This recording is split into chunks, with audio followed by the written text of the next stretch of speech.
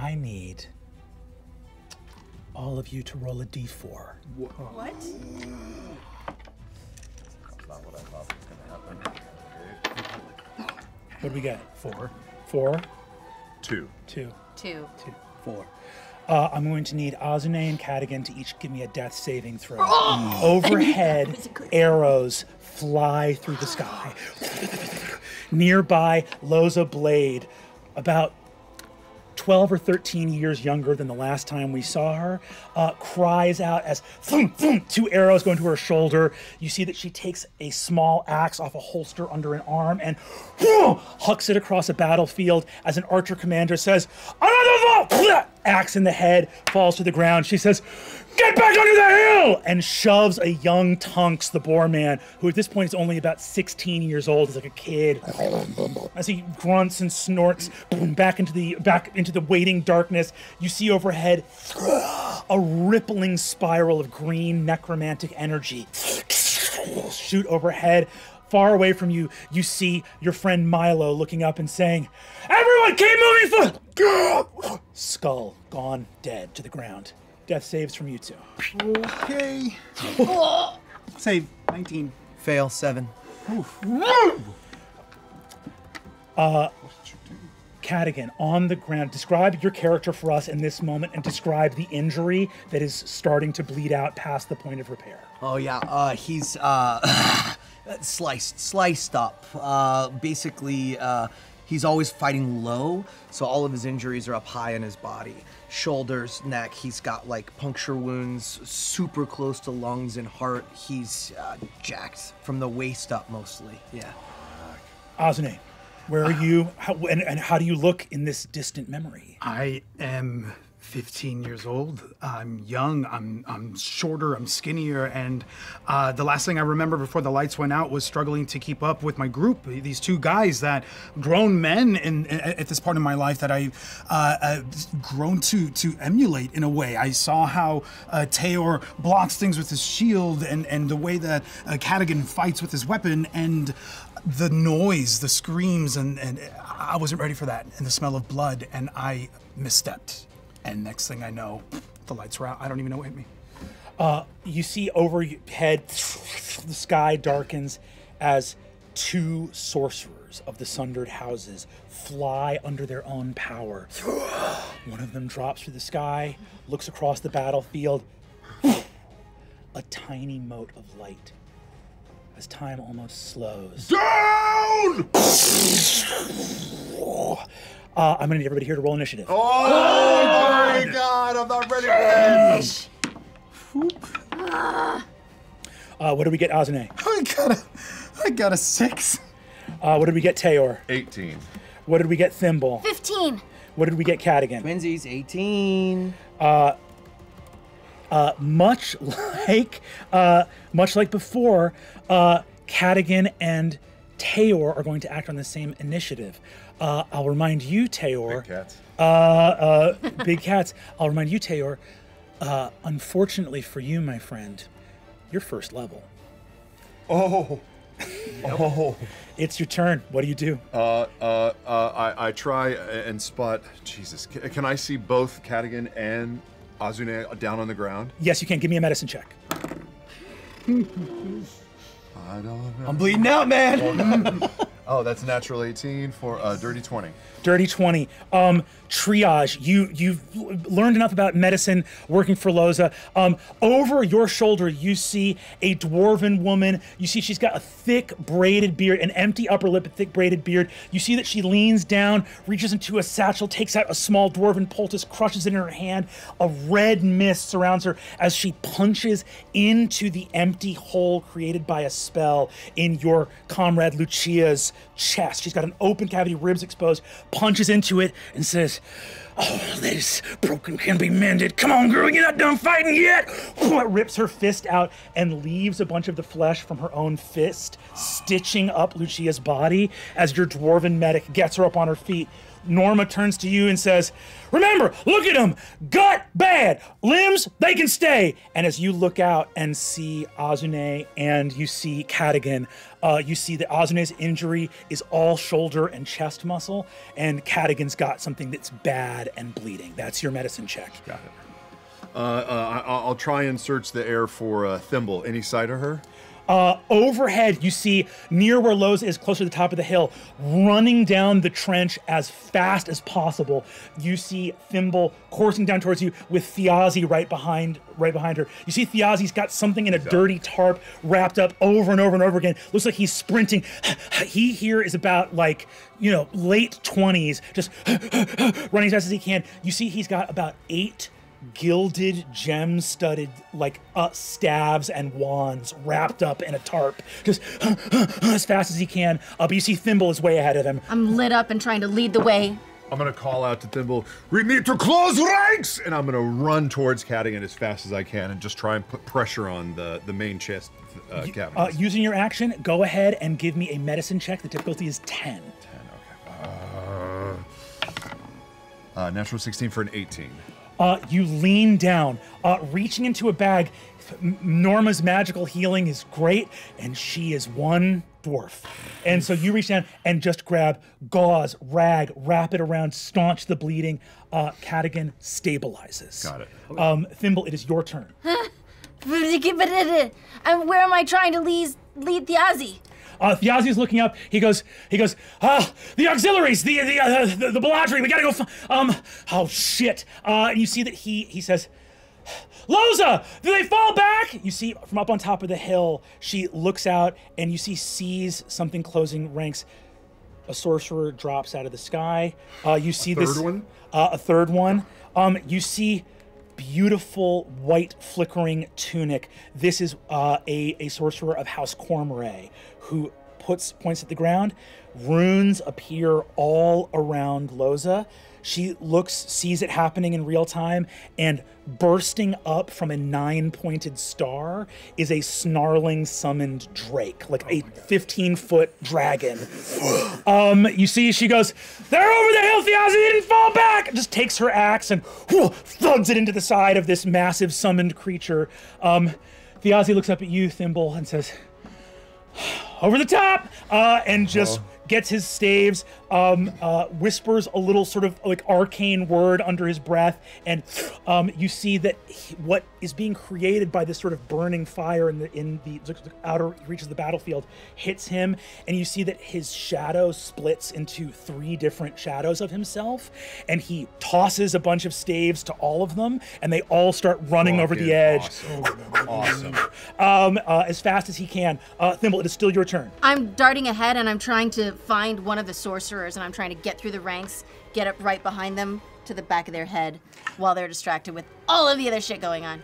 Hell yes, you see that Cormorey sorcerer looks down, shouting, for the honor of House Cormorey, for the honor of the Sundered. Go ahead and give me an attack roll. If you want to do it from hiding, you can. Okay. Oh, so that's advantage. Yeah. Okay. That's 16 plus 7. That is a hit. Go ahead and roll damage. Okay. I know what I'm doing. Oh, good. 8 plus 4.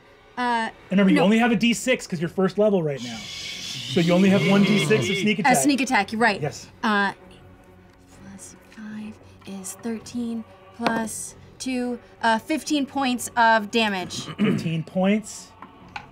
On a natural 4, the sorcerer is not felled by this blow, but does drop concentration on the summoned drake. You reach out with your sword. I want it right here, like up into that soft part of the back of the head.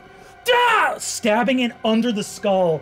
A little bit of blood seeps into the corner of their eyes as they lurch forward.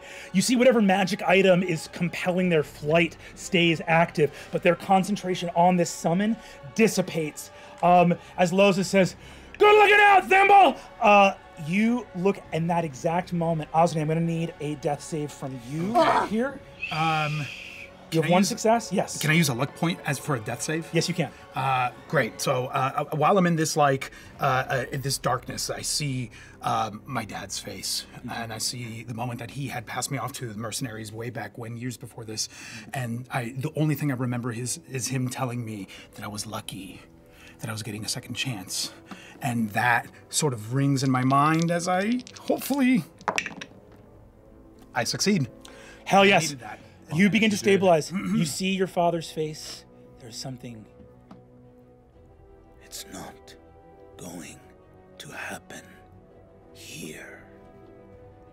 On a battlefield, arrows and spells fly overhead. Thiazi runs.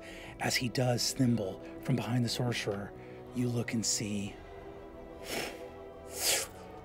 Thiazi is hit in the side and scatters, his shadows all vanishing as he hits the ground.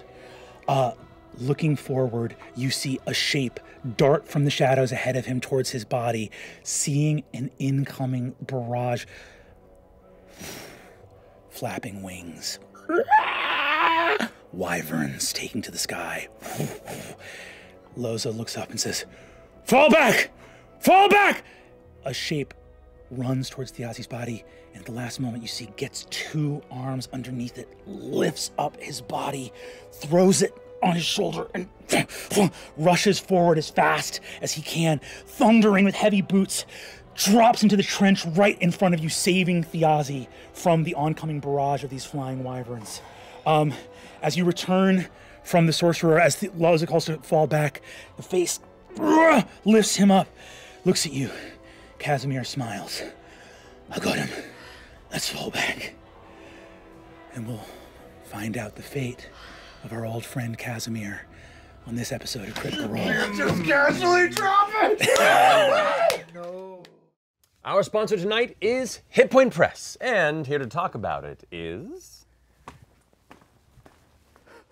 Where do I stand? Keep going. That's great. Yes, it is I. It is I, Detective Clive Bridget Jones Forsyth, Scotland Yard at your service. Good character work. Aside. Evening, Detective. Why are you here? Why, to solve the case, of course. The case of the Deck of Many Murders. But everyone here is alive. Or so the killer would have you believe. Observe. On your table is the Fable Maker's Deck of Many Things by Hit Point Press. On first glance, it appears to contain award-winning art as well as the vital boons and deadly risks that go with a deck of many things. Show off the stuff. Good. But I, Detective Clive Jane Campion Forsyth, have deduced that it also doubles as an oracle deck. Oh, this is awesome. Okay, so it's like a story-driven. Oh, this is cool. It's a story-driven like oracle deck, but again, no one has died. Exactly something a cold-blooded axe murderer would have you believe. Where were you on the night of October 9th? That's tonight. I'm right here. A shaky alibi at best. What? Consider yourself a prime suspect. What? Suspect of what? Suspect? Suspect of what? That's suspicious behavior. Draw a card from the deck and you shall see. Okay.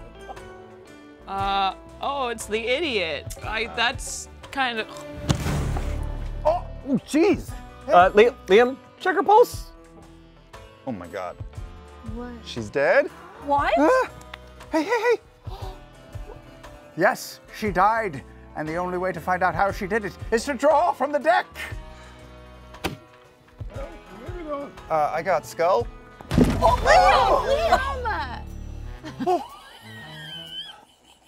Liam. Wait. Maybe if I draw a card, I can revive him. An excellent conclusion. I got the gem card. Oh, no. Well, le jeu sont faits.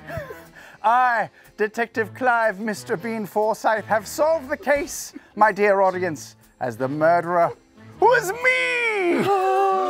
And the crime was how criminally low prices are during Hit Point Press's spooky season sale. For a limited time, use code CRITTER for a 30% off store-wide on the Fable Maker's Deck of Many Things and other witchy items from tarot decks, spell cards, book, dice, minis, and more at hitpointpress.com/critter. Matt is dead. So, back to you. and scene. Whoa. Did you smash your head into the table? My head is so hard. It's totally fine. Why did you turn into Adam Sandler at the end? I was just gonna say that. And French. Yes. My accent work was superb. Sloppy Joe. Sloppy Joe. I'm back to you. So good. Ironic that we went right in from like. Wait, do we keep going? We keep going. We're still in it. It's just- Something's never changed. So earlier this week, we had our New York live show with Ford and Jester's wedding. But if you missed it, our partner Fathom Entertainment is bringing it to movie theaters across the United States and Canada for one night only on October 15th at 7 p.m. local time. Tickets are available for purchase at Fathom Events. Nope. FathomEntertainment.com/Critical Role. We're sticking with it, baby. Matt! Thank you, Marisha. We also have a Kickstarter going on right now for the Daggerheart Class Packs. A new entry point to the game for some, or a chance to get a second set of cards for your Oops All Seraphs party, or Oops All Wizards, or Oops All anything really. But these packs of cards hold anything an individual player needs to play their class, from level 1 all the way to level 10. It includes ancestry cards, community cards, subclass cards, and all the cards from the 2 domains that combine to create each unique class. So check it out now at bit.ly/DH Class Packs, and I can't wait for you to check them out. Laura, you're up. Guess what? In honor of Ford and Jester's. Ow! I hit my elbow. Weird. You sit down the Stick with it. Stick with it. We made some Sherpa fleece jackets. Oh. You're look at yours. This is the Ford one. And this is the Jester. Shut up. Wait, are they reversible? No, but they just got really soft, fabulous lining. Both of them. Mine on. Oh, check it out. It's got like Wait, no, give me that Ford. They're so cute. These are so Ashley Johnson. I know, coded. aren't they? They're so super cute. So anyway, we made the Jester one and we liked it so much we're like, we have to make a Ford one too. So there's that. You mean the Ford one wasn't Give me part a of the break. original The Ford buds? one was not the OG. The Jester was the OG. Is there a tiny bee? There's a tiny bee. There's a tiny bee on it. But wait, Also, does that one it has like an He's a anchor? little an wild anchor. mother. Or a wild. You're my Love it. baby. Actually, it's not wild mother. It's an anchor with the wild mother floor A stuff. wild anchor. I'm afraid this is gonna make noise with my microphone. Just so I'm gonna go just for slide it. it down. Airs. This is super cool. This next thing I'm gonna talk about is Wait, there's more? Wait, there's more. Some detective. You all know Spirit Halloween. Yeah. You've seen them pop up all around your They're towns. the best. They just launched the first ever Critical Role costume. That's not true. I know. That's It's been online for a while, but Which you of guys- my characters is it? It's not yours. They picked the popular ones. There's a Jester one. Wait, this isn't the official packaging. I shouldn't show you this part. There's stuff. Come on, that's so cool. There's so. Look at it online. This is Go the to best spirithalloween.com and you can see them online, and you'll see how amazing these costumes are. In addition to the Jester one, there's There's also another. a Molly one. Yes. So these That's are all so in. crazy. They're all chaotic in here because everybody's been putting them on around the Yeah, office. you're presenting them Yeah. in I know. essentially a Listen, trash this bag. is not. I didn't look at these ahead of time. They're so cute though. They're quality. They're yeah. Get yours today at There's more- spirithalloween.com. More designs on the coat than there will be in the animated series. Yep. I was wearing this Double around. tail. That's Oh, it's actually Crap. quite comfy. insanely. Wait. I'm putting it on. Putting it on. They're so cute. They're so cute. That's really cute. I know. Look at the little sleeves on this. Oh yeah, they Look at totally they did come with them the right. pants. Tail. They made the sleeves Good right. job, Yeah, man. thanks. Best announcements ever. Yeah. What happens now? I don't know. Matt All said right. something. I believe that concludes our announcements here at the Critical Role Announcement Playhouse. Let's go ahead and jump on back into Ahriman.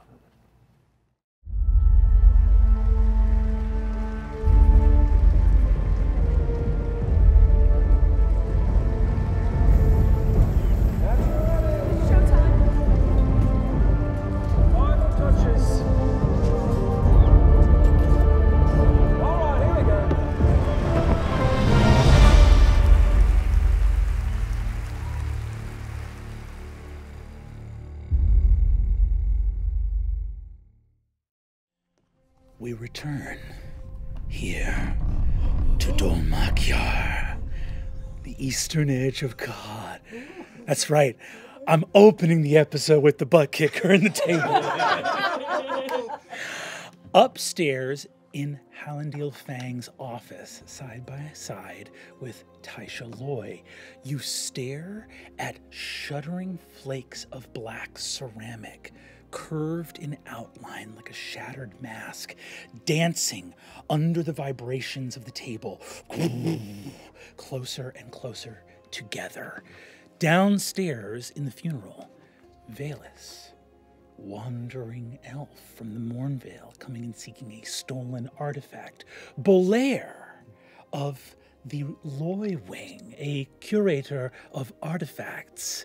Murray Magnesson, a dwarven wizard of the Penteveral, and Sir Julian Davinos, a vassal of the House Royce.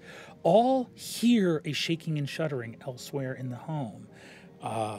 As you look around and see the guests, look and see if anything strange or unusual has occurred. In this moment, we cut back upstairs. Hal and Taisha, what do you do? Hallandil, I don't know what I brought. What? Ty, what are we looking at? It looks like a mask. I don't... You brought... Fyazi asked me to get this. This is, Octus and I, when we were in Venatus, this is what we were meant to find and bring back. I was supposed to hand it off to... Bolaire.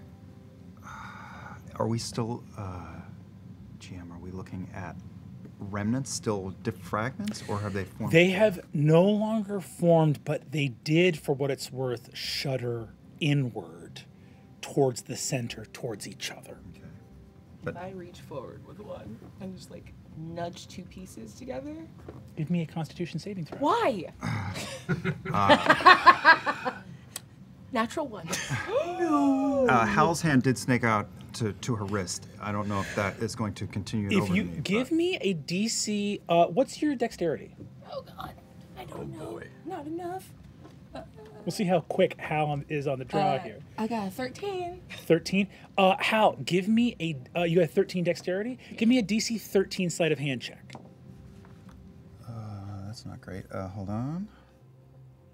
Curse. That's curse, only a curse. 10. 10. Got it. Die. That's game. Taisha, on a nat 1 Constitution saving throw. Oh no. You warmed up this die. You did this. Oh no. We're going to be really clear. This is episode 2, and I'm going to set a really important, let's call it precedent, about touching stuff.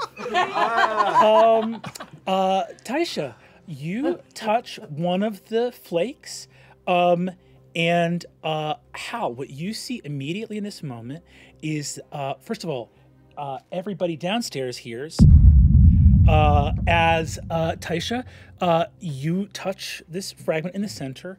The fragment drops through the velvet, which itself, the velvet drops into a conical swirling mist. The mist spirals down, spreading as the velvet magically transmutes into mist, swirling down, down, down as the fragments instantaneously fall in until every velvet or lining of this box is instead thick, ice-cold mist.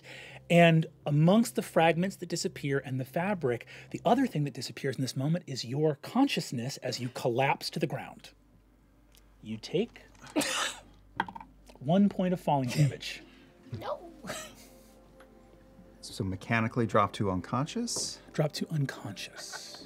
All right, so Hal falls to his knees, scoops underneath. Wait, so you didn't catch me? No, there was no. Like, we all saw the 10. A half-assed trust fall to the ground. Yeah. All right. No.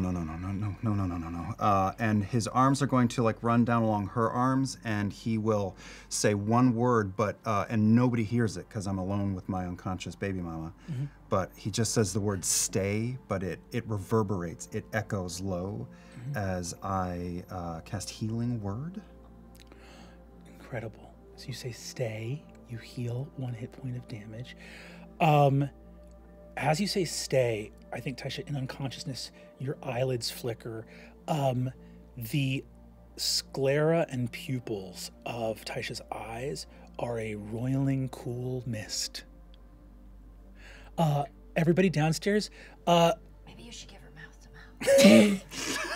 I'm down with Bayless. She can have whatever she wants. we're gonna go back downstairs. Is anybody reacting in this moment to... I'm gonna start walking upstairs. Yeah, I'm still Hell yeah. holding my I am going to cocktail. push past Bayless. this nun, because hell no. Hey, do you guys think that we should? And there they go. All right. I guess, yeah, I'll follow. You follow upstairs. Yeah. As you head up, you see that Shadia is still going to run upstairs as well. You see Olga seeing a bunch of you all head up, and goes, nobody else. And you see he just sort of gets on the stairs and tries to play defense. This is sort of an aging theater producer who looks at this armored elven warrior and is like, I don't think if I say don't go up there, she'll listen. And just sort of boxes everybody else out. However, Murray, you want to head up there. Julian, what are you doing? Julian's going to stay below and kind of more or less interpose himself between Lady Arnessa and whatever this might be up the stairs. She kind of keeps a keen eye. She says, is everything all right? We don't know yet, but let other people get in the front of danger before us, and if it gets bad, we'll leave immediately. She looks up and goes, ever valorous, Sir Julian. So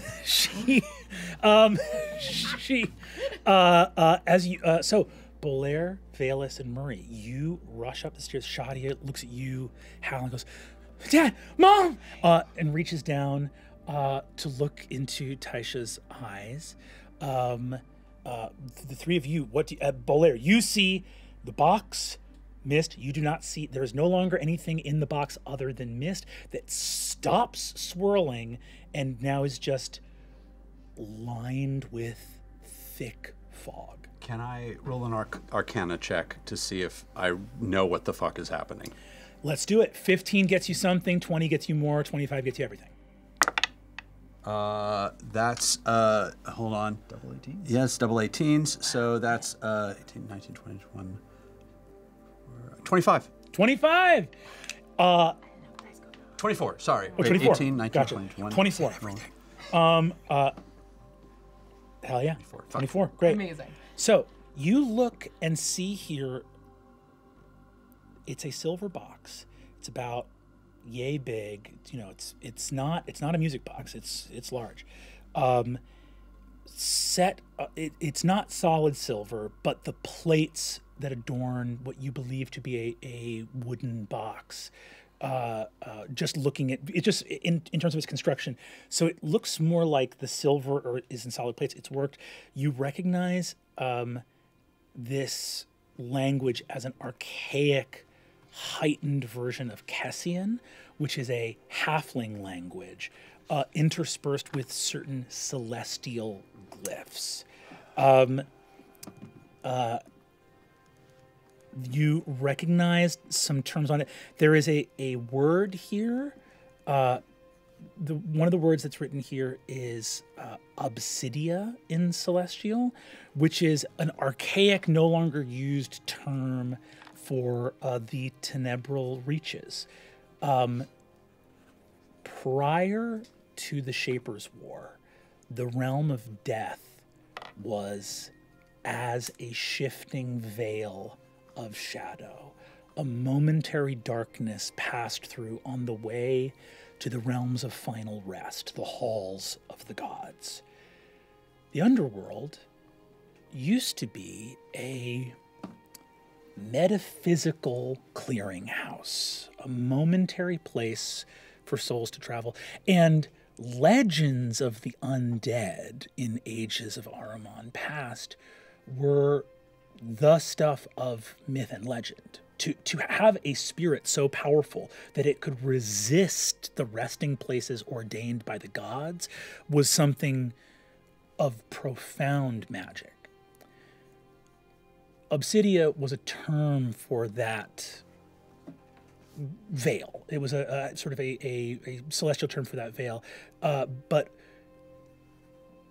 you would be well aware that after the Shaper's War, what was a curtain expanded slightly. As the gods were destroyed, their realms of rest vanished. In the worst instances of catastrophe and doomsaying by the population, some believe that they were destroyed, and all those eternal souls destroyed due to the hubris of the mortals that rose up against the gods. Others, that, you know, the clerics that have come since that work in theoretical metaphysics that Belair would be well aware of, believe that the afterlives are still out there, just untethered from Ahriman currently.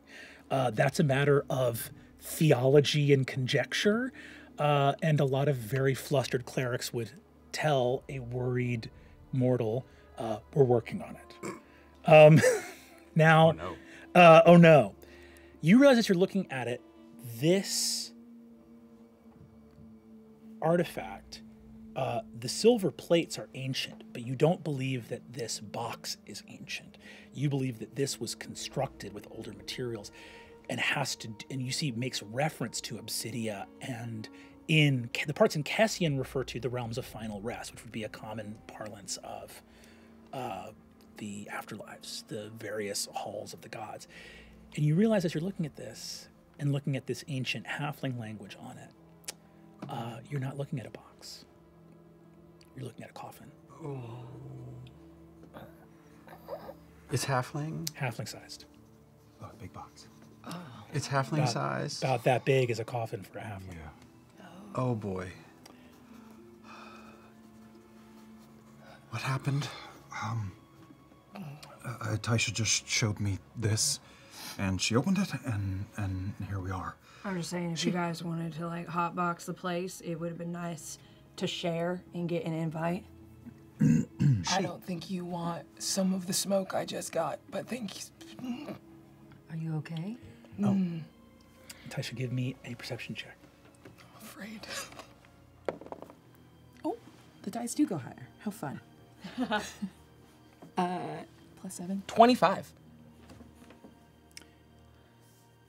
As you look up and see Valus,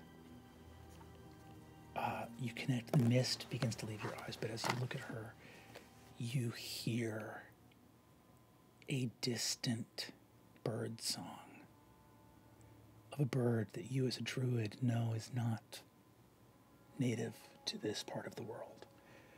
You hear the call of a nightingale, distantly. Night song. What happened? What happened?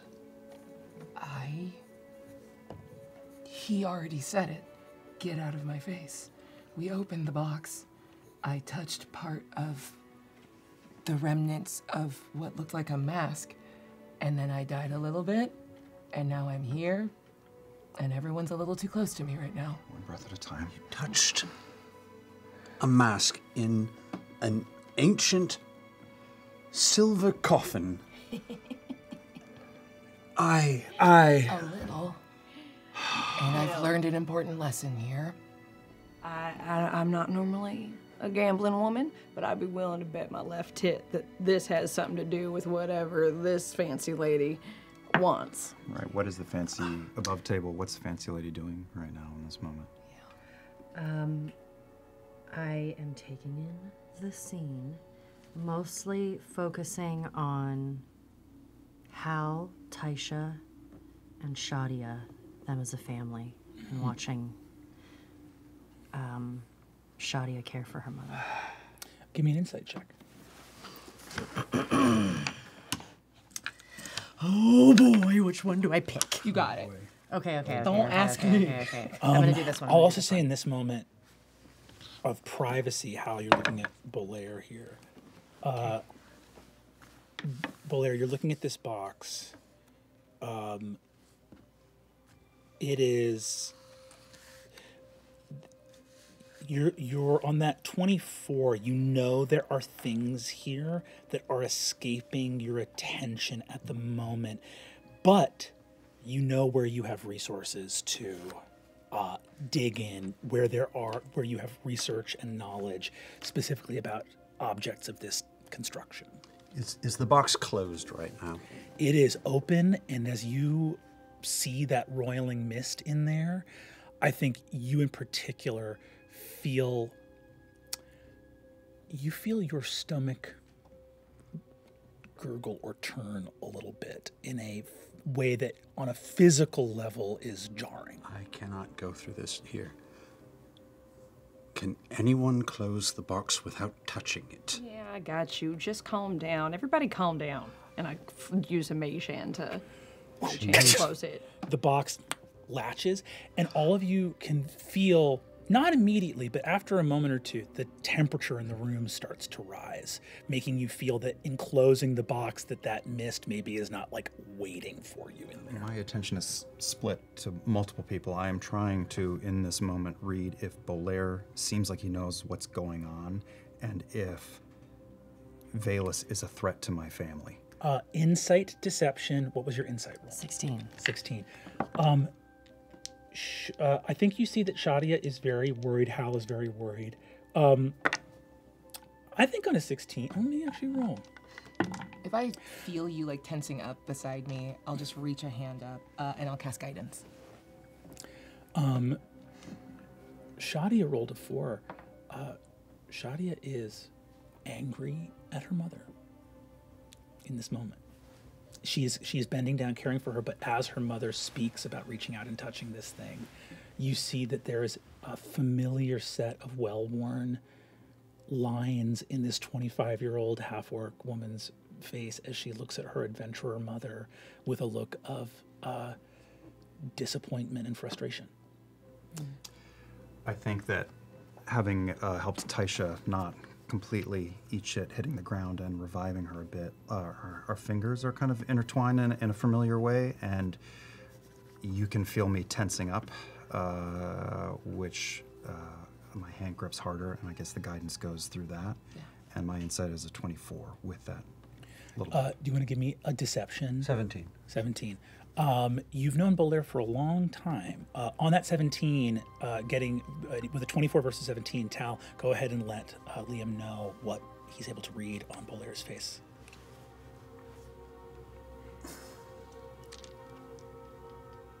I know something.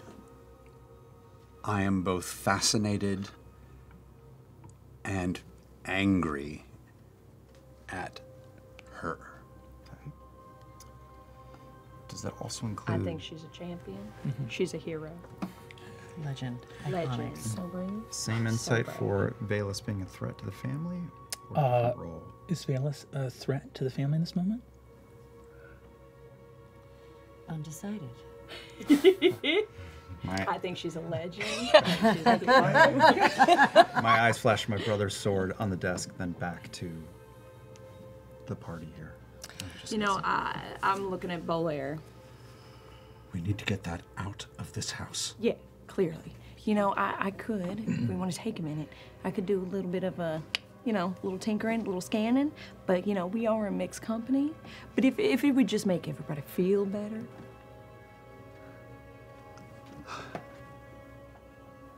I touched the wrong thing many years ago and have had this thing stuck to me ever since. Half the people at the museum have been maimed touching the wrong thing. Whatever else shows up tonight, do not touch it if you don't know where it came from. Who touched what? Sir Julian is now stepped carefully up to the door frame and entering the scene a little late. Oh, you're still here. Where did this come from? I'm going to take it away, and you will be the first to know what I know. Bolaire, the museum's protective gloves on your hands, a little subtle piece of, not necessarily anti-magic, but at least warding. I'm going to give one of them to you because this is It is big. This is It's big enough over- that I do not want to accidentally slip and drop it. This is a bomb. I think we should take maybe the back streets, get this to the Pentyro, get this to my office, and then we can do our investigation there. I may have a carriage. And I think in lieu of like responding to that like well-earned like castigation, Taisha's like kind of hanging back and leaning against Hal and just sort of passively started like, it's not really a whistle, it's like something wheezy in her chest, but it sounds like a nightingale. All right. I'm going to, on the way. I'm gonna look at everybody. Hal, condolences. We're gonna be in contact. Great funeral. I think Thiazi would have gotten. I think he'd think this whole thing was really funny. He'd get a kick out of this. We're gonna go. I'll call you. All right, I'm gonna call you. Yeah. As the two of them head out, yes, Velas. Before you leave. So we investigated the box. Yes. So all of that information was just on the box. We didn't touch the mask. By the time you got up There's here, no there visible was no mask. mask. Okay, got it. I broke my chair. I'm so excited. Oh.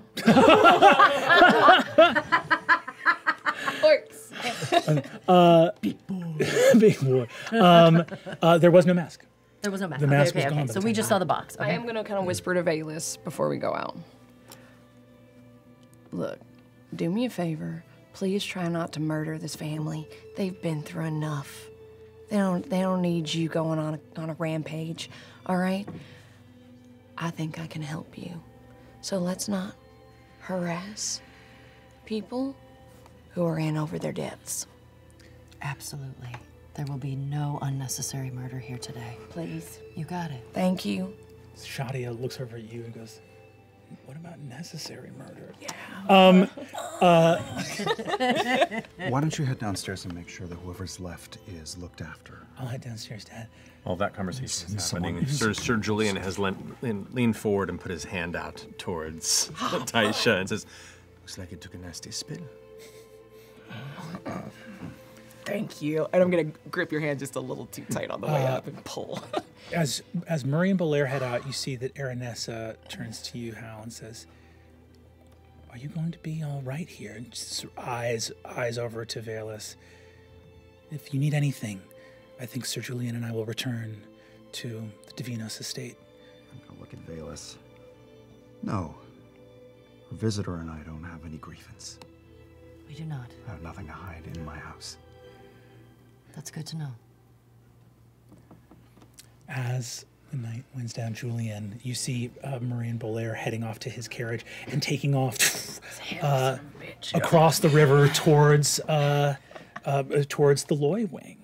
And then, Julian, Aranessa turns to you. Are we done here? I believe our business is concluded, yes. Let us get to safer spaces. I'll turn to Helen. Alavar, thank you kindly for your hospitality.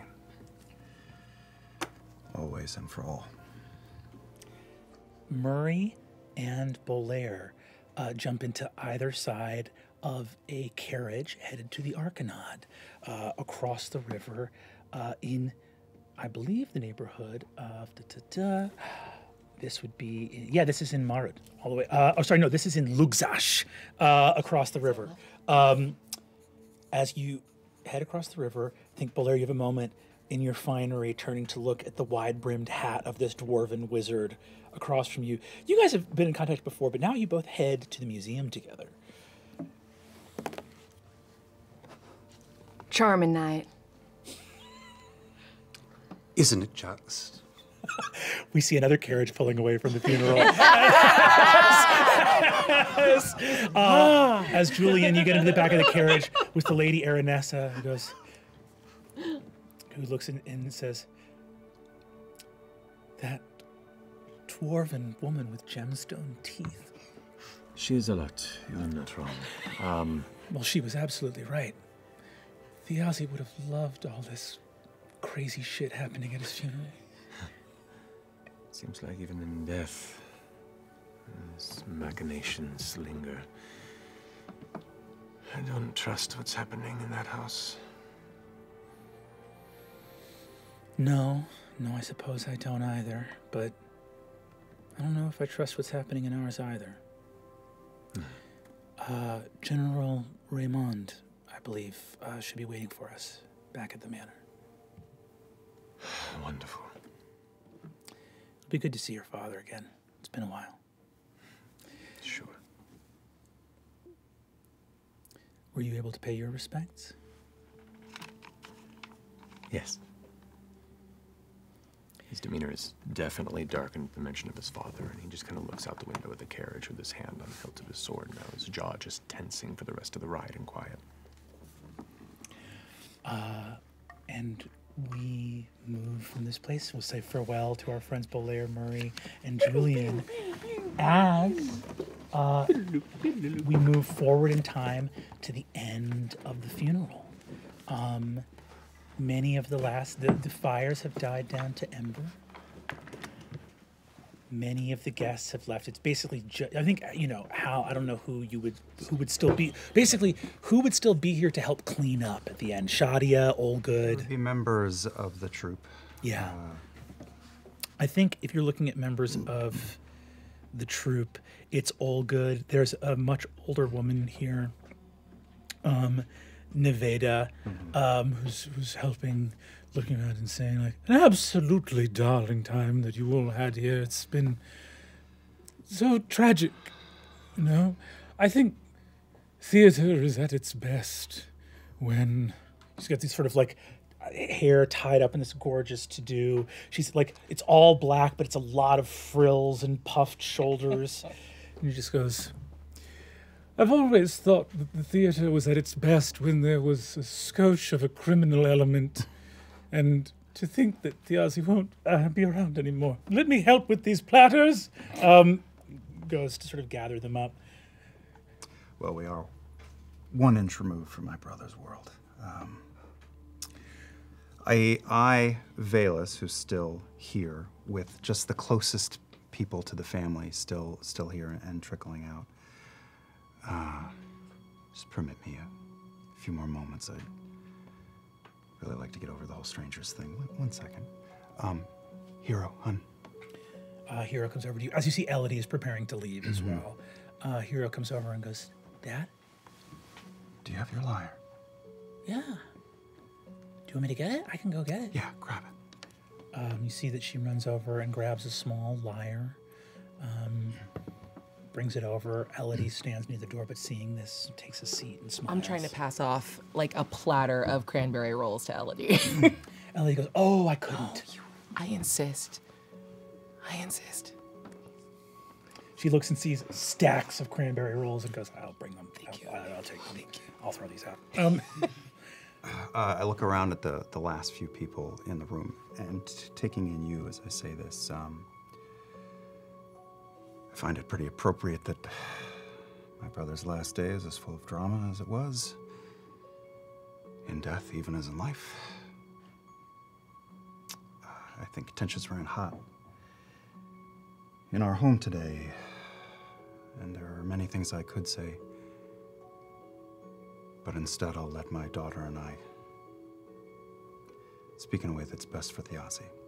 And I grab my own lyre from off of a mantelpiece here. Hero,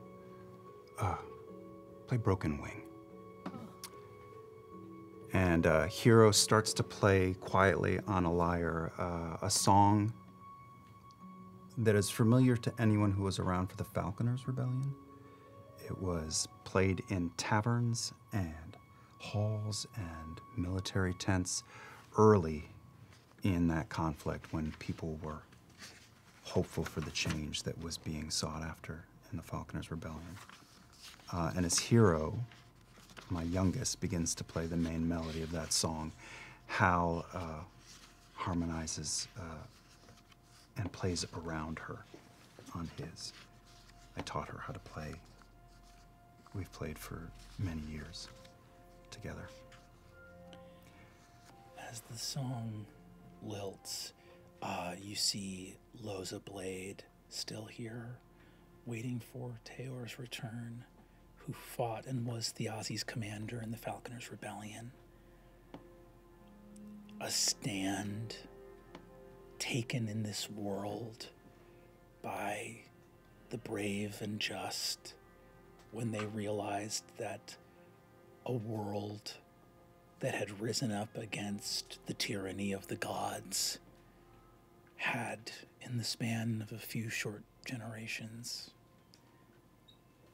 replaced that tyranny with ones of their own devising. And Loza, a woman who does not do this lightly, does not actually shed a tear, but you see her eyes water as she looks at Thiazi. Another name added to a long list of people that she's had to say goodbye to. And here in this place with family surrounding, the song picks up. She hums along to it. Its meaning has changed over the years, from what it meant at the beginning to what it meant at the end to what it means now.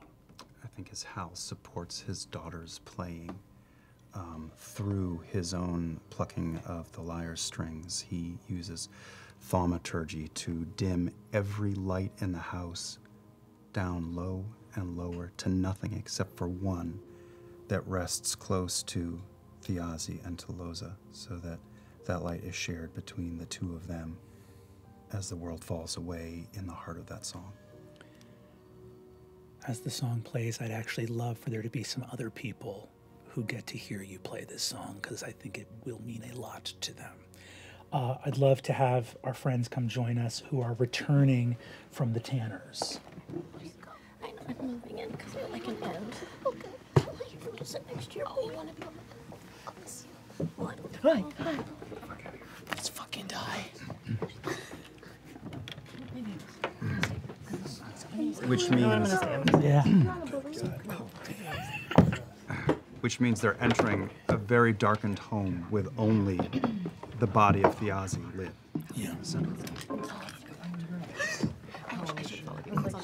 I should have followed you. Next time, I follow you wherever.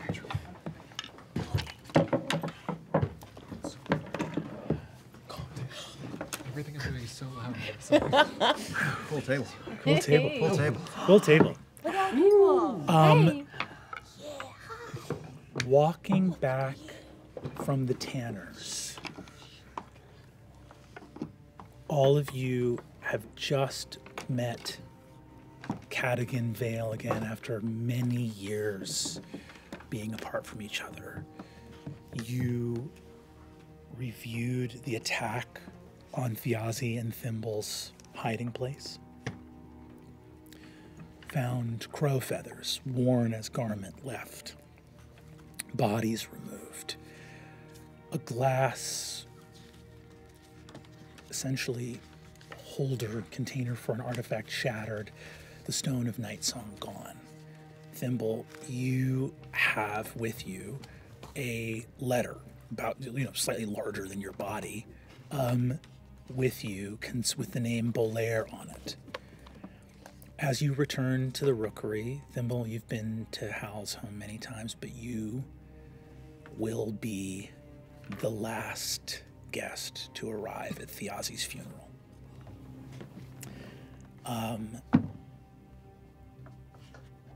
As all of you move up, you begin to hear an Azune, Teor, Thimble, and Cadogan. You hear two lyres playing. Octus, give me an insight check if you'd be so kind. Oh, I am not good at those. You could do it.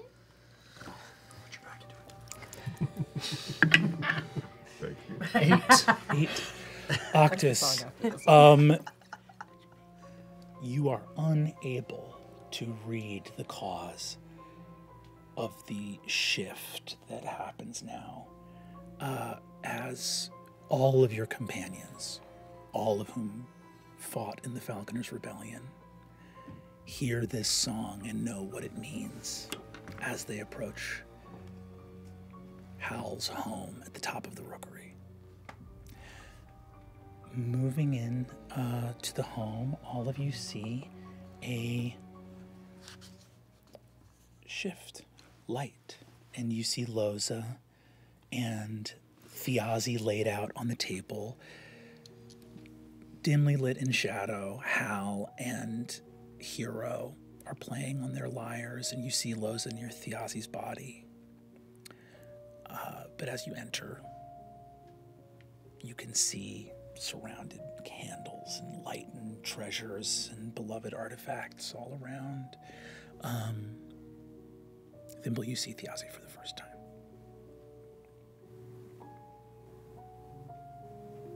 No.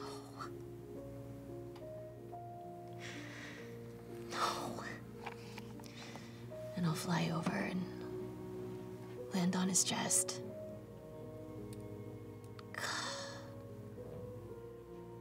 You stupid fuck. I'm so sorry. I'm so sorry.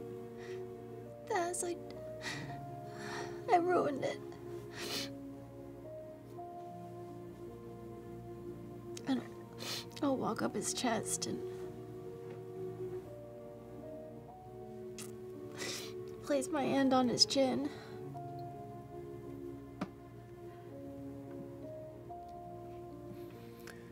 What am I gonna do without you?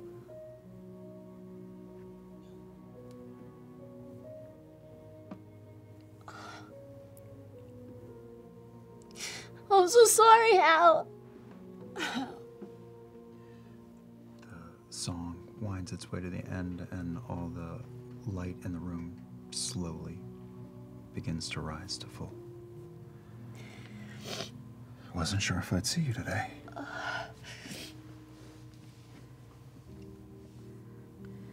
You all right? I missed it all.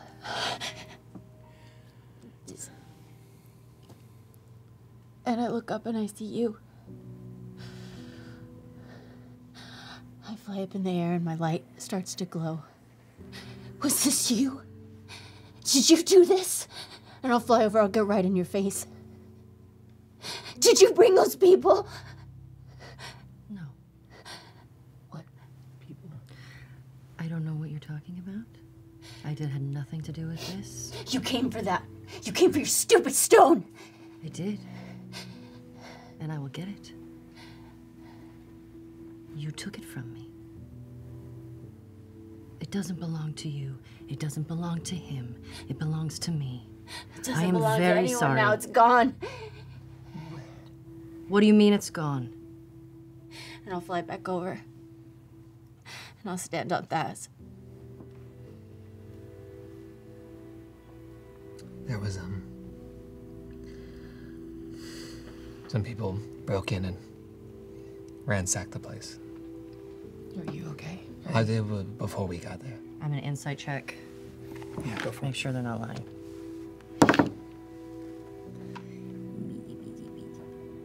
Uh, 17.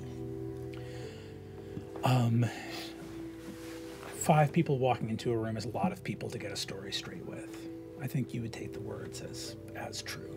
I want to insight check her as she's insight checking if she had anything to do with Yase's death. Go for it. I dare you to read that die. Yeah. I couldn't tell. I can't.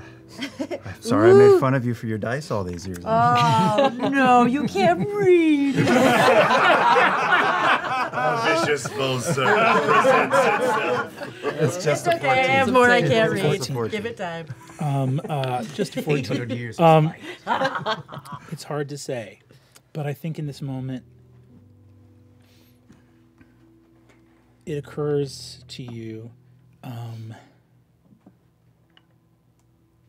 Taisha, as that song sort of rose up, that Nightingale song you still hear, and you know it's only in your mind that you can hear it. As you speak in this moment to each other, I think the song has diminished, but its last sort of echoes, the lights come up, You see, for Teor and Azune and Cadigan, who have allowed this moment to sort of play out, I think maybe you guys stand over closer to Loza, who looks at all of you.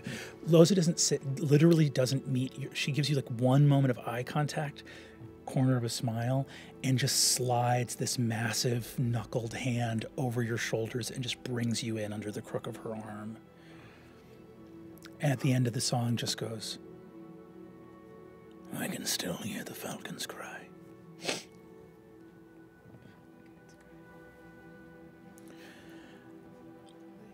Hal, as you look up, I think as you walk back to land again on Thiazi's chest thimble, you look under his chest and you see there's a couple different necklaces. He kind of, like a lot of thieves and scoundrels, collected little bits of jewelry from here and there.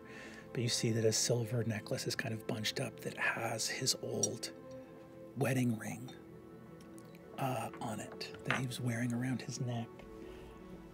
And I think there's a moment where, Hal, you're standing nearby and you just remember being in a tiny little tower room of Castle Royce, two young guys, orcish commoners from Dol Makyar, in this noble's wedding, and your brother dressed in gifted finery, looking at you and being like, nervous. I don't know why I'm so nervous. I can't. None of this fits. I'm getting a noble's coat on loan from these people, my fiance's family, and a knock at the door, and her hand over her face. The lady Aranessa, going, "I'm not looking." Your brother saying, I can't see you. I can still see you right now if you cover your eyes. And she's like, I don't know how it works. I've never been married before. Holding this gorgeous flower that looks like it's either foxglove or prickle poppy. This gorgeous flower. And she says, in our tradition, I'm supposed to, it's for you. It's a wedding gift. You should have it before the ceremony. And the flower opens. Oh. And with that ring on a little table beside Thimble for the very first time in the mortal world, looking much different than she does today, appeared in that moment as Thiazi looks down at you and goes, Hi. Oh, hi. Sorry, the fairy's a gift? I don't agree with any of this. I think it's kind of weird myself, but... Do you want to be a gift? You don't have to be a gift if you don't want to be a gift. Just shut up and say thank you. Thank you. Thank you to you, frankly. I don't know. You see that? And Aranessa says, of course, it's not like that. It's just, she's free. If you wish, then you, marrying into the family, have the protection of the Fae. And as our family has enjoyed, Thimble is a warrior fairy from the gardens. I can kill a bunch of mice in your house. Also, I'm really good at braiding hair. See, Thiazi goes, is that related? Are those skills from one and the same? No, you know what? Now, here's what we really need to do. We need to catch a bunch of mice, braid their hair, keep everybody here on their toes. We can do that. We can do anything. I look up at Lady Aranessa. I think I'm really like it here. I'm gonna really like him. And I'll fly over and land on his shoulder. He lands on your shoulder and says, are they giving you a little outfit too? I don't like this stupid dress, so if we can get something different, I'd be thrilled. We'll go to a dollhouse upstairs and see what they got. Over my shoulder to Aranessa, I should say, I think you just bought yourself a lot of trouble. Oh, God, everything about this is ill-advised. And as you hear in this memory, everything about this is ill-advised. You're just looking at the stubble on his face, the ring on the necklace. You remember that first little... the whole wedding was delayed because he wanted to get you something from the dollhouse that you would enjoy wearing before you had to go down the aisle. touch the ring.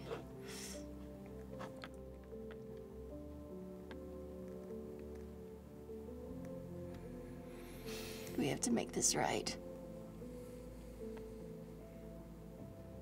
And nothing's ever gonna be right again. I don't know how to do it.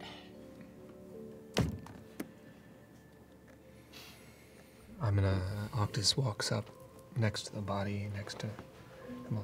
Well, we'll figure it out. We can figure it out. Figure out what went wrong. You grew up. I guess so did you, although you're not any bigger. I think I take that opportunity to like make eye contact with Azune and Teor, and just not wordlessly, but as quietly as possible to hold space for this moment. Do you know what happened? We had a plan. I looked at Teor, and I look back towards you, Taisha, and I just give you a nod. And it was the house music playing with his daughter. Although it stopped, it's still sort of like, I can still feel it in my ears. And I look over to Hal, and suddenly I remember myself in a way in Hal's home, and with that music lingering, and this very unexpected reunion of people that I met so many years ago, part of this rebellion, this fire that Thiazi had lit, and I remember something about that look in Taisha's face. All the different ways that this could have gone wrong. And I walked towards Thiazi. You're still on him? Thimble, I'm so sorry, but I need to check him. I need to see if the thing that pinged for me is still on him so I can compare it to the one that we found with you. I'll fly up in the air and hover about a foot above his body. And I, as carefully as I can, I just kind of turn him over because my understanding is that it pinged in his back pocket. So I search for that thing that pinged. I'll light up and try to go down to where Azune's looking and see if I can light up any area of it. I'll start to search him, and with you nearby, I do turn to you and I say, I'm sorry, Thimble. I lied to you earlier, and I feel really badly about it. The moments that I had with Thiazi, but they went by so fast, there wasn't much time for him to say anything to me about anybody, and I just saw how hurt you were when you realized what had happened, and I just couldn't bear it, so I just wanted you to feel a little bit better. It's okay. And I'll go back to searching. Hal was struck by how thick the air in this room is with history, and how his brother was something different to every person in this room. I can even tell those I've never met before today have a story with my brother. And that story has come to a close. You reach into that, the back area of his coat. Go ahead and give me an investigation check.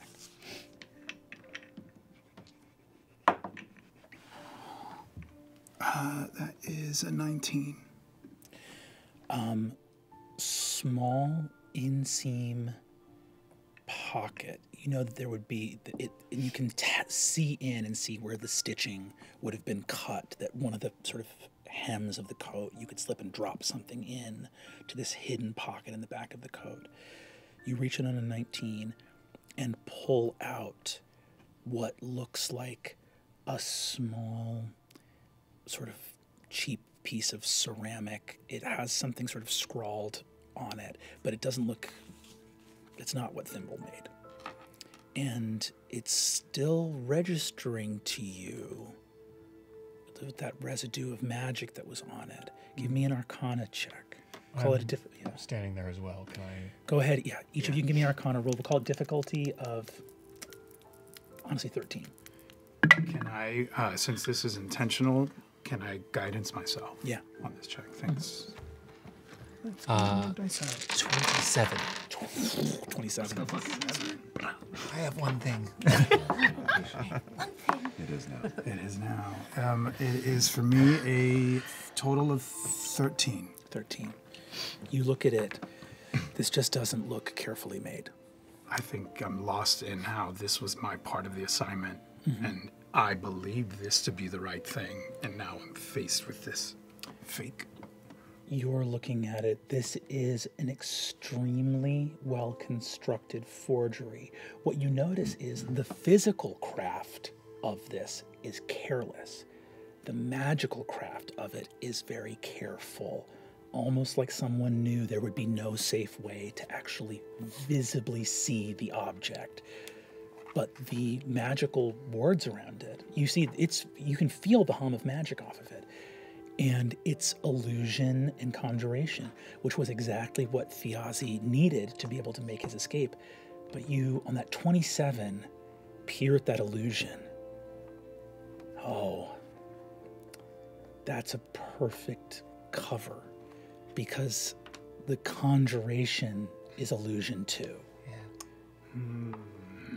And anyone that would have been looking for illusion would have found it, and they didn't have to work very hard to hide this. This is a magical aura warping that will fade come morning. Azune, you, at least for your part, didn't fuck up. It's exactly what you were looking for. It's just the illusion you were looking for is, in fact, an illusion. How it was meant to fool you. Somebody betrayed us. Somebody did betray us, and I have a hunch there's only 2 people in our group that are unaccounted for, Sid and your brother, Casimir. They didn't show up. They didn't show up to the execution. Sid never, well, obviously, he didn't make it to the car that Sid was driving, so Sid never showed up for us. Casimir was a member of the Crow Keepers. This clearly was a setup by someone who knew our plan. They knew every step of what everyone's involvement was going to be. They knew where I was going to be. There were feathers in the house. Found feathers. Well, Cadigan found them. Hello. Does your need water? I just point at the giant wolf, I guess, just in here, that no one said anything about. Yeah, Cadigan has sort of made his way over to a chair, and he's just scrounged up the last bit of meats, and he's sitting there eating meat, watching this drama unfold, slowly flicking pieces to Wolfric, his wolf in the corner. Yeah, no, he's all right. Yeah, okay. He gets his own water. What do you... And I want to just look at the wolf. Oh, okay. Is this just like a normal wolf? What am I looking at? Druid to dog. Yeah. What is happening here? He is dog. Yeah, he's a wolf, like a gray wolf, black fur. He is adorned with armor and a cowl. If you're looking for anything that would stand out on him, he has an empty quiver on his hip that's got nothing in it. But the one thing that you would notice right away is that there's like a bracer on his front paw, and where a physical paw would be, there's nothing, and there's this tangible projection of a paw. So in essence, he has like a magical prosthetic. Yeah. That's really cool. Yeah. This is stupid, so I'll do it. I'm gonna burn. I'm gonna cast Speak with Animals. As you get Speak with Animals? Yeah. As you cast Speak with Animals here, you see a powerful... give me actually a religion or a nature. We're back. Natural 20. Natural 20? Yes! I fucking gave you that die. Thank you! As you attempt to speak with this animal, a potent magical bond between Cadigan and Wolfric. I'll put it this way, on a nat 20. If you attempt to speak with Wolfric in this moment, it'll be the second potent magical thing you have touched this evening. God damn it. The first one went so well. I've learned nothing. It's literally just a. You good? Do you want? And of course, I think speak with animals is you also. I think you cast speak with animals on yourself. Yes. Correct. Yeah. So, I think that, as you say, "Are you good?" I think that Wulfric just looks back to you and keeps the counsel of his constant companion, not in a disrespectful way, but in a way that is like, I don't know, that you're like, Wulfric may not be wild in the ways that a typical animal that you would speak to would be. There is something that he is within that is potent and magical.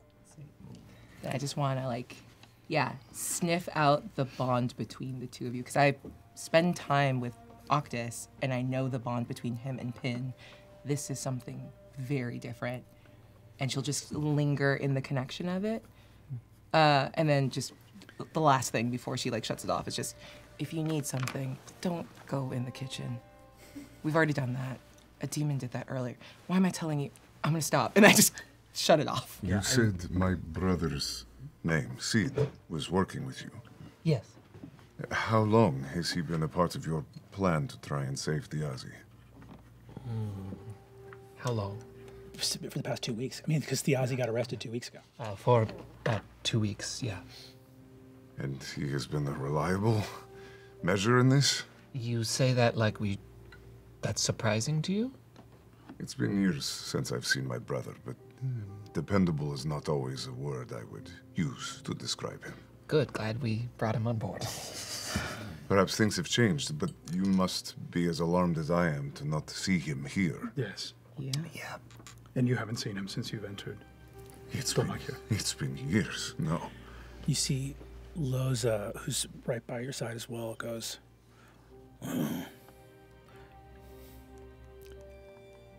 Casimir was a young mercenary in the Torn Banner, quiet type. I never knew Kaz that well. By the time Kaz joined up, I was already the commander. I know that Kaz was, he wasn't in Thiazi's unit either.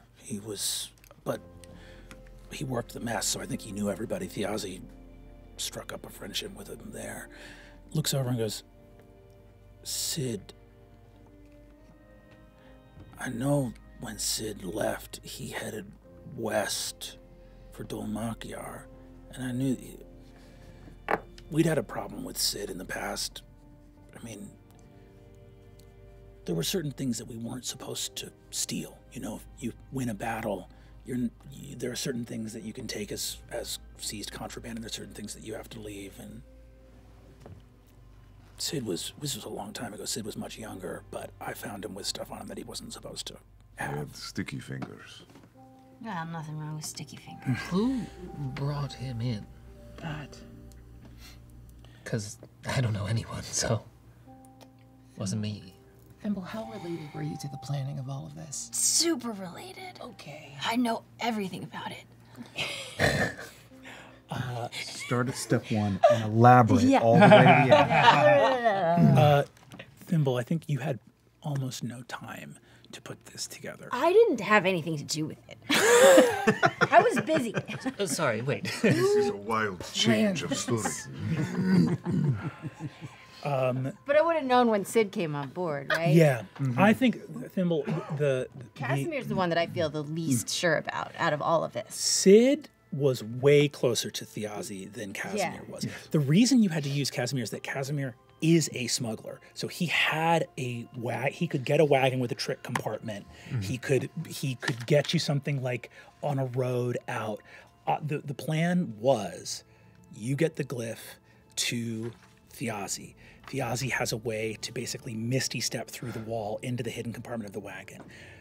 Casimir was not going to be able to show up with the wagon, but Sid worked as a driver. That was like his as like a coach wagon driver. So it was going to get the wagon into position where it would be within that short distance through the wall, drive on out of there, and Octus and Taisha were going to not be anywhere near the execution because they're highly visible. Taisha's a member of the Circle of Ancients. Octus is a member of the House Taconis. But that would be an asset getting out of the city if you weren't near the execution anymore. Did anyone check on the wagon?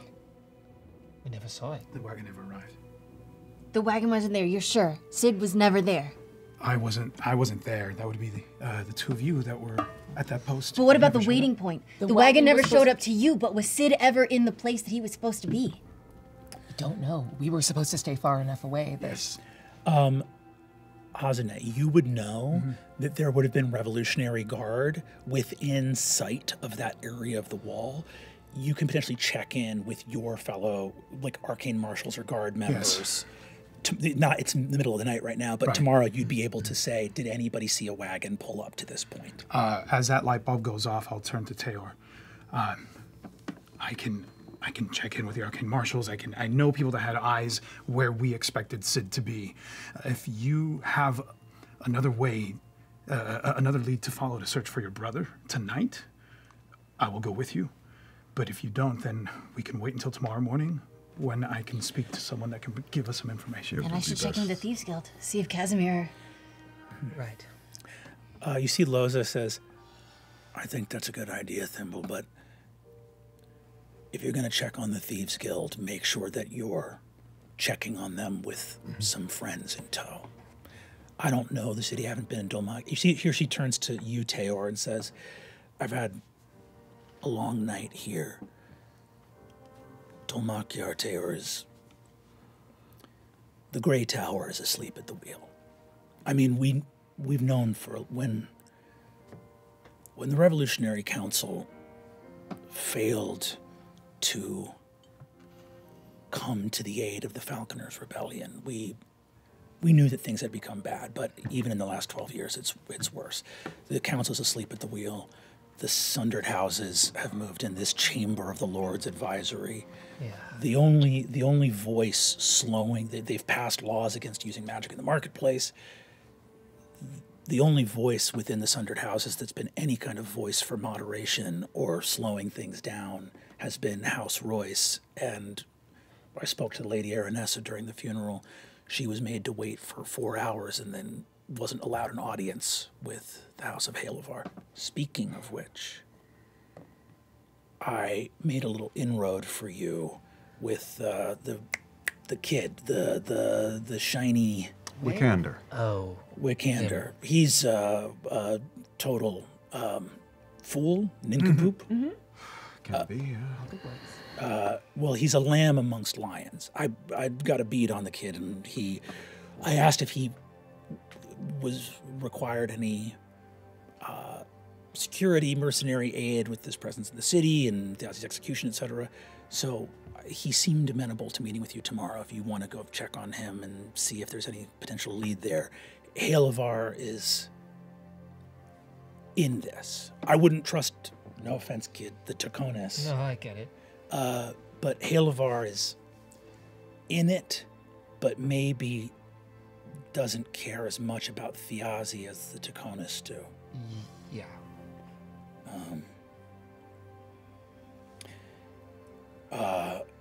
Whatever happens, if you're trying to run down the Crow Keepers to see what they know, just make sure you don't go alone. Do we know, do the Crow Keepers, like, wear... Oh, they wear feathers? Do they do, like, a whole crow fucking thing? Yeah. Is that their vibe? Are they That's- birds? I don't. Are they just birds? They do a bunch of Imagine someone bird-themed wearing- performance Yeah, art. it's just like... Go ahead and give me... All your shit! Avert yourselves crimes. And do me a favor, you can give me either insight or history, and you can do it with advantage, because this is about your, like, criminal network in the city. Let's go. Come on now. All right. Let me double check what my history is. 17. I didn't do history. I did investigation. My history is shit. Gotcha. That's great. Great. Yeah, you've been living in the city for years. Where you would probably want to head to, I think that the Crow Keepers are all over. They are the oldest thieves guild in Dolmakyar, which means that they're, in a weird way, they're actually not the most dangerous. Like, hot-headed kill people thieves guilds don't typically have a long shelf life. Yeah. You know what I mean? Like, these are guys that have a code of conduct. There's a kind of honor amongst mafia. Yeah. There's like an honor amongst thieves. There's a tavern in Caravan Hill called the Guard Tower. Okay. Depending on the time that you go, by the time you got there, it's very unlikely that anyone important or knowledgeable would be there. It would probably be like almost closed down for the night. If you go tomorrow night, it'll be jumping. If you go tomorrow during the day, that's actually typically when most of the Crow's Keepers are there. Like, they work at night. So during the day, they're at the guard tower getting a meal for free because they protect that place, you know, drinking for free, talking to each other, kind of like settling up accounts from the previous night. You mentioned the Grey Tower before. That's like the point of power in Dol Machar. Yes, that's the Hall of the Revolutionary Guard. The Revolutionary Council, I should say. That Crowkeeper Tavern in Caravan Hill is where you'd want to go. I have one slight concern about us in this conversation we're having right now. Well, who are you? We're just talking about all this stuff, and I don't know who you are. I push myself off of the wall after hearing all of this and seeing all of this emotion. So, hello, I am Valus of the Sisters of Zelandri. Don't know who that is. How sad for you. So, what I am gathering here is you tried to stop the execution of Thiazi? He gathered that much? Well, I gathered a lot more. I haven't finished just yet. Okay. Mainly I'm here, I just need one thing. So I am trying to find that one thing that was stolen. Yes. And that is the Stone of Nightsong. And it was taken. Possibly by the Crow Keepers? Possibly your brother? Potentially. How did you find us? I was trying to find Thiazi. I wasn't looking for any of you. I was trying to find him to take back something that was mine. How did you find our home? I was told. By who? I am not going to say. Oh, why not? We're your best chance of getting that back. Only friends in here? Little trust. We've had our cranberry rolls. Please take some. I actually haven't had one yet. Who did you tell we had it? How did they know we had it? Whoever was looking for that stone ruined everything. Fuck, I don't know. Maybe they just took it. They might not even been looking for the stone. They took everything. What do you mean? They took everything in the hideout. Where is the hideout? We're not incentivized to tell you that. Also, that's how information works. It's also You give not some that and much get some. used to us now either. Loza looks over at you and I think makes eye contact with you, Thimble, and goes, "The stone. Were there any wishes for it that Thiazi had before he died? In other words, and I know it's your stone, but I'm saying, Thimble, is there a reason left to you to cling on to this stone? Or is it something that the use of it has left us along with Thiazi?" I have a letter. I don't know. I understand. It seems like you don't very much like being here amongst these people that were a friend of someone who stole from you. And it seems like this stone may not be exactly near and dear to our hearts. Things are rotten in Dol Machar right now. There's no need for us to be at cross purposes. It sounds like we have a conversation on the horizon with these Crow Keepers, and you might be on that same side of that conversation as us. I agree. How are you with that sensor?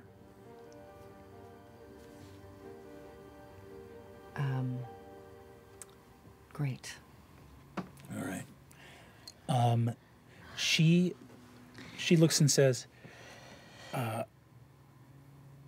it's late. We're in Hal's home. I think it's time we said goodnight. Thank you for your, I would say hospitality, but thank you for giving us a place to gather. I know my brother would be glad to have you here today. We will follow up in the morning. I'm gonna go over to Thimble. May I speak with you privately? I'll fly up the stairs. As that happens, I'd like to go over to Kat again. And I say to Kat again, I need a word with you, please. All right. I sit down in one of the chairs in whatever room we're in, and from behind the chair comes Pin, walks around, and I go, you keep an eye on her. And my vision goes into Pin's, and he's gonna follow Valus up the stairs. Cool.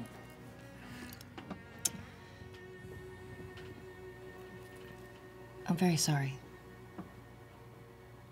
I can see that you cared about this person very much. I'm not here to hurt any of you. You didn't do this.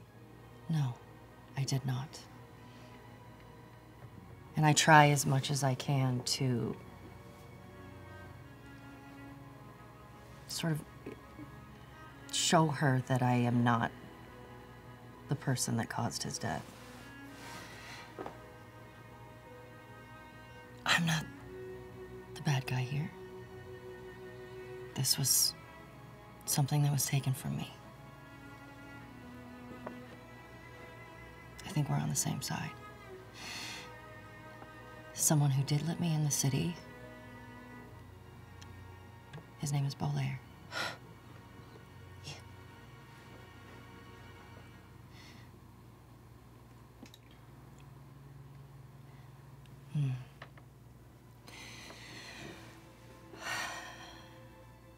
I look down and I see Pin. Give him a wink. In the living room, you just hear, shit. Did you notice the fox following? Shut up. Anyway, I know you were there when the stone was taken, but I also know you were a gift, and you probably didn't have a choice. Oh. I have free will. You do? Yeah, what do you think? I fly up. You're an elf. Yes.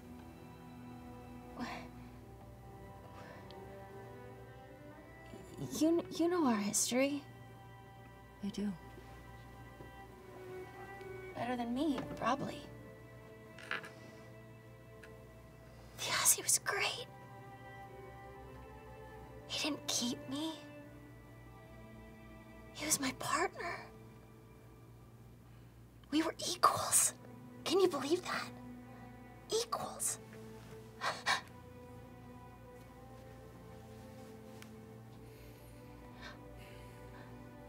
I'm sorry I took your stone.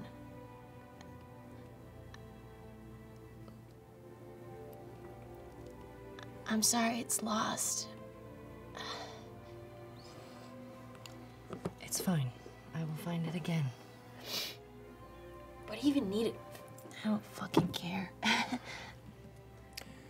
Pin walks up, being seen, walks up and stands like underneath where Thimble has flown up and just kind of sits. Hi, Octus. Give me a perception check. with advantage in this moment, if you would, for Vale. Ooh. Okay. 23. Let's go. 23. Valus, you look down and see this strange little fox walks in that's stitched together.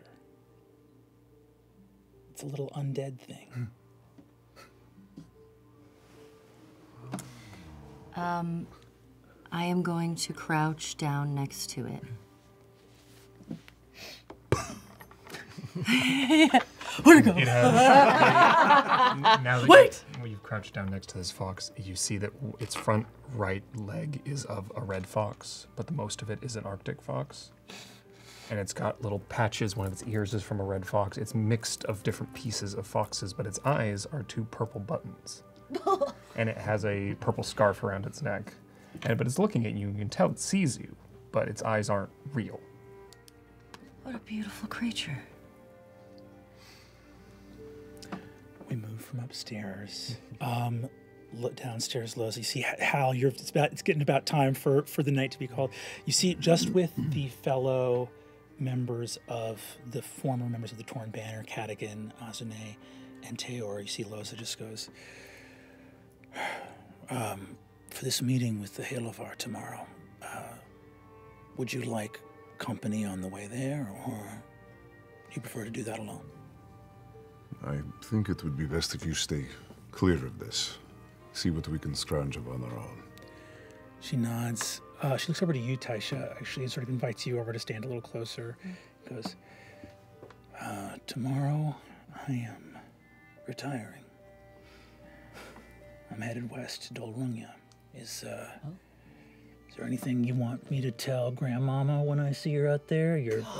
She was always a peach to me. The whole Blade family, you Loys always looked after us. No, tell her. No. It's okay. I've got this. Go be incredibly old together. You have earned it. The fact that you have compared me to the advanced age of your... Yeah. And we say grandma, but it's not grandma. It's not grandma. There are so many generations. But she looks great. Man, be when they jealous call of it the that. Circle of Ancients, they're really not kidding. Yeah. She looks and says, and just leans in, looking over her shoulder at Octus, and she just sort of narrows her eyes and says, "The Taconis kid. Do the Ancients know you're working with?" And you see she stops herself before she says one of them. Yeah. Immediate. No. Fiazi needed something. That fucking box from Venatus. We were thrown together, but he's a good kid. All right, if you say so. I trust your insight. I just... That little dead fox running around. It seems like the apple doesn't fall far from the tree. Problem is, every noble family, these sundered houses, whatever's happening here will come for the rest. We're running out of friends. I'd say we're running out of time. Make some new ones. Eyes completely whited out as just sitting in the chair. All my senses are in. He's so fucking weird. You see the old like belle dame of the theater is like, I always find it distasteful when a gentleman doesn't help when there's cleaning going on. Just pitched back.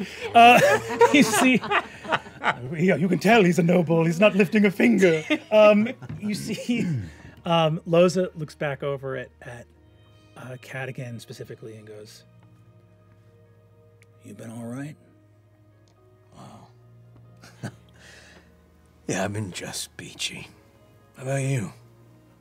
Look a little worse for wear these days. Everyone says that to you. Maybe take the note. Now, I can't discipline her, all right? Her family built the swords that killed the god of war. You, on the other hand, I will smack at a funeral, no questions asked. I know, I heard it. I just took an opening. You see, she just smiles and says, "Azune, it's good to see you."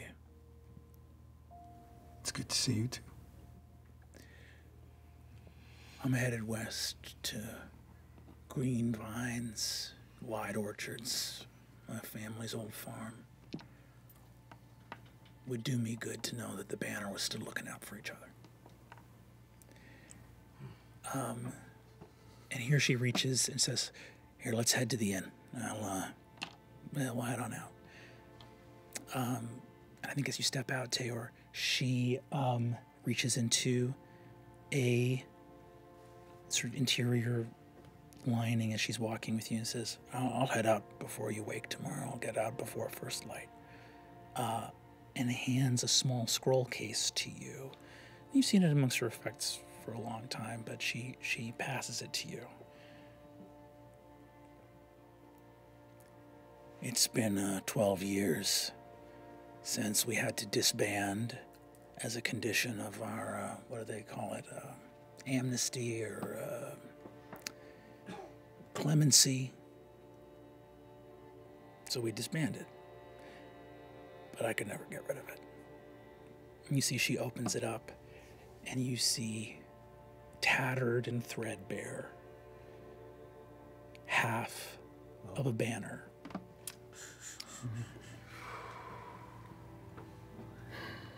This... You've had this on your person this entire time.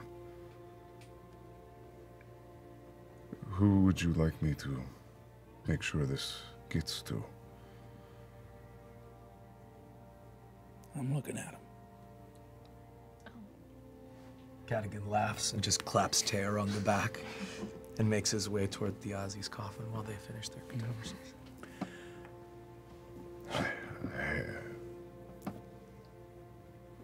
I don't know that it'll ever fly again. But I know of everyone who would know if the time ever came. There are things, gifts of yours, Tayor, that you have that I know I can't explain, and I bet you can't either. Just hold on to it. And you see she looks over at all of the treasures around Thiazi's body. Some things have to go into the shadow, and some things are so important that even in darkness they can't be thrown away.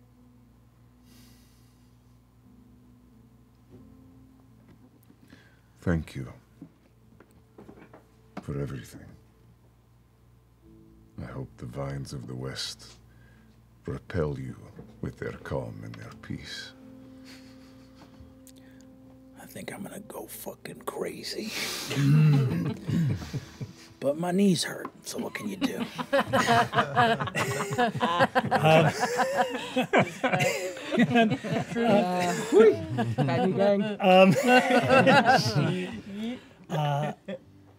And I think as you depart, I think we'll say goodbye to our funeral here and move to the next day, if that's okay. As Valus leaves, you know, I know it's cold comfort in light of you looking for your special rock, but please take some of these pastries. I really have way too many, and we're not going to eat them all.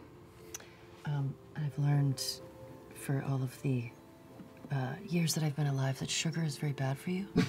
What? Aren't you immortal? I insist. Sort of. Also, And, where are you going? Do you need a place to stay?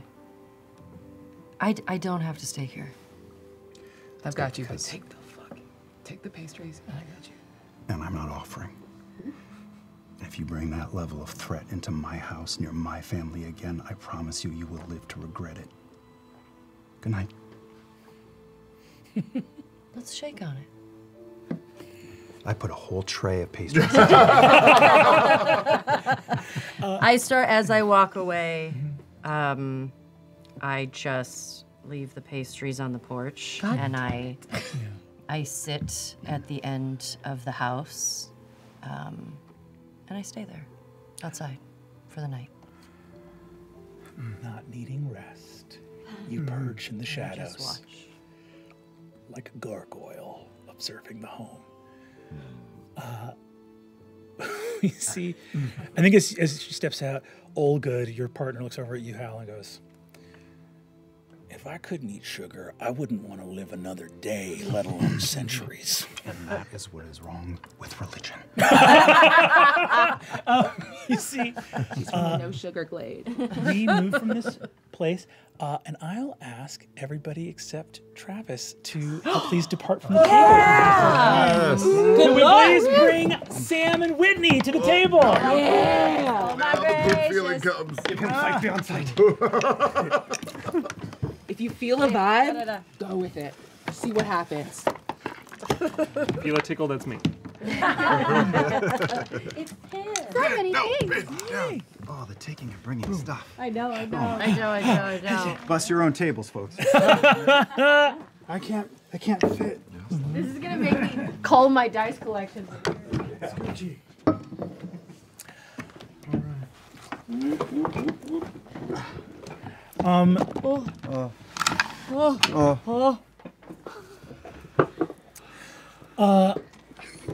In the high western ward of the city of Dolmakyar, in the neighborhood of Mirzash, the Via Aurora, the home of the Candescent Creed, the House of Halavar, is built here in this gorgeous place. Sam, let me ask you if you have any thoughts about how your family would appoint their beautiful home here in the great city of Dolmakyar. Had not thought of that, but let's just say that everything is made of white stone or off-white stone. Built tall with maybe a central tower or something that has sort of glass, sort of prismatic top to it, and on top of it is the symbol of the Candescent Creed, which is sort of like a C shape with rays of the sun coming out of it. Some security around the perimeter of the Via Aurora, but not like heavily super armed guards. They are serene looking with teal robes and, they don't want to be scary. Gorgeous. Walking through a palatial set of windows, like one of those exterior, almost like Versailles hallways, where it's just enormous window, the very tops of which have in gold stained glass the Candescent symbol, and then panes of sheer glass. You can see that the normal sort of like gray of Dolmakyar is even slightly alchemically boosted by that gold stained glass, almost like solar lamps, so that within this there's a little more sunlight coming in than there would otherwise be in Dolmakyar. Walking down the hallway to answer an appointment at the front gate is the aspirant Tyranny.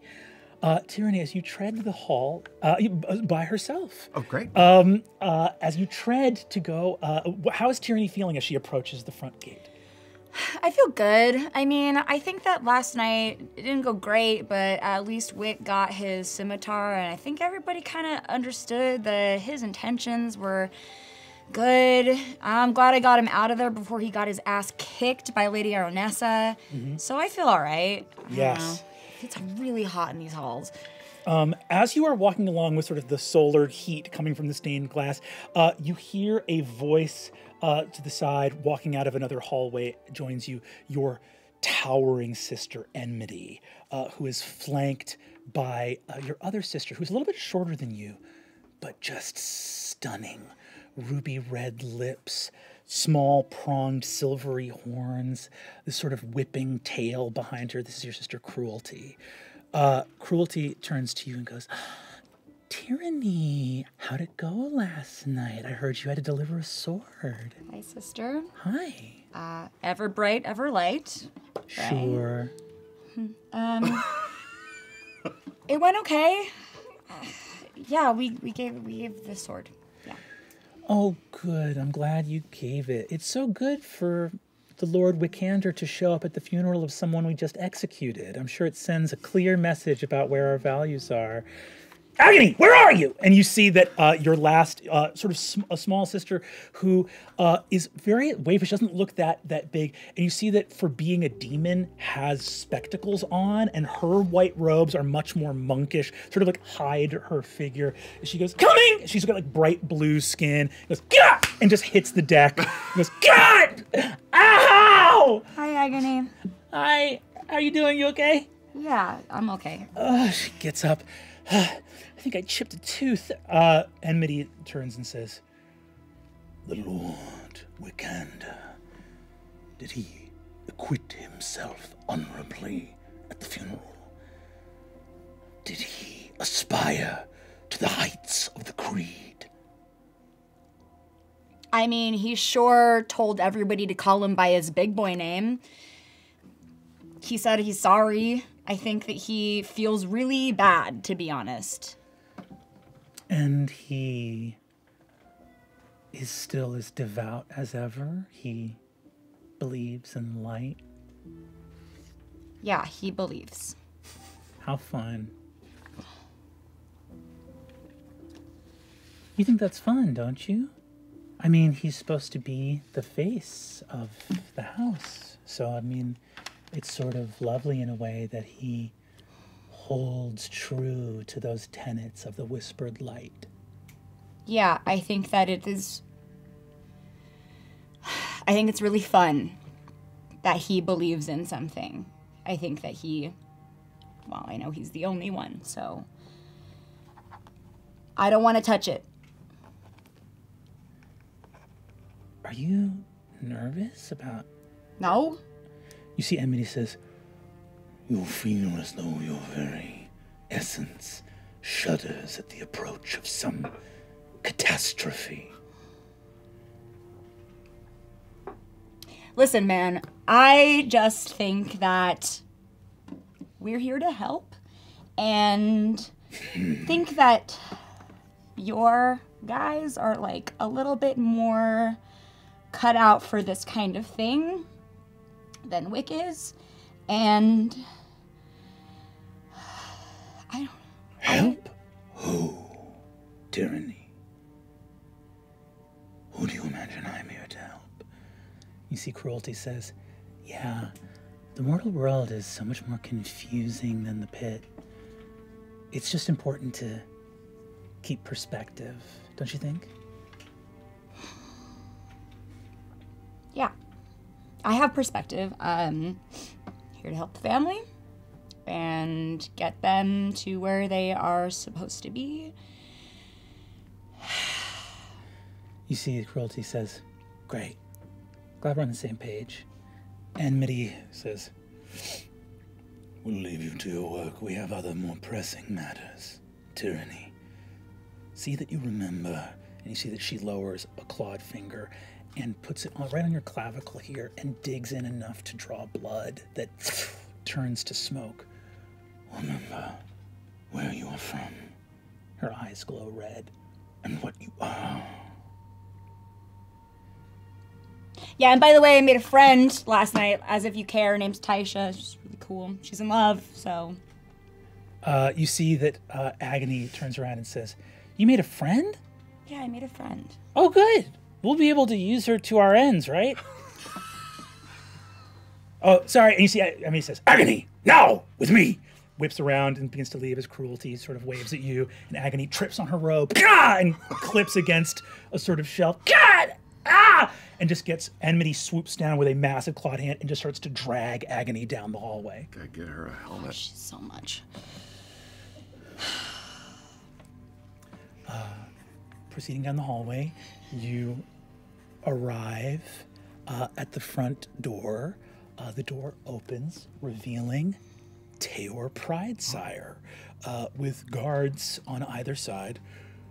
Aspirant Tyranny, presenting Teor Pridesire, mercenary errant, and I believe a compatriot of Loza Blade, a warrior of some renown here in the city of Dormakiar, for audience with his lordship, the bright Wickander.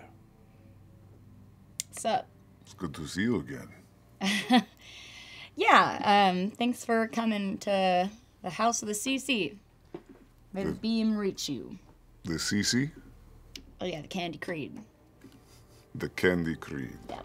Got it. Ah, the Candescent Creed. Mhm. How was the rest of your evening after your departure? I take it that the Light Priest is well? He is decompressing, ever strong. He had a really, everyone had sort of a tense day. And, he went to his quarters. I think that, all in all, pretty good. I think, yeah. He looked most distraught as he left. I was only wondering if perhaps a chance for conversation might alleviate any concerns he could possibly be holding on to and maybe shed some light on how such horrible tragedies could be avoided in the future. I think he'd love that. I think he has a lot to say. Should I go get him? If you would be so kind, then my time is yours. Okay. Well, I trot down, clomp, clomp, clomp, clomp, clomp, clomp. We see Lord Wikander's, I suppose, like offices or study. What does Wikander's like work area look like? Sure. Yes, I guess he probably has living quarters and study sort of connected in sort of a suite. From behind the closed doors, you hear a fumbling and a clanging. And he'll throw open the door, and you, Tyranny, notice that his mantle is sort of on backwards. Oh, hello. Behind him, you can see his offices. There's a large desk. There's some paintings of different family members. Some busts. Scripture. Lots of scripture everywhere. Scrolls. Some handwritten. Some seems more bound. And of course behind him a large, like not stained glass, but prismatic glass window looking out into a courtyard beyond. And he looks a little bit disheveled. And hello. May the beam reach you. How? What time is it? Are you okay? Yes, I had a rough night last night, and I was I barely slept. It was just such a I've never had so many people angry at me before, you know? Yeah, you almost got your ass kicked, too. It's a good thing I puked. Yes, it was fortuitous that you got us out of there, but I must say, Tyranny, at a ceremony, a function like that, an aspirant is meant to protect, observe, and obey. Always remember, P-O-O. Yes. All right. Well, thank you for that wisdom, Your Radiance. It's really good to see that you are still on the ball in terms of teaching me a lesson, and I have come to bring you a message. This really big guy that wants to see you. He's very furry, and he looks like he's got really big, strong hands. Oh, dear. Wait, is this the gentleman from last night? Yeah, Teor? Teor. Hey, listen, he wants to hear you out, and so I assume that you're going to say something. He's a big, strong fighter man, right? Yeah? What do I do with that? I think that you... Okay. I adjust his robes, and I say, okay, just take a breath, and know that this is a good thing, right? Because you went in basically to the lion's den, and everyone was really, really mad at you. And you managed to not get yourself or me killed, which I appreciate, and sort of just, communicate that this was not to your intention. And so I think that having an audience right now is a good thing. So just know... Yes, he's probably come to make allyship with us, knowing the strength and the reputation of the Halavars. Yeah. He wants my assistance in something, or wants to offer his blade to us, and I will gladly accept it. I'll make him I'll make him ask a few times. No. But yes, maybe we can find him something to do. I will say this, just always trying to be a guide to you. Into the lion's den might be offensive to his kind, so maybe just don't. I don't know how Okay. their people work. You're so correct for that. And I just wanted to say before we go, the light is all illumination sparks of faith. I know. I'm glad that you're studying. There's your- something your in here scripture. about. There's something in here You about. both hear an enormous crash outside. Oh dear.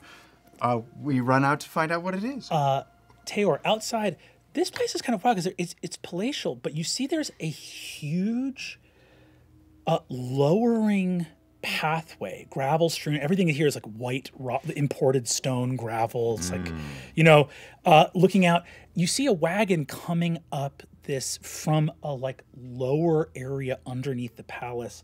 There's sort of a walled drive that goes down, and a large wagon that you see has the symbol not of the Candescent Creed, but an older symbol of the House Halevar that shares some of the same iconography. It's a little bit hard to tell where the faith begins and the noble house ends. But I would recognize some of House Halevar, not as much the Candescent. Yes, comes out, and you see sort of struggling up the driveway. You see it's heavy, it's low down on the wheels. Someone forgot to fasten the back. A crate slides out, coming up the ramp from down below, lands on someone's foot, like one of the sort of workers, and as it does, you see a bone break and something shatters, and this glowing white liquid seeps out through the wooden box and badly burns their leg. They're on the ground rolling and kind of like screaming. I will run over to him immediately. Goes, Hey, steady yourself. Can I lift this crate up with... Yes. Go ahead and give me an athletics. It's just a DC. We'll call it a DC 5, honestly. Just get this crate off. That is yes, that is a gigantic natural 20. Wow. Oh, natural 20?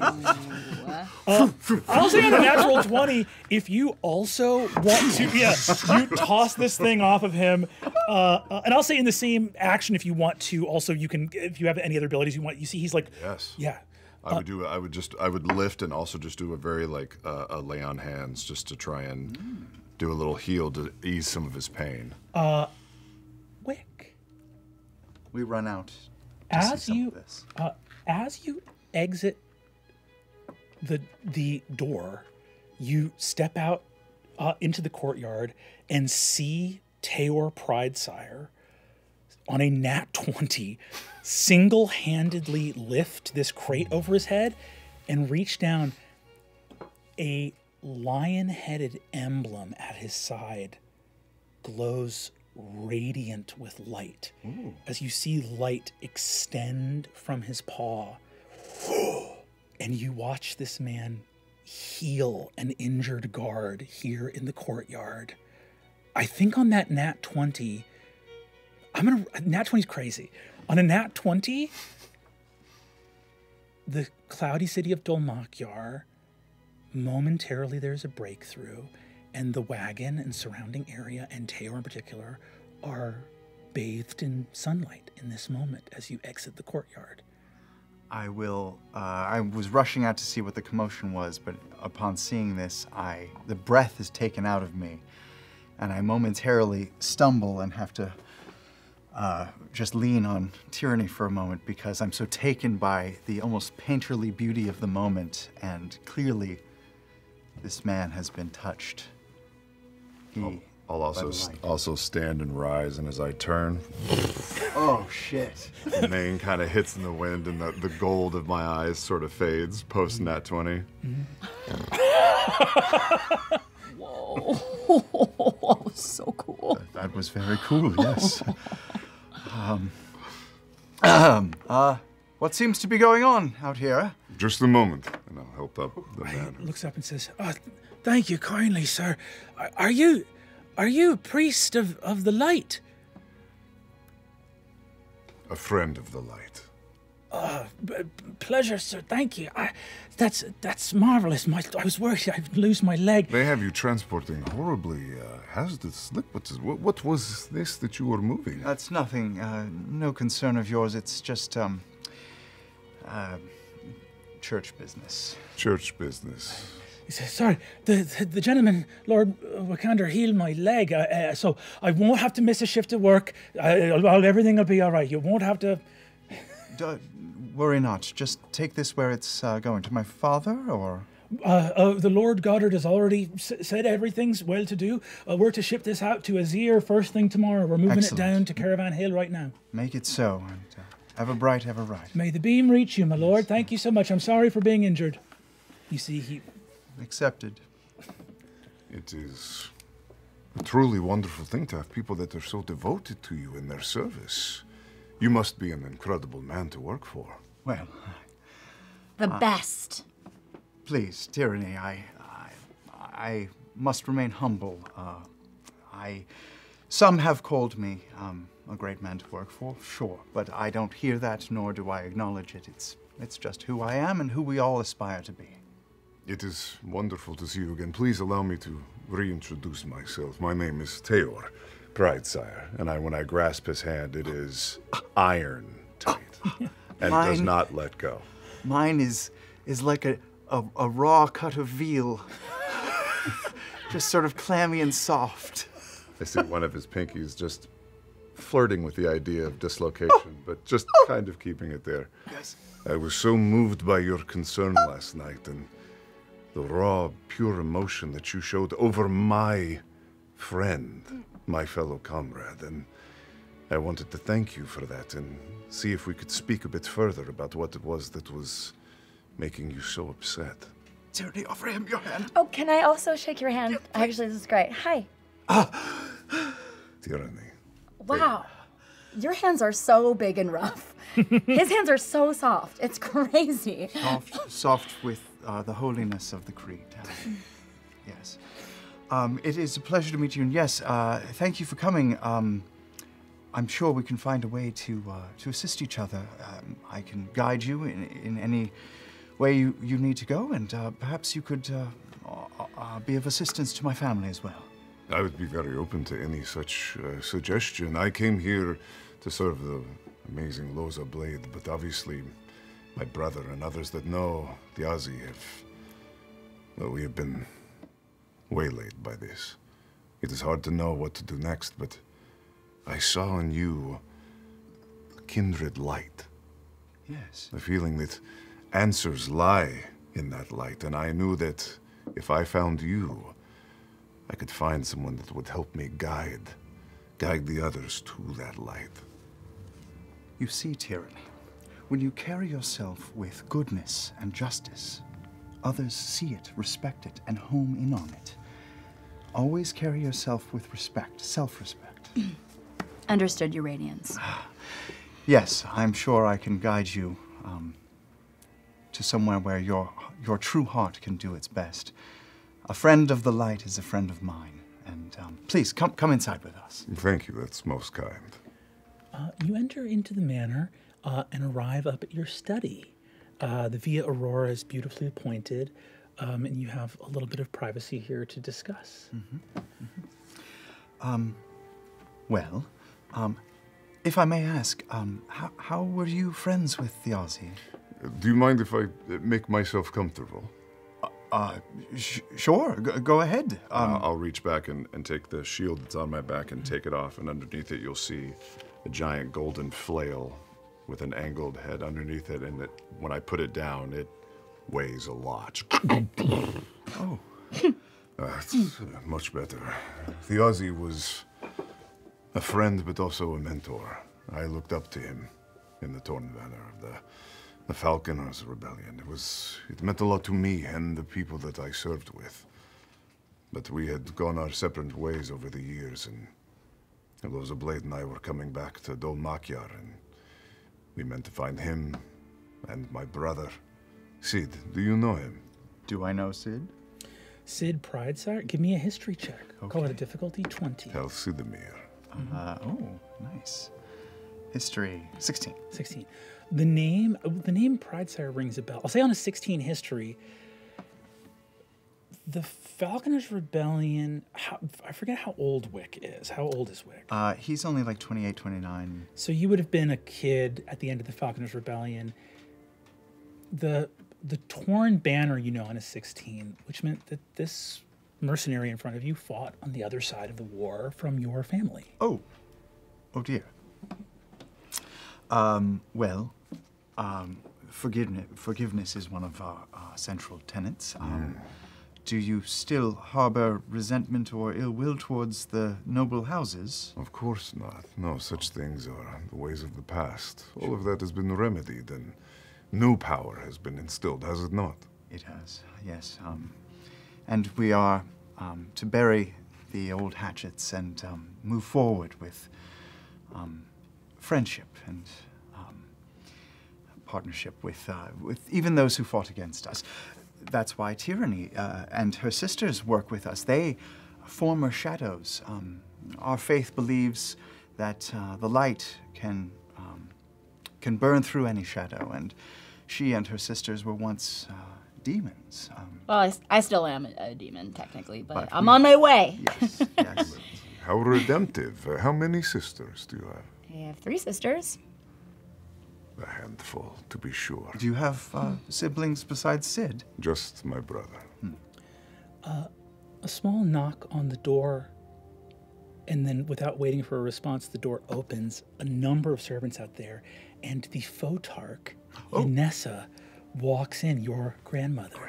Yes. I pick up my cane and sort of comport myself well.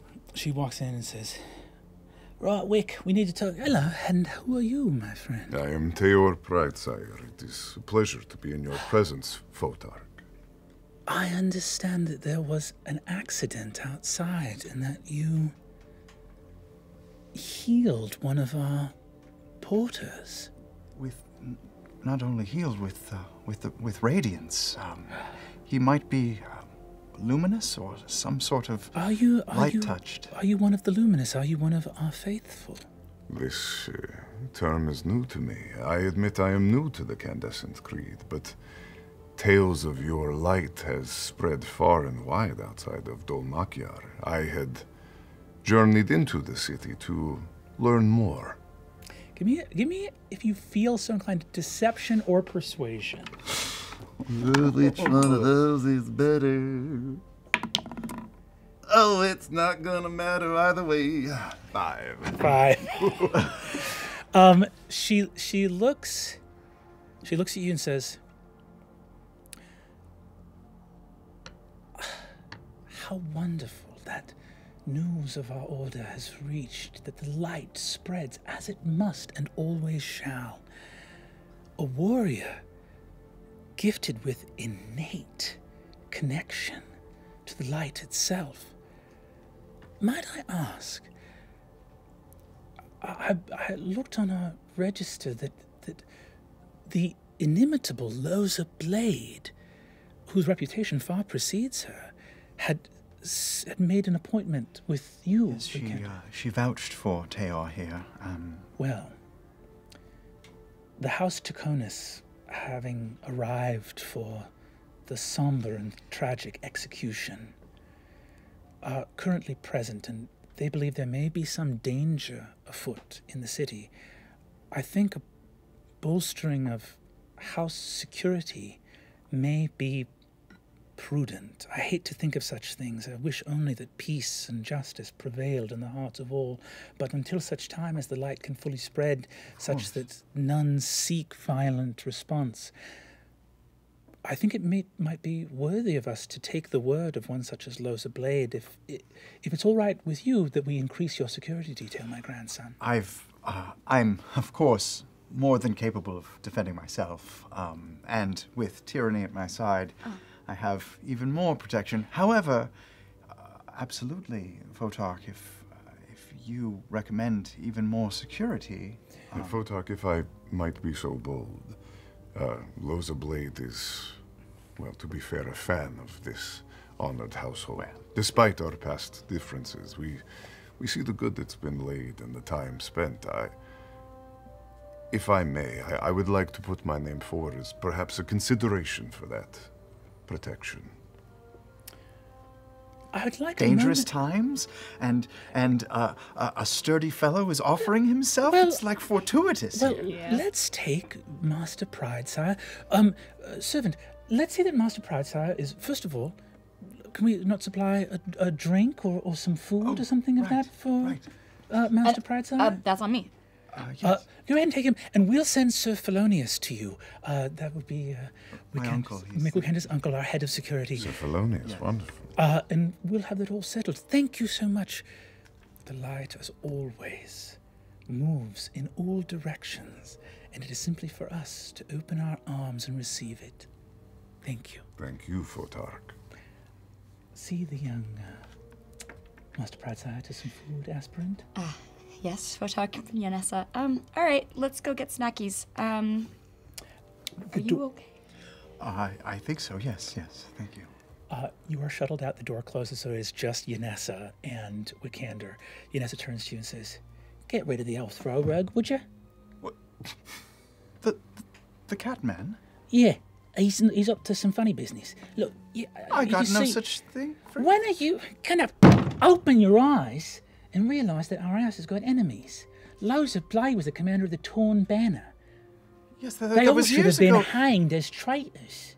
I thought that we had let bygones be bygones and were moving forward with friendship and... There are no bygones. There are never bygones. But everything is another drumbeat of a drum that's been ringing since the dawn of time. The Halavars were the house of priests, second only to the royal house of Obrademia. We were the golden crowned. And then the Shapers' War cast our homeland into eternal darkness, one after the other, where the gods fell, the Barrow Dells rose. This world is half poisoned, wastelands, ruins, magic chaos, eternal night. That's the thanks for killing the gods. And you're gonna let one of those Torn Banner walk in here and what? Ask you about why Thiozi Fang is dead? This whole plan has been a mistake. This whole plan has been a mistake. Now, I'm sorry. I'm sorry if I've done something wrong, but what plan are you talking about? I thought we were going to spare Thiozi, to show our goodness to the people of this fine city, to earn some of the forgiveness that is baked into our 7 shining tenets. Forgiveness is one of them. I thought we were meant to forgive people like the Torn Banner and like Thiozi. Why couldn't we have spared his life?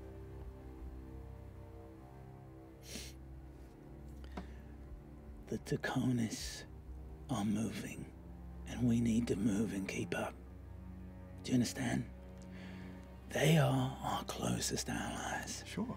And that means that our backs are right within reach of their knives. Oh. Why are they still so strong? Their lands destroyed and sundered, halfway between Stormwrack and Eternal Night. Why? What moves are they making on boards we can't see?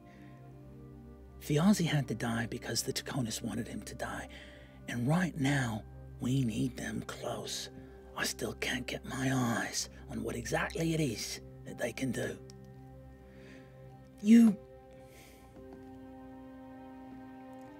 I've done you wrong. I've betrayed you. No, not you. No. You speak only truth. I thought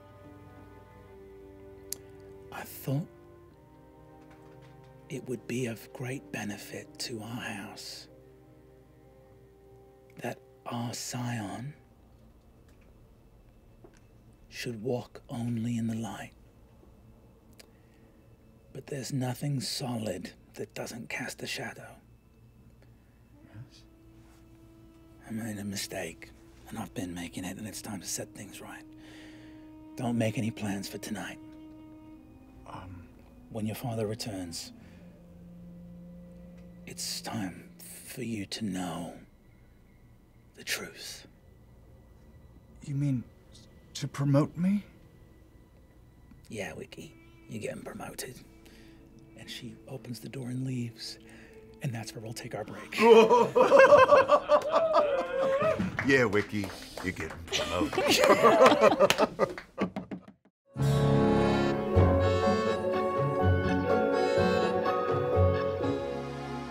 A figure shrouded in fable and myth appears before you. Risk. Reward. They grandly state. From within their cloak, they present you 3 cards. Will you find the key that unlocks many doors, gamble on a jester, or be illuminated by the star? Illustrated by Eisner Award-nominated artist Yoshi Yoshitani, the Fablemaker's deck of many things features 46 foil cards in full color and black and white variants, as well as an Oracle guidebook with new effects for your 5e role-playing games. Which card will you draw?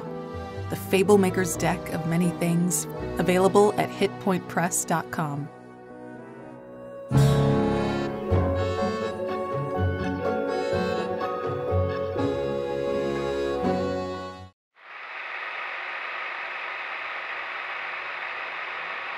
New York City, 1939.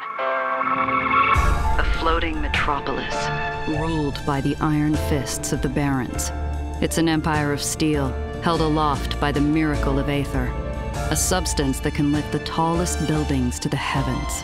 Dive into an alternate history where Aether and iron rule the skies. You are Gia, an underworld smuggler, taking on a last chance job that pulls you into a world of betrayal and political intrigue. Recruit allies and make enemies. Roll the dice, because when luck runs out, your skills and your companions are your only hope. Use your wits and your weapons to uncover the city's darkest secrets. Save the city, and you just may save yourself.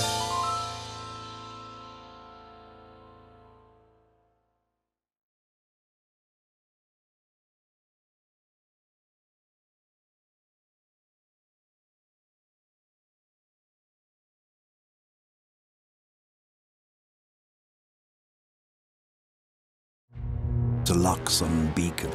It's an old religious relic. This beacon is a weapon. Some kind of arcane weapon has crossed our border. War is coming, and you're our only hope of stopping it. You got the wrong people. We've got a homeless wizard, an inebriated goblin, Bottoms up! a shipwrecked sailor, a cocky ringmaster, a temperamental monk, and chaos incarnate. Do you want to be my bitch? Face it, we're nobodies. That's what makes you so dangerous. They'll never see you coming.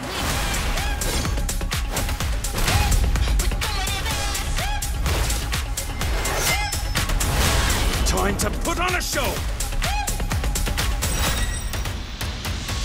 Did you actually think you could escape your past? Shared purpose, shared pain, but mostly shared strength. What do we do? What we do best. Make terrible choices.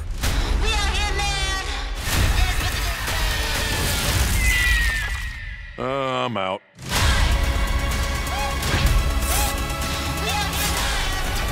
This group is fucking wild. We are the Mighty Nine. But there's only 6 of you. Yes, but 6 and 9 go so well together.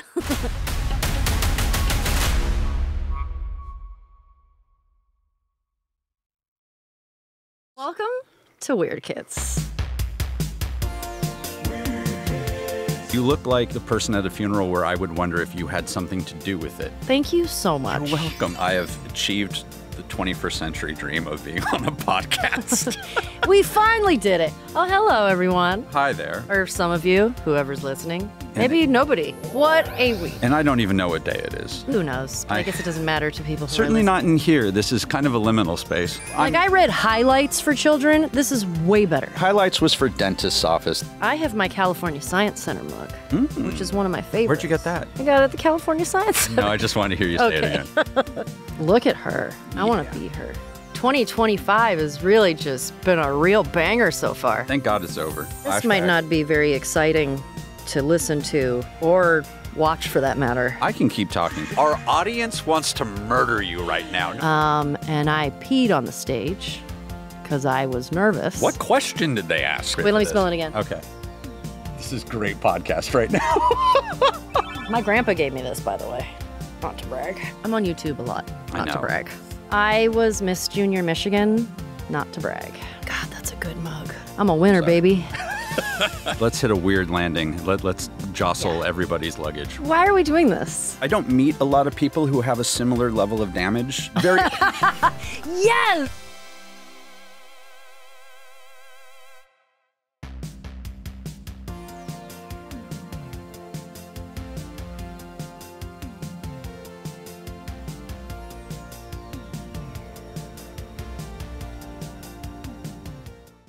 Hello, friends. Laura Bailey here with all our cool stuff available in the Critical Role shop. I think I'll get it. And you should too! I feel like I'm manifesting better vibes already. Need more dice? These are nice. You know what we say. Take a chance, roll the dice. You can never have too many dice. Take it from me. Do they take platinum? Kidding. Mostly. What if I just filled my entire room with these? This is what real charisma looks like. Like what you saw? Pop over to the Critical Role shop for all that and more.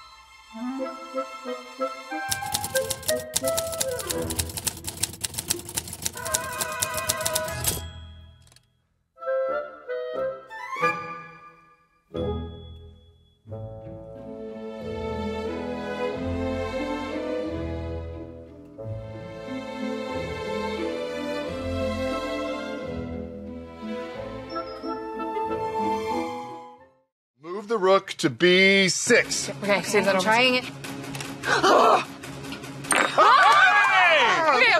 Okay. Wait, it's blank. There's nothing in here. What the hell? The phonograph said that the answer would be in the journal. Oh, maybe we missed something, like some clue we're not thinking of. We only have 4 minutes left. Okay, think. Oh, the song said, look to the beacon. Look to the, Right, beacon, light, the light room. Okay. the cryptics. The key is in the cryptics! We know! So if every other letter times 2 is a combination. Did you say times? Times like a clock. It's on the clock! But how do you open it? Okay, what is it? Okay, it's 6, Okay. 2, 4. Yeah. 6, 2, 4. It's 624! 0. Guys, I think I found it! But it's not opening! So how do you unlock this? That's not the cryptics. This is a cryptics. Wait, I think if I push my fingers into... no, that's not working. We just need a code word. What's the 6-letter code? I think it's jammed! Arlo said that in order to find the answer we need, we have to look to the beacon. Right. But Colonel Popcorn's telegram says...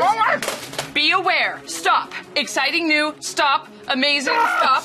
Critical Role content available at beacon.tv. Oh my god. No idea how to finish this fake telegram. Stop. Reveal your secrets to me! Can either of you help me with this? That's not a cryptics. I am very aware. Okay, what about this? Huh? It says try using beacon.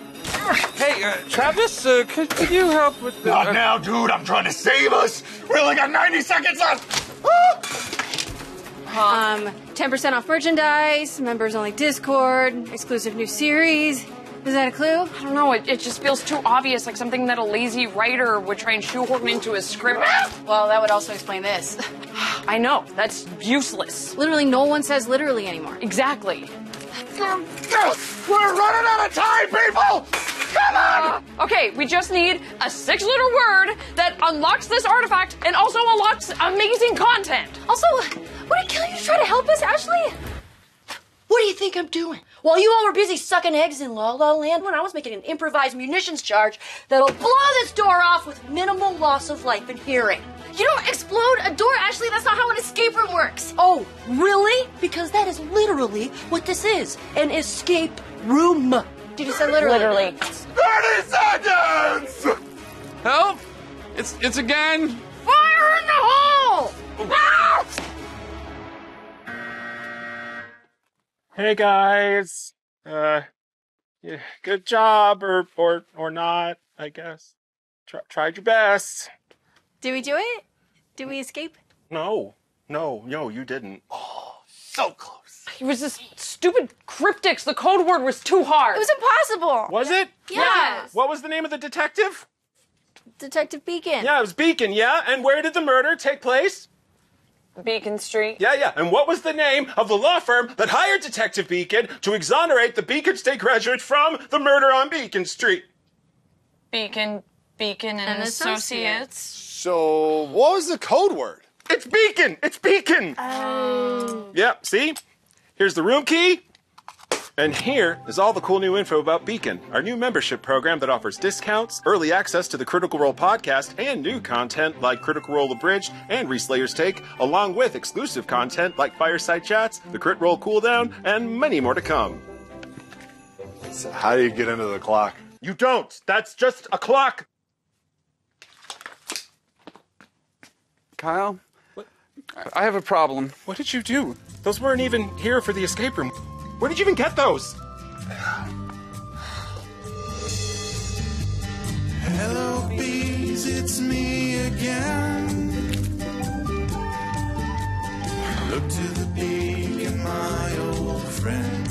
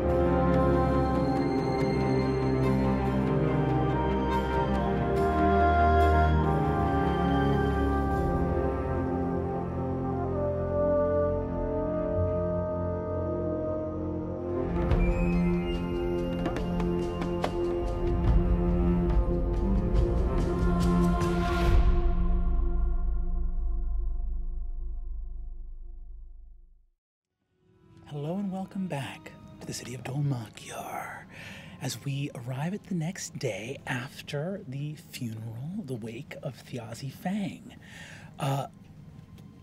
Light descends on the Arkanad, a massive museum of many wings that lies in the neighborhood of Lugzash, high up in the city, near the headwaters of the river Vrosh. The Arkanad actually can kind of see its expanse, like buttresses the river, a short cliff fall of about 20 feet into the surging waters. The higher up you get in altitude in the city, the more the waters are like foam white and sort of immediately deadly if you fall into them just from falling into foam that you can't swim through.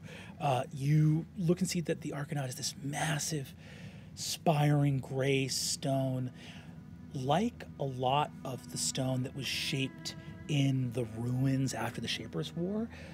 This stone is flawless, smooth gray, almost polished to the touch, summoned by druids, victorious in their defeat of the gods. For indeed, the Old Path, as it is called, was very nearly erased from the existence of Ahriman by the gods who sought for their millennia of rule to be the only path by which mortals could access the divine. And yet, the Old Path did survive. And the ancient smiths of the Loy family, a family of Orcish smiths, native to Dol Makyar, crafted the first of the pariah blades, those swords that were used to defeat Azgra the Conqueror, Shaper of War. The Loy Wing, so named for that family of orcs, is a beautiful wing of the museum dedicated to celebrating the revolutionary history of the Shapers' War.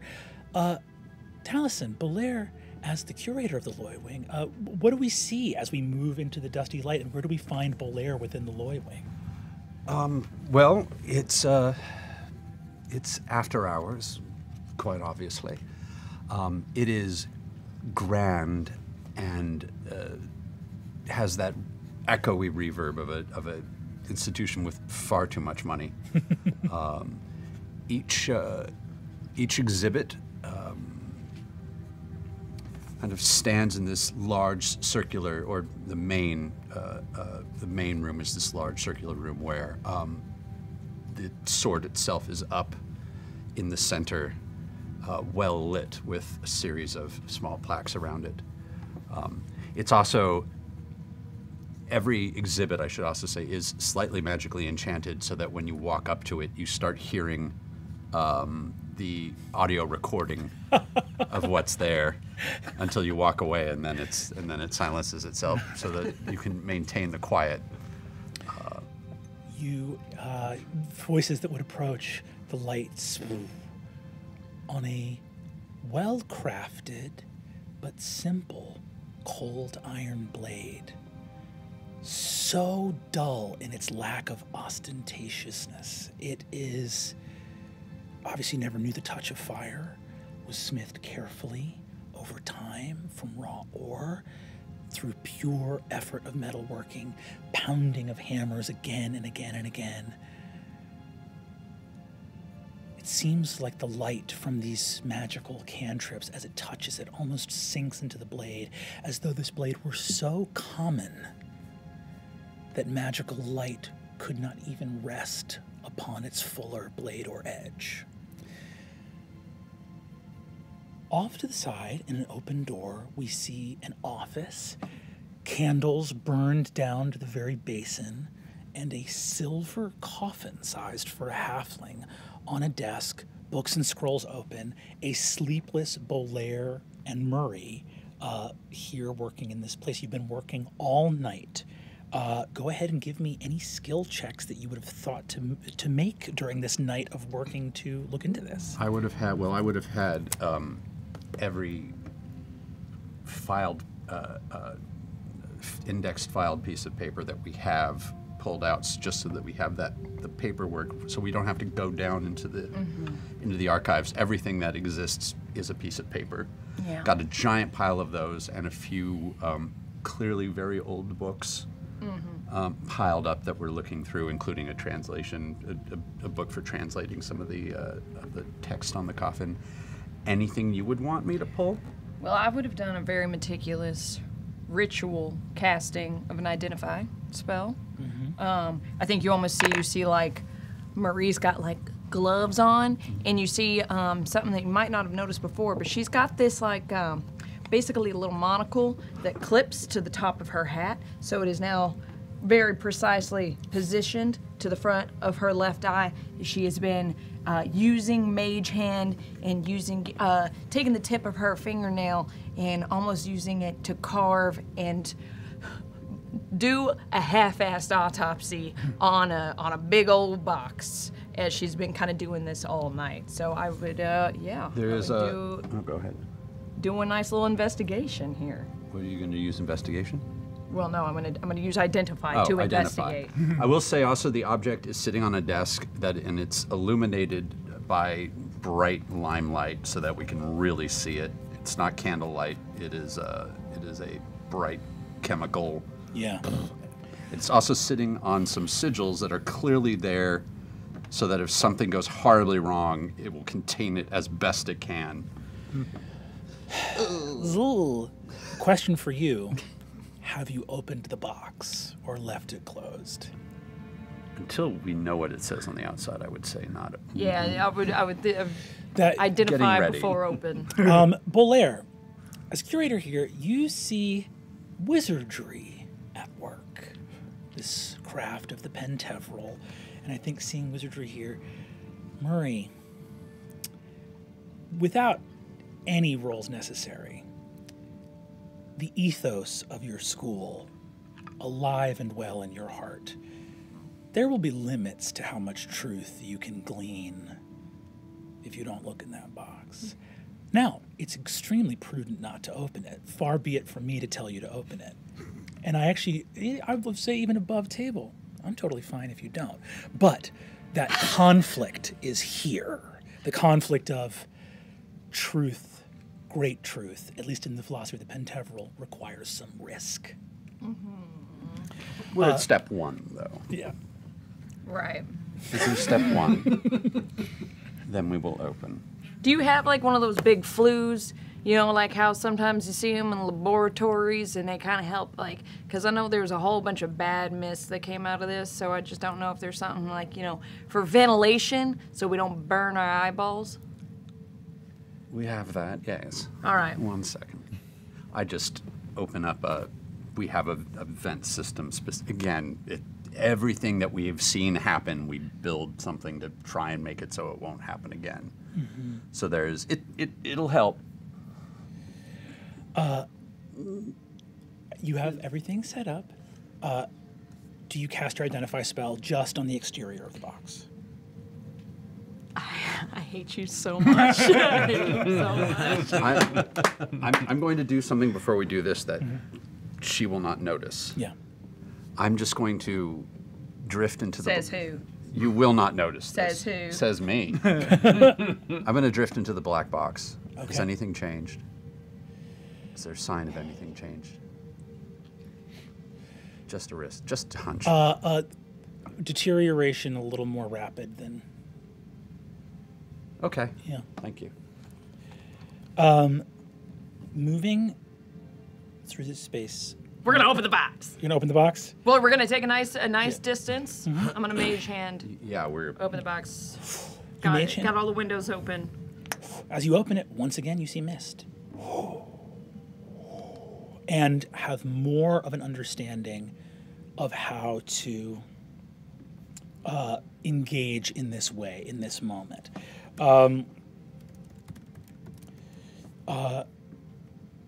Your Identify spell moves throughout these silver plates. This is not an ancient artifact. This has been assembled very recently. As a craftsperson, what's bizarre is that the lining leaves only a sliver of what the lining would have been attached to because the lining is now just open mist. But you do see enough wood that is well tended to. On that identify, I think you can see that that wood actually might come from far up north. Go ahead and give me, this is almost like a tool proficiency check if you have one, or you can give me Arcana as well, whichever you prefer. Oh my goodness gracious. Where's Chetney when you need him? All right. I have alchemist. That'll work. Okay. Yeah, go for it. Yeah, I'll just do a straight Arcana. Using a tool is just That's not adds. great. Intelligence plus proficiency. Or it might be wisdom plus proficiency, depending on the tool. I'll say it's actually the same as my Arcana. So that's 20. 20. Dirty 20. You recognize this, having looked over this. The wood, the thin bit that you see, is, at this point, almost totally fossilized.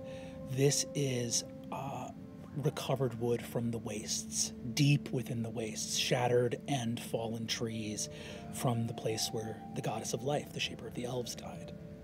Is that the... Salandri. Salandri. Interesting. But the plates are halfling, and that identify spell, Maria, as you begin to read the text, it translates all of the Kessian, all the celestial. These plates are taken from being set into a massive, there are some ancient halfling temples that were dedicated to their goddess Rowan, the trickster. And they would have been almost in hanging books of fabric or tapestry that in their holy places you would turn for a crowd to be able to read, almost like a massive storybook in a holy place or in a chapel. The plates have been taken off and affixed to this coffin. So the components are ancient, but the coffin is new. The plates reference on that, and with the identify, this is the coffin of Olbalad. Olbalad is a celestial who was sometimes called more colloquially by halflings the Sister of Mists. And she was effectively the halfling angel of death, a celestial that guided them through the mists on their way. So what your identify speaks out in the writing here, where you realize that some things, it's not this vulgar, but the plating is almost like how you construct a ransom note out of pieces of a magazine. It's not that small in places, but the meaning of some of the runes has been changed by how they've been arrayed around the coffin. Olbalad was a celestial that was a psychopomp, took those that died into the realms of death, to their final afterlife. So to have a coffin of a celestial that was supposed to guide you from life to death almost seems like a working of blasphemy in some ways, which has a very different context in a world that killed its gods 70 years ago. But the coffin of Olbalad is what this is now, and it is not ancient, it's new, but that's what is written here. The last thing I'll say on that, what did you roll for your check again, sorry? For my Arcana check, Your Arcana 14. Check. 14. You would know a very simple fact that is not too uncommon for wizards to know. After the gods died, the study of wizards concluded that there were beings that were older than the gods. The fairy, the fae, had been around for much longer. Demons had always existed on Ahriman in some way or another. Other ancient beings, old and connected to the spirit. They say that giants walked this world before the gods arrived, and the gods defeated them when they arrived here. There are some types of beings that were not here before the gods were here because they were called or sung into being or came from whatever realm the gods came from, and these were the celestials. Their roles beautiful, ethereal, the heralds and servants and warriors of the divine, crafted from the power of divine might themselves. And when the gods died, the celestials went feral and became ravening like monsters. To see a celestial is to see death itself, and their presence is felt almost nowhere in the world. For in the aftermath of the Shapers' War, to leave one on the loose or running was a death sentence for that region, essentially. And this coffin claims to be the coffin for that Celestial. Olblad.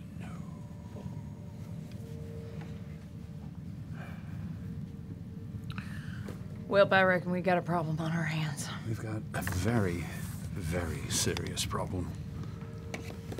I'm going to get a tool and gently scrape the inside to see if there's any what would pass for remains. Just the dust of organic dust. Give me a difficulty 10 dexterity saving throw. All right. I also will add, I'm not breathing. 15. You reach in with the tool and get to a point where you stop before you approach the mist any closer. The end of your tool has exited into the mist to the point where it should be pushing out the other side of the coffin, and it is not. Interesting. Oh, shit. I'm Oh, going shit. I'm going to drop it. Yeah. How long do you wait to hear something before you give up? I'm patient. I'll give it 30 seconds.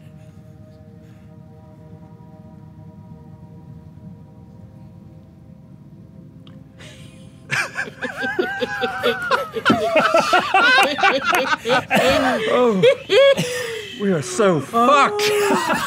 Oh, dear. That'll be a Shaper's anus. Fuck. We got a pretty little relic on our hands. That was disgusting to say. What do you think happens if I shove you in that void? I was just kidding. Oh, no, you were just kidding. I would have murdered you on the spot. To each of you, this is a ton of information that now calls out to you in terms of whatever happens next from here. You have stuff in places in the museum that Murray probably should not go. Murray, there are many treatises and probably people that are worth talking to back at the Penteveral about what you've just found out here. We need someone with a familiar, something similar. We need to put something living in there that we can see through. Oh. Not a person, but I know someone who can see through other people's eyes. We got a few puppies that I know. Well, See can't what make an happens. omelet without breaking a few puppies, I suppose. Let's just go for Let's it. see. Well, all right. Hang on. What? Wait. I mean, there are so many questions. First and foremost, what did the Ozzy want with this? This was his last dying wish, sitting upon us right here. Why did he What want did to he want this? And also, what the hell? I mean, it is pretty crazy that we got this, which has some stink of the Shapers' War, and then we got a little angry elf girl over in the other house who also wants a rock, also having to do with the Shapers' War. But then this has got some like halfling stuff, and that's got elf stuff. What's going on? I do not. What did the Ozzy have going on? And did you know something? Because I know you know things, Bolaire.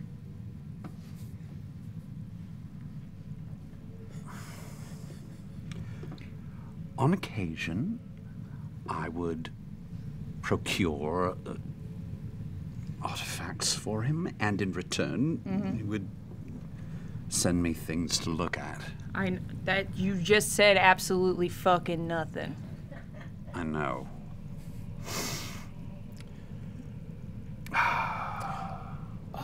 Murray. Yeah. You look out and see sunlight creeping into the Loy Wing. Oh, fuck. Don't you hate it when you accidentally, like, you're awake all through the sunrise and now it's light again and now it's gonna, like, throw off my circadian rhythm all day? I'm gonna... I barely sleep, to be fair. I'm too old for this. Not gonna sleep for a week now. He would send me very questionable objects. and I would do my research, and occasionally I would give them to people I did not know with no questions asked. I did some dirty work for him. He's dead now, so I hardly think it matters at this point. Well, hey, that makes two of us. Look at that, we got more in common than what you think. Why do I like you? You're just awful. Everybody likes me. Stop talking crazy. Oh, my God. All right, let's go find out some more shit about this box. All right. Murray, you head out, also having your, so funny as to say in a game of D&D, a job. You are the bursar of the Pentacle. You gotta go to work. God, I've got papers I gotta grade today. As Murray heads out, Belair, you have your private areas of the Loy Wing to check. Moving deeper down into off-limits areas of the Loy Wing, moving past a certain hallway back towards the vault where there may be some interesting objects to peruse or texts to talk to here. And you keep thinking about the fact that you heard Taisha say it. Mask. There was a mask in the box. And you think about how long you waited for that tool to make a noise. As you're heading towards the vault, down a side hallway, towards a very special, let's call it cargo area, you see some boxes that were not here when you left for the execution yesterday. Crates, I assume. Yes. How large? About 3.5 feet on each side, cubes.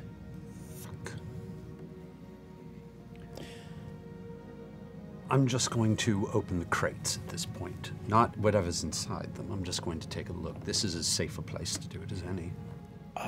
You open the crates, you look inside, and what you see are wicker-covered ceramic casks. They're sort of look like dyer's casks, and then you look under the clay lids and see paint leaking out of the top. They're probably filled with paint. And there's just one last note left pinned, a piece of parchment with a small stiletto dagger that just got left here. And it just says, "For Hal, with all my love." Absolute fuckwit.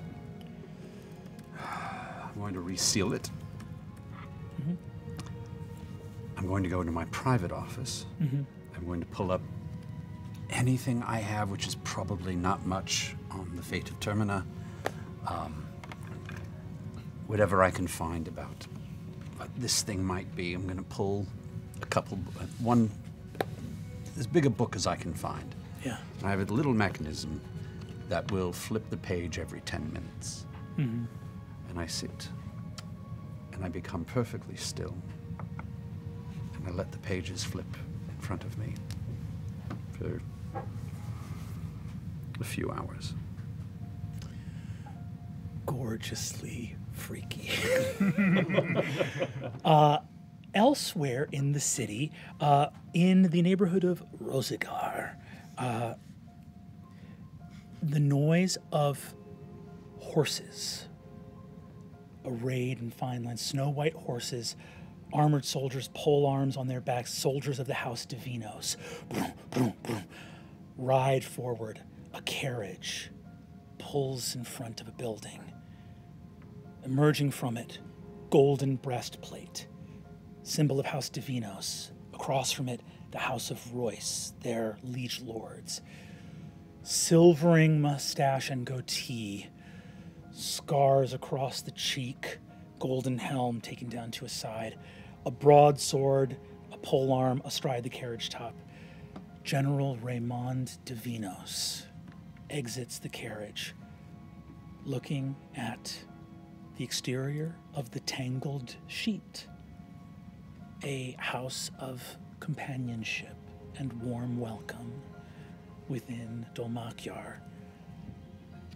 Up on the second story, those who are still asleep in this early morning hear the barking of a general of the Sundered Houses outside going, "Julian!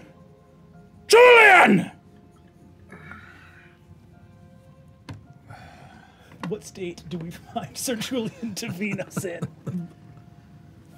The morning rays of light kind of hitting dried, cracked lids and lips that are deeply dehydrated. Julian, his hair, dark hair, kind of thrown asunder across the wrecked bed sheets, kind of clambers up over the voluptuous, tan-skinned woman and the blonde-haired, muscular young man who begin to stir as he kind of steps and scrambles and stumbles onto the floor, grabs a nearby pitcher, and what little bit of liquid in there is appears to be non-alcoholic. He chugs desperately as he's beginning to realize how hungover he is, and the sound of his father's voice is not helping. You show that appearing at the door, you see, hold on one second. You see that Madame Gurlist appears, a sort of older gnomish woman. She has a goblet of wine in her hand. Little hair of the dog that bit you. Madame, you're a godsend. Hands it to you.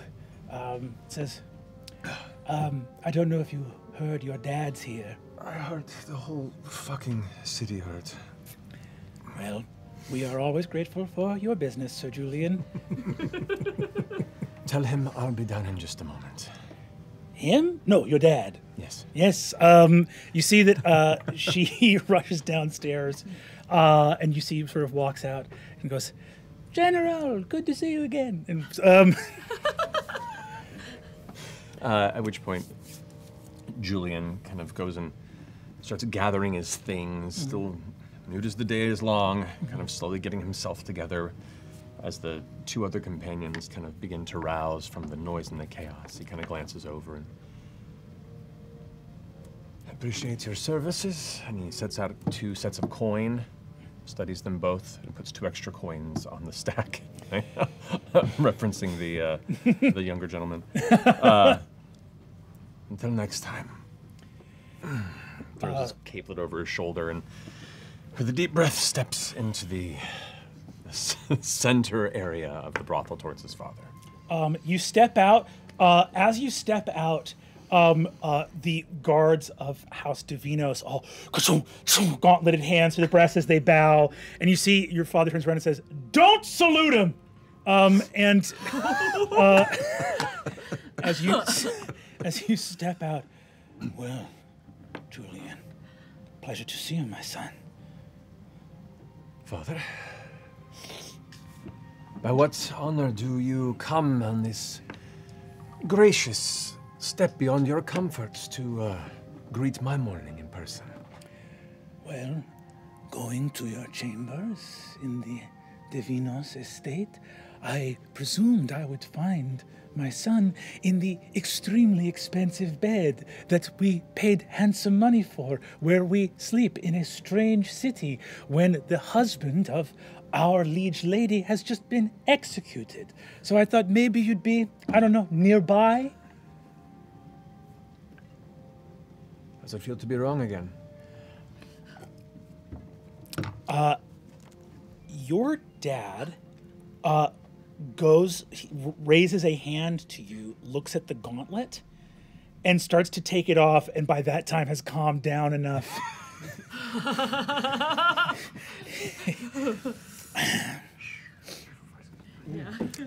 Get in the fucking carriage. And he gets into the carriage.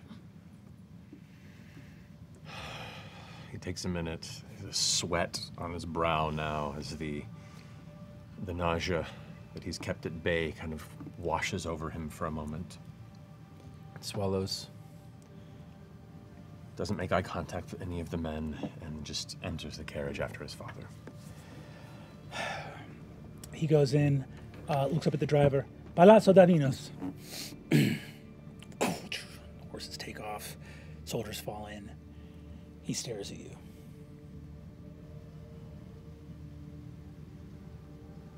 You smell like the tanners.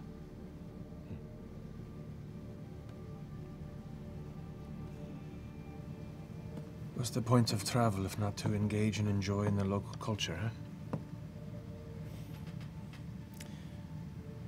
I find your interest in local culture bears a striking resemblance to every city and its culture. What can I say? I'm a man of the world. There's a lot more to the world than brothels, bars, and taverns. A lot more. Well, maybe one day you can show me, proud father.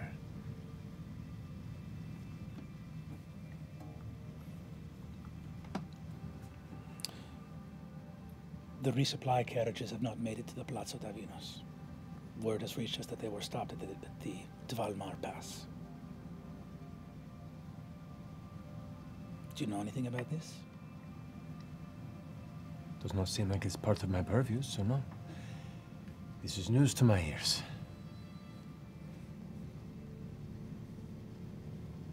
Is there anything you heard at the Farav of Thiazi Fang yesterday when you attended in escort of the Lady Aranessa?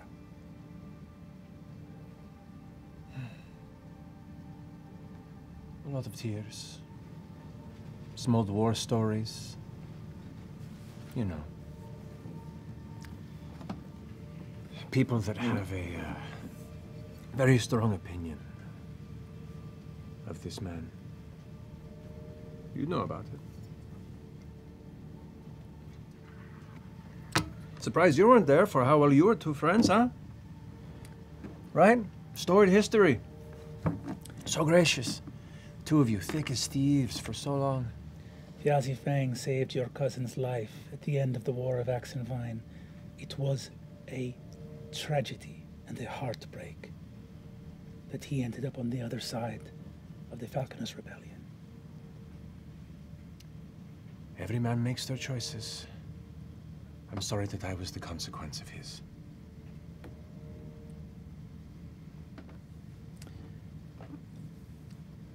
My hope for you at the funeral, having spoken to the Lady Aranessa of what unfolded there, is that you see what it means to live a life of honor.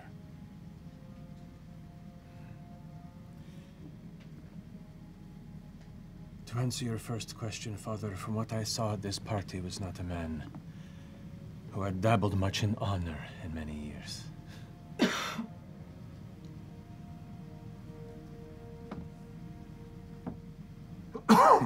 There are things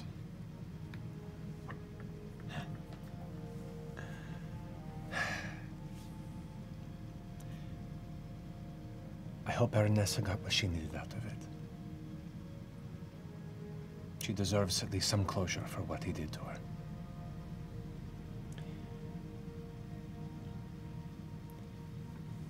I have never understood your hatred for Thiazi.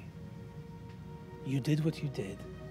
You neglected my orders, disobeyed my commands, rode off and captured the hero of the Torn Banner. Made a name for yourself.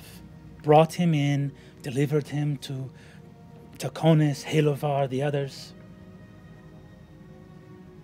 You got your glory, and it's like you hate him for it. Why?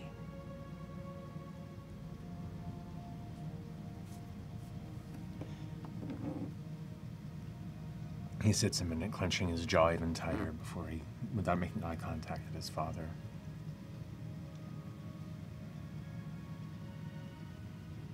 Do you know how much of your golden path I was set up for? To have you turn away and throw our entire house's name for friendship with that man. The glory was mine, yes, but you sullied everything.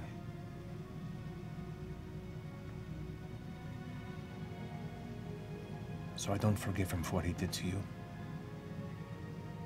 As much as I don't forgive him for what he did to Aranessa.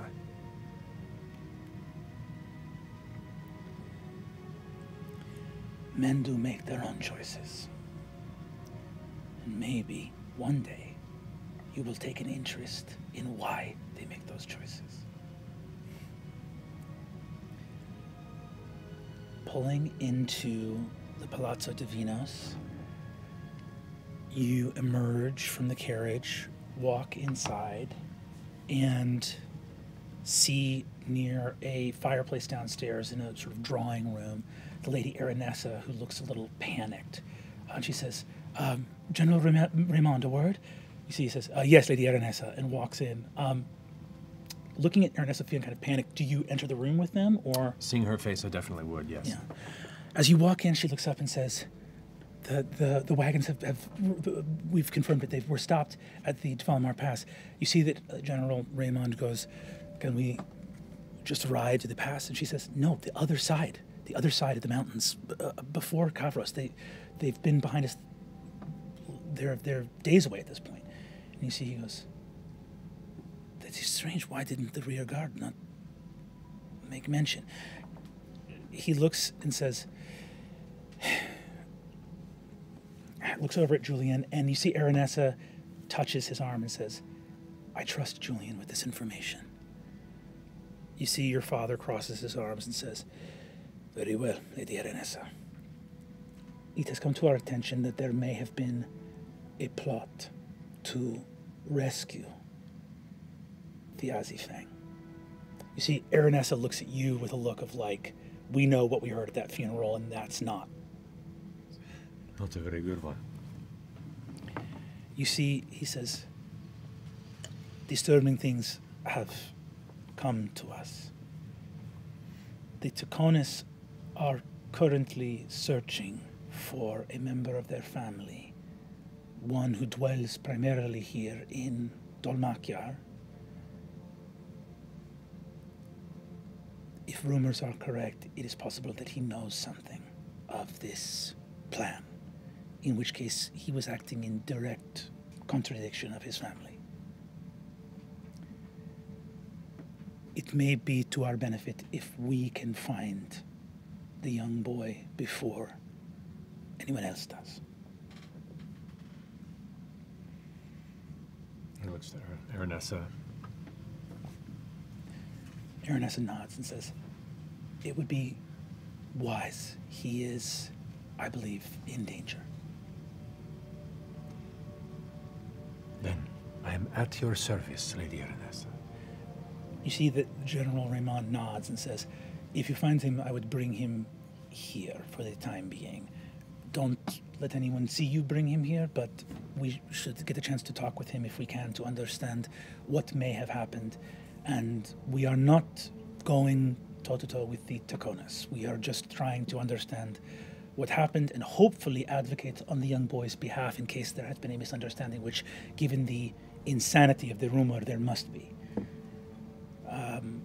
You see, he says, he turns to Ernest and says, given the gravity of this in the carriages, should we postpone the gala tomorrow night? And you see she turns and says, no, appearances are everything. Absolutely. If anything, invite more people.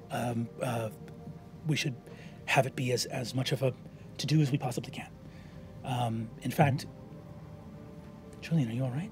I'm fine. You see your father walks over to the mantle and says, Julian, are you going to be able to do this? Always. He says, good. You are my eldest son. And he splashes a full pitcher of water in your face. And I love you.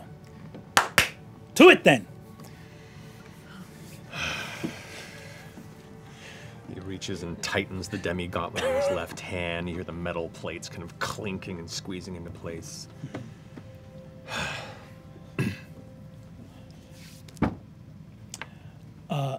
Wipe yourself off. You head forth from this place. Such a loving observation as, you're my eldest son. That's it. It's a great family dynamic. Yeah. Super healthy. super healthy. We arrive in the woods outside of Dol Makyar. Robbie, where do we find Cadigan outside of the city here? Where you'd find him most nights. He's just sleeping out.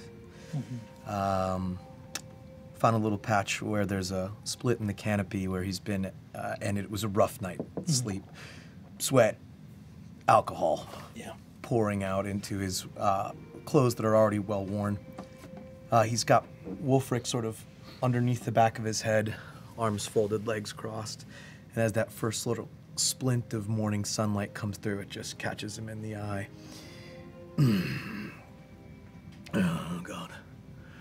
And he wakes up, and he starts to stand, and he's shuffling through the memories of last night, and it's pretty foggy. Yeah. I mean, he recalls there was an altercation. He remembers that he was at a funeral. He remembers why he was there. But he went pretty hard the rest of the evening on the streets by himself.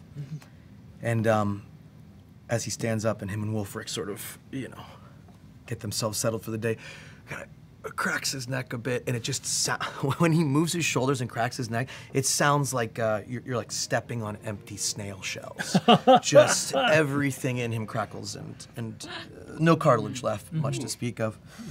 And he's got a leather bandolier on his chest that's full of like tinctures and herbs, and he just takes a little tiny snuff box out and and Wulfric sneezes behind him. And as he's sifting through these memories, he's trying to find that mooring to hold on to about what the night was all about. Because he's feeling through his pockets and they're empty. Yeah. No gold, no food. His water skin's empty even. And he doesn't know what to do with himself. He's lost again. Yeah. And the one image that he is just locked onto, surprisingly, isn't Teor, his old battle partner from ages ago, or even Azune, who he hasn't seen in a long time. It is that fairy that was so torn apart by the death of this man. And that memory of this fairy's tears and really brings all of the pieces of the evening back in. And he remembers that he was a small part of it. And he starts to remember what happened in that scene of that scuffle. And he looks down at Wulfric, and Wulfric looks up at him like a good dog.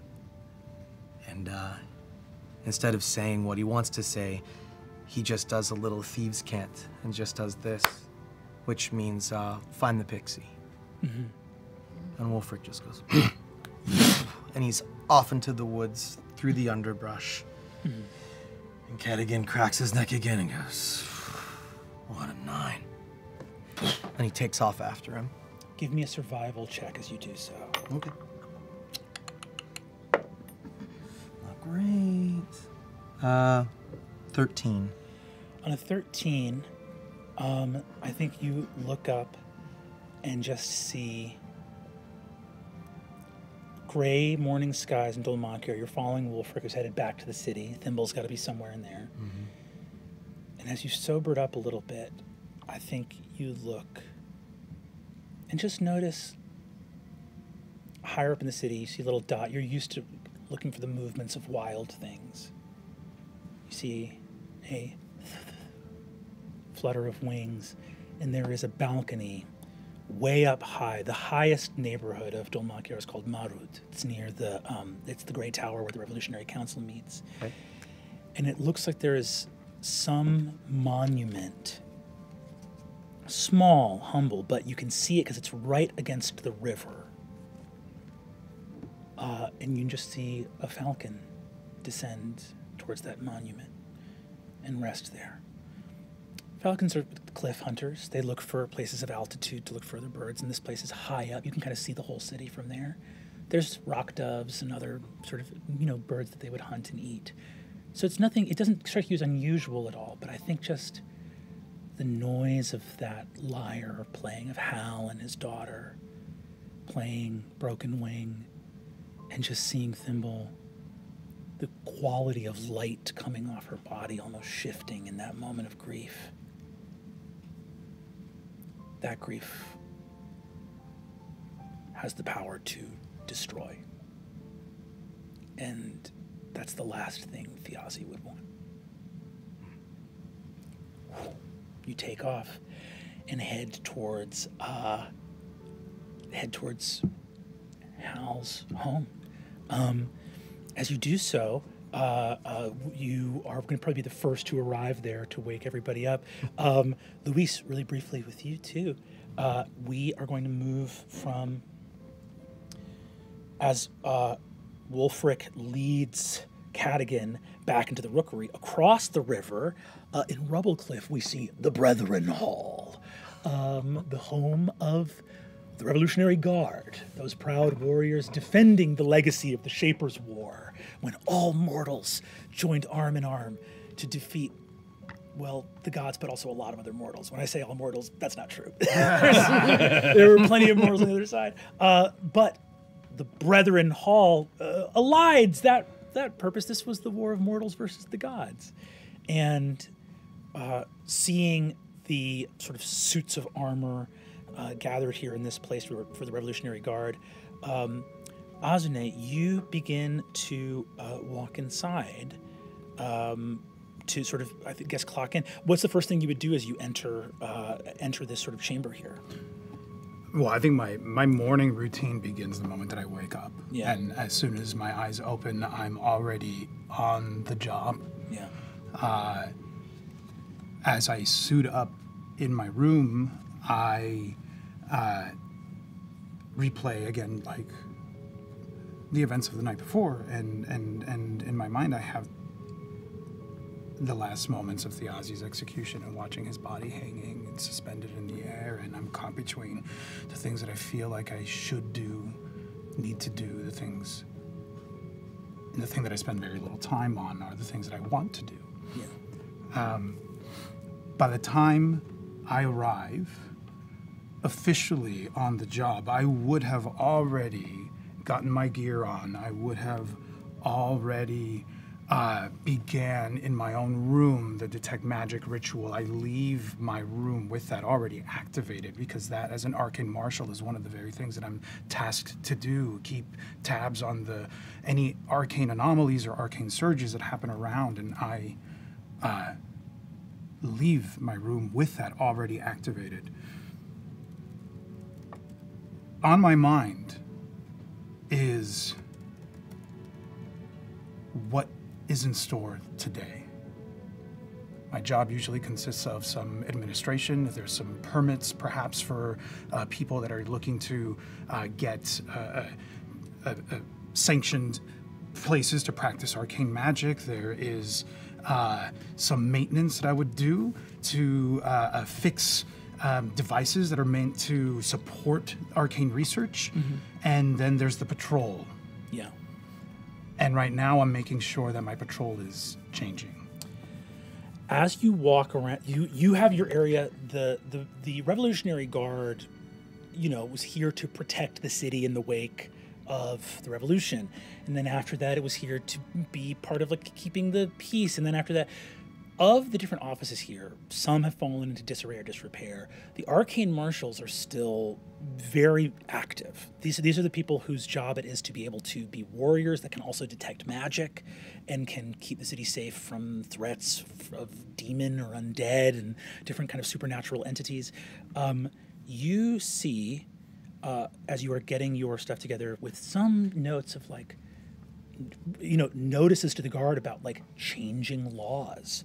There's a lot of training and notices about the reality of not being able to cast magic in the marketplace anymore, which wasn't the case even a year ago. Walking into the office of your captain, Edrian Fazir of the Arcane Marshals, you see that Edrian looks up at you, and there's someone seated in his office already. Sir Harondis Einfasen of the Council or the Chamber of Lords Advisory. Your captain, Edrian, looks at you. Older man, big belly, rotund. He's got sort of a strap of white around his chin, human man. Looks up and goes, Azune, good to see you, my lad. Have you met Sir Einfasen? I turn to take this stranger in. Have I met him before? You recognize him as a knighted lord of the House Einfasen. Mm-hmm. He looks to you and says, it is a pleasure to meet you. You are Azune Nayar. I stiffen up and become very formal, taking my job very seriously, and I give him a nod and I say, at your pleasure, sir. It is an honor. I understand that you were stationed to the execution yesterday. I was indeed. I understand the complexities of someone who enjoyed the mixed reputation of the Azifeng. There are many in the city that were the victims of his criminality, but also there are many who saw within him a hero, especially of this town of which he was born. A complicated figure, I think we can all agree, yes? Yes, sir. I'm meeting with your captain, Fazir, simply to engage in the offering of resources. It has come to the attention of the House Einfasen in its seat on the Chamber of Lords Advisory to the Revolutionary Council that the public funds have been somewhat diminished of late. And it is the opinion of myself, as a member of the Chamber of the Lords Advisory, that the Revolutionary Guard has for too long been tasked with the sole duty of protecting the city and its peoples. I would hate to think that your important tasks would go, shall we say, interrupted, or that you would not have the resources you need to be able to do what you must. We are discussing ways in which certain struggling offices of the Revolutionary Guard can be closed to see those resources better served elsewhere. And in my estimation, there is no group within the city that compares to the Arcane Marshals. Your services are absolutely necessary and vital for the continued safety of the city. I'm glad to hear that, sir. If there is any use I can be to you, you need only call on me and my house. We would be only too happy to serve. A question, if I may. Of course. These offices that you foresee would close. Is there... whatever little resources have been dedicated to them, what would that mean for those resources if those offices are closed? Those resources would be reassigned to offices of the Revolutionary Guard that are, shall we say, more efficient in their use of those resources. Understood. The Arcane Marshals is extremely effective at a, shall we say, type of safety of the peoples of Dol Makyar that cannot be easily recreated by any other division. Whereas Gate Guardians or Revolutionary Guard patrolmen, those tasks can absolutely be handled by men-at-arms of the various houses of the Chamber of Lords Advisory. And what role will you play in that? A security overseer. Understood. As a Lord Knight, it would be my honor to join you side by side in keeping this city safe.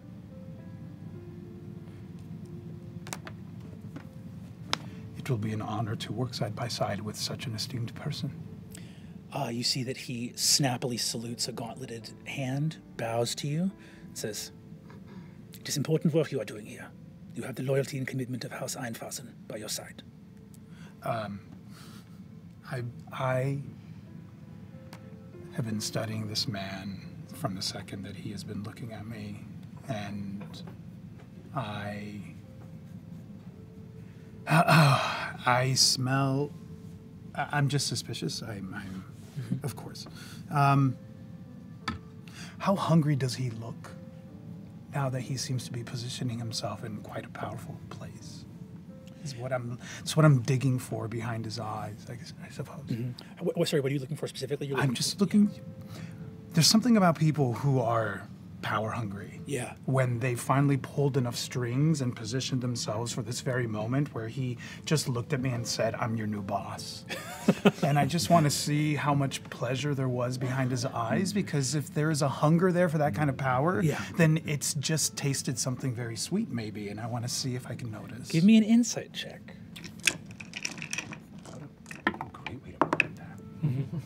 I just critted that. Nat 20! There you go. Yes. Different sundered houses move differently. Yeah. This guy is coming to you with a tone of respectfulness and zeal and flattery that lets you know that this guy is truly dangerous. The hunger behind his eyes. I think what you see too is you've talked to power hungry people in the past. Some of them are nakedly contemptuous, some of them are cruel or bilious.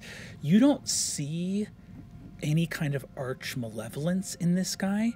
You see a person whose entire core philosophy, rather than being brickwork, is a solid monolithic cube of course I should be in charge. Oh. And everything else gets built on top of that. Okay. Lieutenant, Captain, I wish you all the best for a fruitful collaboration in the years to come. And you see he nods, and you see Captain Adrian says, and to you, Lord Knight, thank you very much for your help in this endeavor. And as the Lord leaves, you see Adrian looks over at you.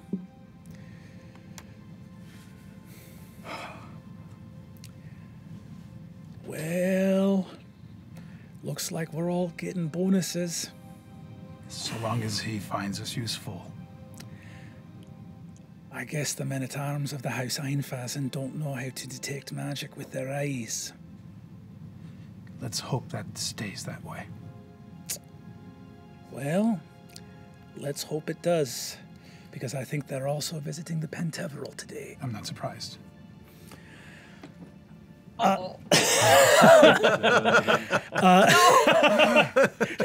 Do you... No privatizing government sanctioned organizations, no! This college needs No! With that, so much moves through my mind. As I immediately become concerned for some of my friends. Yeah. I go to where the schedule is, basically, and I'm eager to leave him there kind of spinning on this, because I have other matters that I need to attend to, and I'm going to go to the schedule. Specifically, I'm going to go to where whoever's in charge of where the Crow Keepers area is, whoever's meant to patrol that area, I'm switching our names so that I'm on that patrol. Hell yeah. Gotcha. You switch your names, you get out there, you will be on patrol in Caravan Hill, and with that, you head out. Speaking of the Penteveral, a gorgeous series of buildings at the border of the neighborhood of Rosagar and a place called the Embers, which is the dwarven neighborhood built into the side of the Kavrozi Mountains that here you see is like basically like gorgeous red sandstone and then colorful like sort of pink quartz from the Sunset Mountains. There's alabaster. The Penteveral is like a rare bit of color, and there's also like plastered and thatched conical sort of towers, or plastered and shingled conical towers. The Penteveral is also much like a campus in a city. It's almost hard to tell you've walked into a college until you're way in it, and you're like, oh, there's people that are like getting snacks at this little street cart thing by like showing a student badge rather than, you know what I'm saying? Like, so it's like, oh, suddenly, it's almost like a secret college that you just, suddenly you're in. Noted by many covered sky bridges in that kind of almost tam o' shantery, or like it's like the white plaster and like the moss-covered shingles. They are sky bridges that are only about this big across because they are sky bridges for familiars to walk from building to building. So there's tons of little familiar bridges throughout the different buildings of the Penteveral, and you see all throughout this beautiful little glyph with 5 sort of stations around it, almost like a pentagram. And you are walking through it, Murray, and as you walk through, you see that nearby, sort of racing past you, is a young gnomish lad who's a grad student. His name is Gallant, and you see he looks over, and he's running by with a bunch of scrolls. He looks like he's sweating and panting. He looks over and goes, "Murray." Yeah, what's going on? They just sacked Tall Barrel. What? Tall Barrel's he's resigned. They didn't sack him, but they fucking sacked him. They sacked him. Who did? Is this these damn houses? Who was it? Which one? Give me names, boy! I think Einfaz and Cormorant, Halevar, Royce, and Did I just palm him and start like it's all heading? 5! Boom, you're out of the way. You rush over in a beautiful office appointed with a massive desk. You know, this ancient red wood varnish with wooden gargoyles. You see there's these like 2 sort of panther heads that are a little bit more angular, and they have grapes hanging out of their mouths. And up above, you see there are these gorgeous elven muses with flowering plants sort of popping out of the planter top of their head. You see there's a weird little tooting, steaming gem sort of bubbling in the middle of a beaker's neck as nothing, there's no water, but it just somehow produces steam from air underneath it. On top of this massive desk is a much smaller desk. And at that desk, with a small staircase on the side, is the halfling professor, or sorry, I should say dean, Euripides Tall Barrel. Slightly pointed ears, white curly hair, little white curly sideburns, looks over, little vest, bare feet and breeches, looks over and goes, "Murray." What did they do to you? What happened? What did they do? Why didn't you stand up to them? What do you mean? This wasn't supposed to happen yet. I just heard the news from Gallon that you got sacked. That you're stepping down. Murray, I'm not. Euripides. I'm sorry. I'm sorry, Murray. I really am. You said we were gonna stand up to these greedy ass fucking houses. What are you doing? I no longer believe it is possible to do the work that is necessary to do here in this place. What do you mean? Our work is incredibly important. Of course it is, Murray, of course it is. I know that. But if I had tried to fight them... You see, he just shudders and he puts a sort of paper across to you.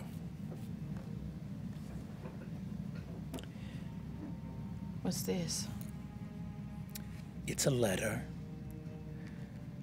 affirming the decision from the Revolutionary Council to accept the advisement from the Chamber of Lords to revoke the license to cast arcane magic on student grounds here. And they're not going to do it if I resign. They prefer Cora. Of course they do. She's one of them. She's not one of... Okay, well...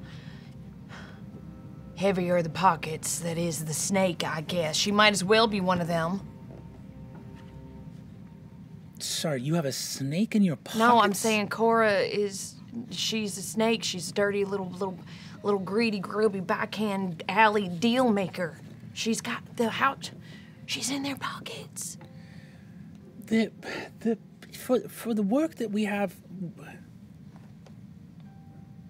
So wait, you're trying to say that they're coming in and they're trying to shut down the ability to cast magic at a magic school? That's their angle here? That's what they're trying to do? It was the feeling of the Chamber of Lords Advisory to the Revolutionary Council that casting magic is not necessary for the study of wizardry. That is the most batshit thing. You hear it coming out of you. What? If they are going to try and push you out, they might as well have been creative about it.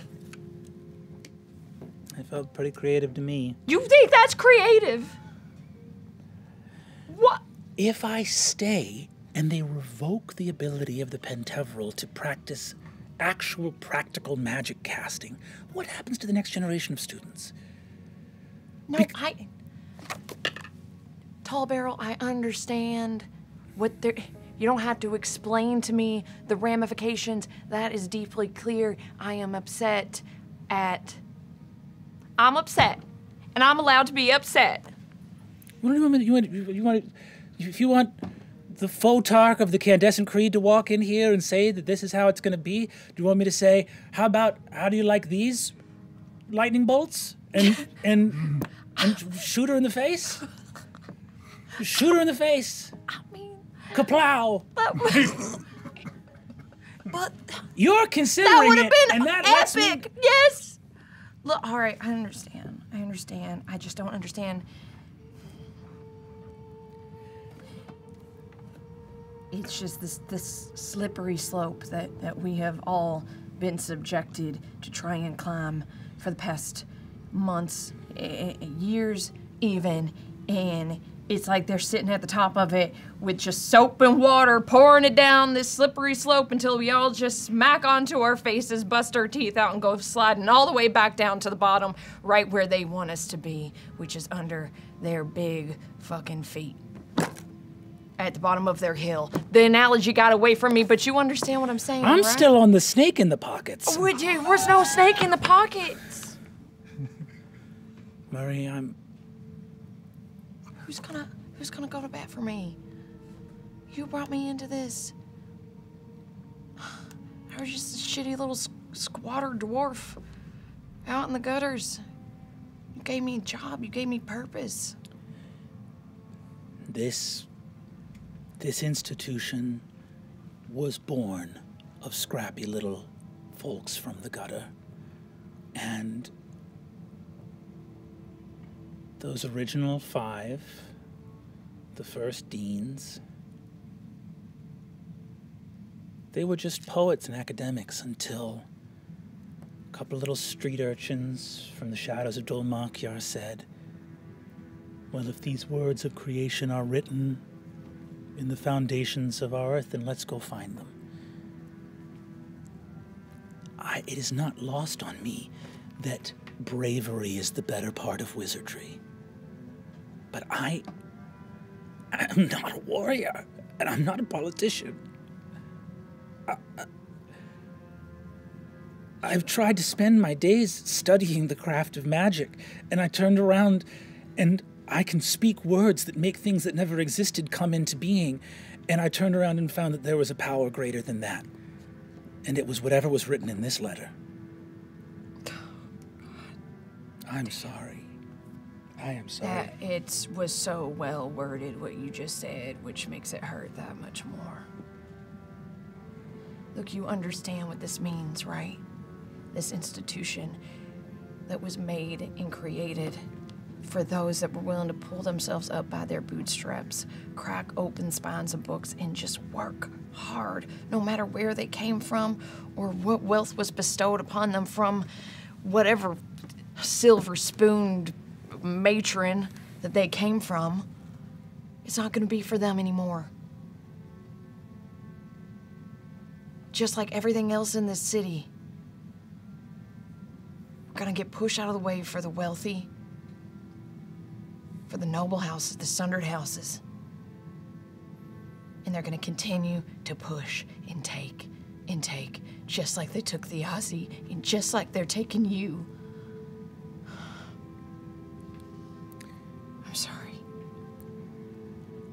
I haven't slept all night, and now my emotions and my hormones are completely unregulated. You see Euripides just with this half-packed bag next to him, looks out and says, I've spent my life looking for answers. And today, my last day at the Pentevral, I'm afraid I have none. Today's your last day? I have to leave. I just give him a big hug. He gives you a big hug. As he does, you hear the noise of boots approaching. In the doorway, the shadows grow long. Effortless magic. Magic inherited as the shadows lengthen. Marie just kind of cracks her knuckles a little bit, cracks her neck, and then just looks at Tall Barrel. Tall Barrel turns. Smiles. A woman enters the room ahead, a dwarven woman, much like yourself. Clean-shaven, platinum blonde hair, Dean's robes looking very official. Walks in and says, Dean Tall Barrel, there is someone here to see you. A benefactor and patron. The door darkens, and a tall, grave figure of sallow skin enters. The Lord Primus Taconis. I'm looking for my son. I believe he studies at this place. And we're going to leave there, and I will ask everybody at Hal's house to jump on in. Big tradesies? Alex, yes. I'm fucking coming for you, man. Bro! Oh, no. What did you do to piss off Daddy? Primus Taconis. Primus Taconis. Oh, Wow. Cool. Cool. I may call people in at a moment's notice. Cool. Okay. Yeah. How hot is your dad? Do we want someone to jump over the other side just as we're opening? Oh, I'll do it. Yeah, go for it. Yeah. Oh, yeah. Okay. The morning of the next day, all of you awaken. And I'll ask, Thimble and Octus, where are you sleeping in the house that night? If you sleep at all. I did, but I fell asleep on Thiazi, so... Falling asleep on Thiazi, just a small, as you awaken, the small mound of pixie dust that has surrounded you glowing on his chest. I think I took whatever room that was available for him to sleep in, but Pin stayed downstairs at the feet of Thiazi in case Thimble needed anything. Awaken Hal and Taisha. I think you guys awaken. I would say that Hal barely slept. Yeah. Years ago, when we had children together, obviously we shared the master bedroom in this place that we built. But once you left, following your convictions into the world, the room that was your study, your quiet place in the house, I continued to tend and kept it full of greenery and put a bed there. And not to say that we haven't say it. Enjoyed each other's company on and off throughout the years. It's never assumed, and I've preserved this room for you, and I've barely slept. So I'm coming to this room now to find you. Yeah. By the way, I think Octus, it probably would have been like this room. I think we're used to like splitting rooms, so up incredibly early. And by the time you Hi. Good morning. Is he awake? Hi. I'm still asleep. No, he'll be up at the crack of noon. And Are you sleeping in the same room as them or in a different? I'm sleeping in the same room as Taisha was in this room. I just stayed in whatever room she was in. We're used to that. I think there's a moment the night previous when you're like, I'm gonna sleep in the foot of their room, where you see Shadia, who has her whole own room, is like, got it. And then she's like, she looks at you and she's like, do I not? Look, I don't know. I think about this. I thought he's not necessarily my type, but I just No, I know. Make a move, girl. Yeah. Make a move. He's weird, but it's I'm not gonna make a move. Do something. Do something. He's like is he your protege? No, I work with him. A little, not that much. Okay. He's never had sex. That's an overshot. Up to the roof of this place where you can look out over all of the neighborhood of the Rookery. Yeah. And the sun is just barely coming up, and there are magpies sort of warbling to each other from different rooftops up here. Did you sleep? No. God, how are you? There's a lot to do today. Okay, you look great. Terrible. I'll take care of it. Let me take care of it, please. I am glad you are here. I'm glad you're here. I've been anxious since it happened. Terrified that someone in his orbit was going to try some harebrained scheme to pull him out of that spot, and including you. Yeah. You weren't inaccurate. Right. And I didn't want my brother to be a refugee and never see him again. And I was convinced that I could handle back channels. I had Arnessa. I had the hell of her boy as a failsafe, and it all failed. And I'm a fool. You're not a fool. You are hopeful. And that's not a bad thing. We were the fallback mechanism if all else failed. The glyph was supposed to fire, and we would get him out, and better alive and in the world than gone. But I couldn't even talk at all yesterday, and 1,000 thoughts rattling around inside my head. And there were just too many people, and for every person in the house who was there to pay respects and missed my brother, it seemed like there was another person with an axe to grind.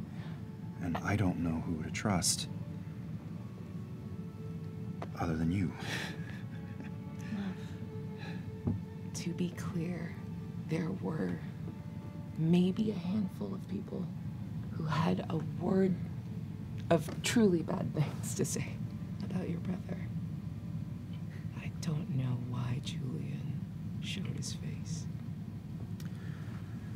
And Valus' whole... That's fucked. But everyone else there knew him and loved him, and I'm sorry. I will just keep rambling. You know, I was in the crowd, and Azune made it so that he and I could talk, so to speak. Oh. A little. And he... I'm gonna break all these chairs.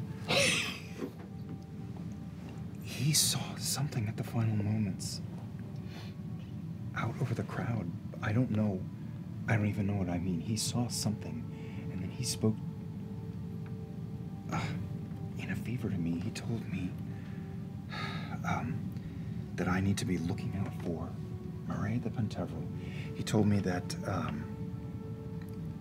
Belair has paints waiting. He wants me to look after Thimble. I would have done that anyway. Of course. There's a lot to figure out, and I don't like the way the wind is blowing in this city, and I certainly don't like it that trouble has washed up at our children's feet. Yeah. I don't know where to start.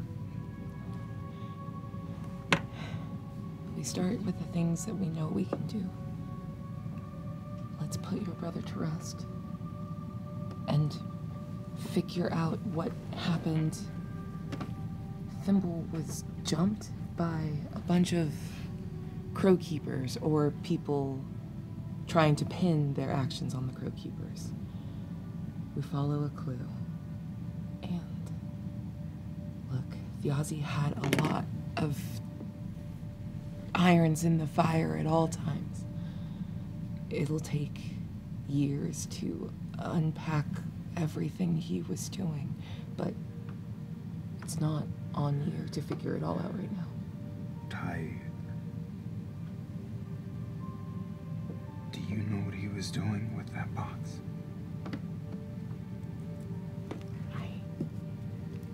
I wish I was the kind of person that asked more questions, but I trusted him. I told him I was on my way to Venatus. I asked him if he needed me to pick up anything for him, and that was the request. I spent weeks walking back with Octus, threatening him and cajoling him and begging him not to open that box, and then I'm the one that did it. I brought danger into your house. I'm sorry. Danger has chased my brother around his entire life. Or I got that backwards. But we've always worked so hard to keep it as far from you as possible. Well, we got a lot to figure out, a lot of people to talk to. Yeah. Peel off a little time for Shadi today. Yeah, she seems mad. Madder. I understand. Just spend time. That's all she wants. You and Hero playing that song last night. It made me miss all of the things I missed so much. But every time I hear you play or I hear your stories, it becomes so clear how important it is to fix this world.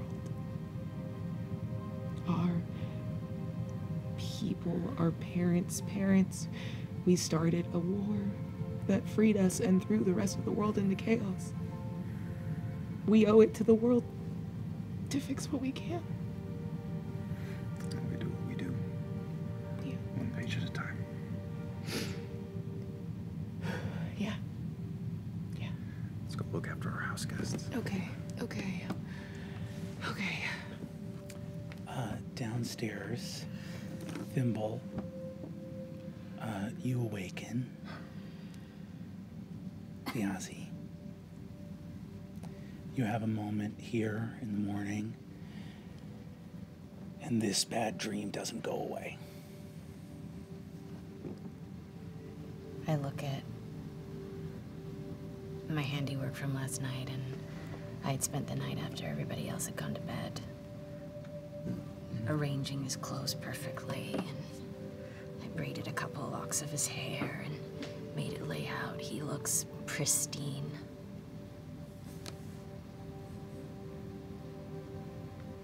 I took a couple of the treasures people left for him. He would have wanted it to go to use.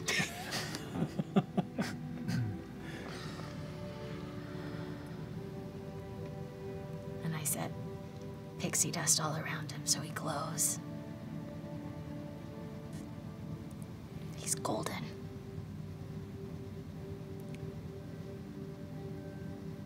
I'm gonna find who did this.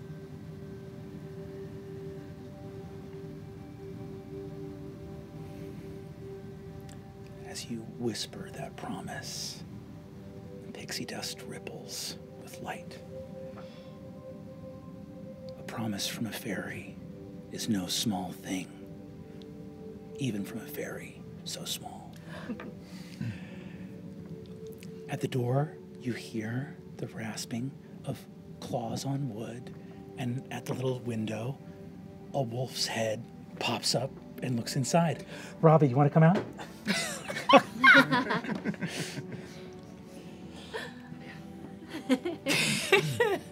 Hey. What is this wolf's goddamn vibe? Is he the scariest guy or a good boy? I cannot tell. Wait, you don't need to scooch. No, What you are you didn't scooch, scooching? Alex. I'm sorry. We can all scooch together. There's numbers on the table. Cadigan arrives at Hal's house. So the wolf's head pops up in the window, you say? Yeah. Yeah, he just sort of mousels the windowsill open a little bit, and then slinks inside. And then I imagine it's sort of a step up if there's like a brownstone, like there's steps up. So all you see are two bandaged hands grab onto the windowsill and you go, oh, fuck, ow, ow. And he's got like a little splinter, and Cadigan just boosts himself up into the windowsill. I fly up to the windowsill as your head pops up. You know there is a door. Oh, yeah. Sorry, I just followed the dog. You still smell like alcohol. Then I burp, and it smells more like alcohol. Envelops me. He slings himself into the room. Hello? Hi. Hi. Good morning. There's a door. Sorry. Hair of the dog for you and the dog. 1 sec. I go and I bring out shepherd's pie from the kitchen and some ale, and just set it out if it's wanted. Do you want to drink more or not be? And he just starts eating the right. shepherd's pie with his hand. No silverware, just kind of scooping it in his mouth. Do you have and any then honey? Have you been? he's scooping it down to the dog at the same time. Dog's eating it out of his hand, and he's going right back into the pot. Just sort of looking at everyone. You've been inside around people, yeah? He didn't raise you? I love people. Great. Okay. There's a glass jar of honey down on the same table. Octus wasn't asleep. He couldn't hear either of you because his consciousness was inside Pin downstairs the all night. So as soon as this starts happening, he cancels it and comes down. It's like, and sees you eating and just goes, Lord, what a way to eat. Yeah. Oh. Pie's gone. That was so fast. Morning. Do you want Peckish. more? Sure, that'd be. Thank you. Yes. I got it. And you see that there is a fundamental tension in Taisha that's need a thing to do, and just starts buzzing around the house. Speaking of buzzing, are you airborne or are you? Yeah, Wolfric is just sort of not nipping at you, but you know how a dog gets interested in something in the sky, a fly or anything? He's just sort of got you tracked and he's bopping around. Yeah, and I'm tracking him the entire time. Yeah. Keeping up just high enough out of his It's definitely range. not that playful. Yeah, no, I can tell. Yeah. Thimble, you know that it's, the funeral went late. The amount of time it'll take to get to Caravan Hill, you know that the tavern will be open, and the Crow Keepers will probably be present by the time you get there. We gotta get going. Going where? I'm gonna head up the Crow Keepers. Oh, Crow Keepers. You ever dealt with them before? Of course I have. Have you? Wow, so much attitude. I don't know what we're doing. I'm sorry, we didn't even speak last night. Did you leave something here? No, I just. Oh yeah, I didn't ask. As I come out bringing you more food. Why are you here? Do you? Oh, sweetie, I got you. Sorry. Cadigan, are you? Oh. Are you gonna help? Yeah, I think so. Oh. Depends on what we're doing, I suppose. He looks creepy as hell. He's not- perfect for this. You wanna come with me? I need backup. Fantastic. Is there any? No, I'll save it. And he looks at the ale for a minute, and the minute turns into a real minute. And then he unlocks and leaves it sit. And then, I'm sorry, I missed a little bit last night. I just remember you. You're Thiazi's brother, I see it. You served together. is this a broad term for a band of mercenaries? Fought near each other. We fought shoulder to shoulder. He was a bit more like a non-commissioned officer, and I was more like in the trenches, fucking it up, if you know what I mean. But he's a good guy all along. I'm sorry, by the way. I didn't get a chance to properly pay my respects. It was a busy night. Yes, it was. Well, he's still right there if you want to, Cat. Oh, yeah. And I'm gonna walk up to him, and I'm gonna look at him. And as he's resting in dead, I think Cadigan's seen a lot of death in all of its forms. And when you see a person lying in repose, they have a resting face. And Thiazi's, to me, looks mischievous still, as I remember him in my youth. And then, while nobody's looking, just out of curiosity, I'm gonna say, sure. I'll grab a little pinch and a little flick to where no one can see it, and I just want to cast really quick, just to check. Spare the dying. Because I figure if there's one last gambit he might have in his pocket, it could be that he's not really dead. Just to check. You cast Spare the Dying here. Give me insight in this moment. Like an insight, check? An insight check. Okay. He's been alive this whole time. Gotcha. Giggles. Now imagine if you called that here. Yeah. What was that? What'd you roll? It's a dirty 20. Dirty 20. You look. Spare the Dying. You cast it. You do not feel the spell take hold as it has in the past, perhaps on Thiazi himself. And you wonder if that mischievous half grin on his face is that the trick he's smiling at, is that the life he lived led you to believe he might be fooling even about this. Yeah. I think Cadigan, looking at his body here, he is golden, gleaming, surrounded by treasures from the many lives he lived. It is not an exaggeration to say, in the lives of mortals, though he had so much more time left, this is the best you can hope for. To be left like this. He looked at him and just quietly to himself saying, man, it's too bad. Well, let's get after it then. While he was talking to him, I'm just gonna be flying next to Octus. Can you come? Or is that stupid? No, you mean to...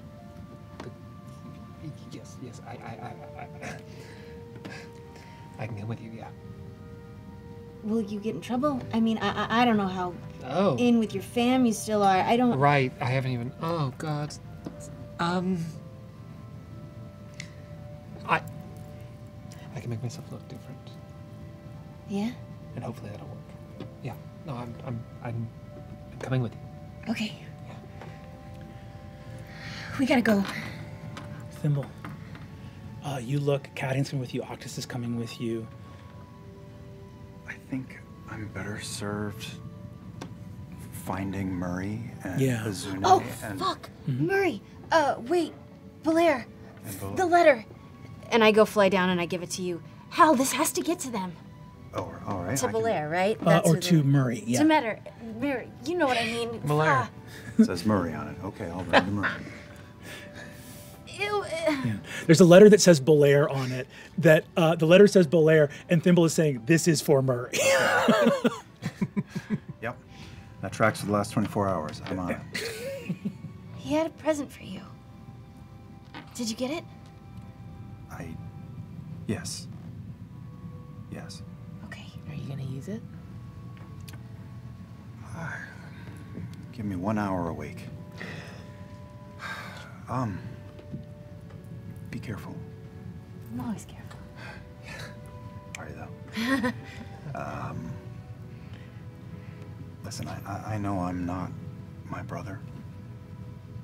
And I'm no replacement for my brother, but I know how much you meant to each other. And as far as I'm concerned, your family. So if you ever need somewhere to go, it's here. And, I was able to talk to him at the end. Are you bullshitting me? Because Azune said the same shit. And then he said he was lying, so. I'm not bullshitting. What'd he say? He said to tell you not to be afraid. And I didn't need him to tell me that he thought the world of you.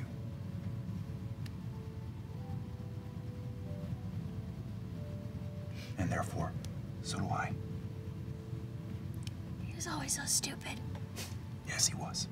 I'm never afraid.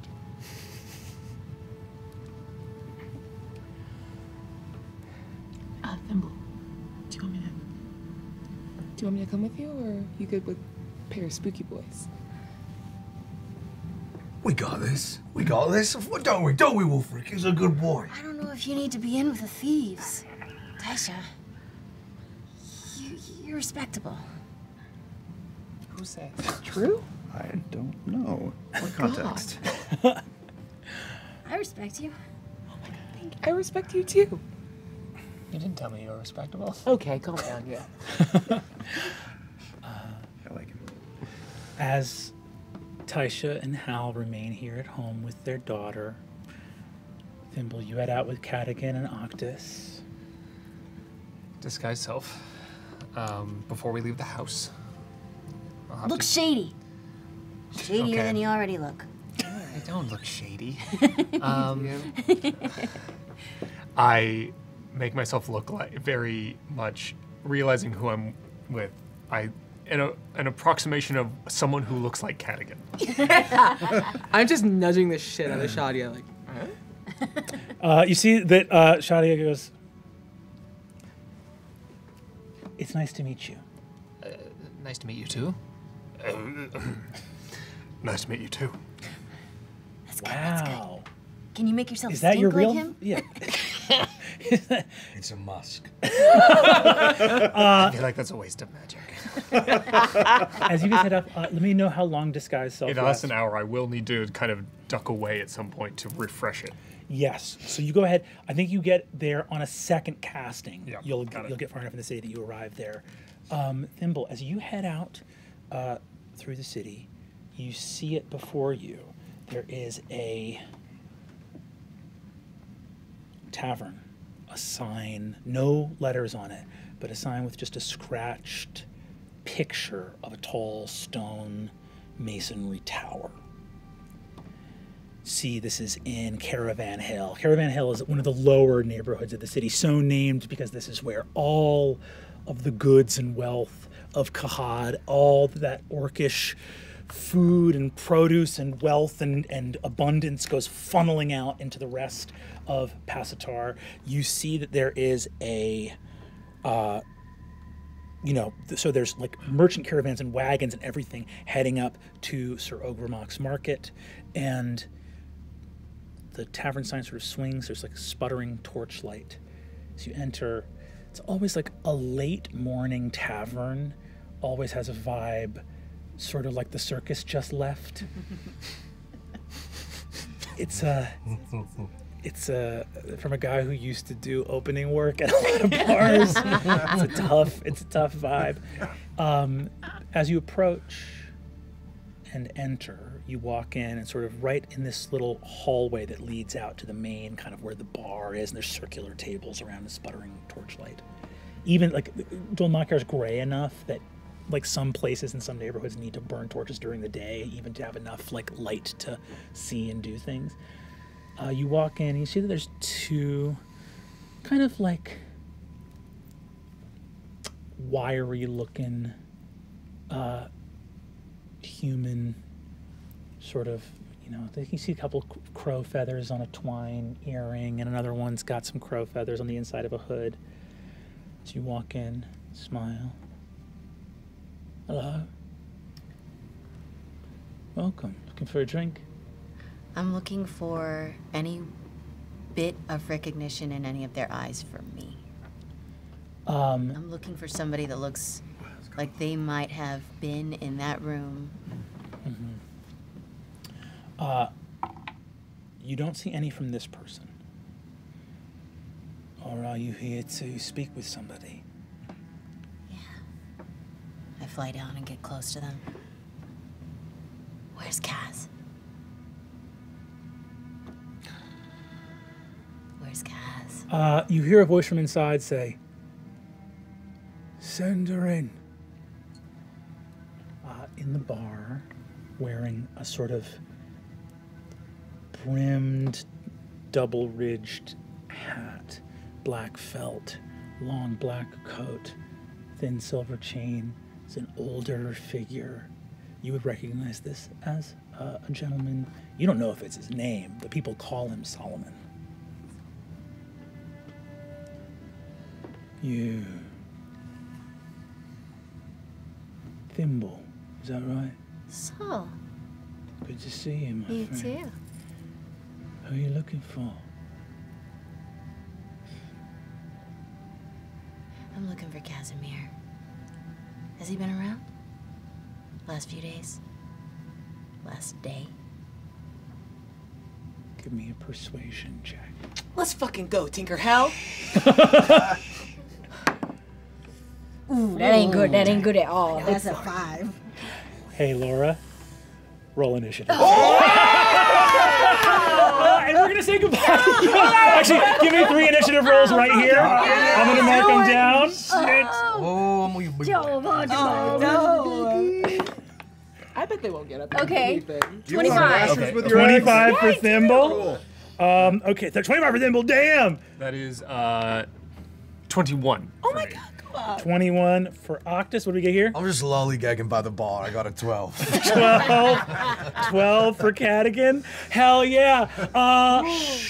Thimble, these people are not creative, and as many times before, you hear the whistling right behind you of someone with a burlap sack. And that's where we're gonna say goodbye. See you guys next time. Can we get Sam and Whitney out here? Okay. Everybody else vacate, right? Everybody else vacate. Yeah. Bye-bye. Bye. That was fun, actually. Let's go. Almost first combat. So close. Hal and Tyson are just making breakfast. Yeah. That's it. It's its own kind of combat.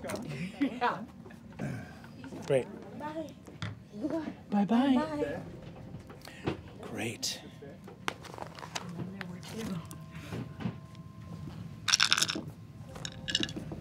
I love it. Boy. I love it. Hey boy. Hey boy. Should we be on different? Do you want to be? No, Should we?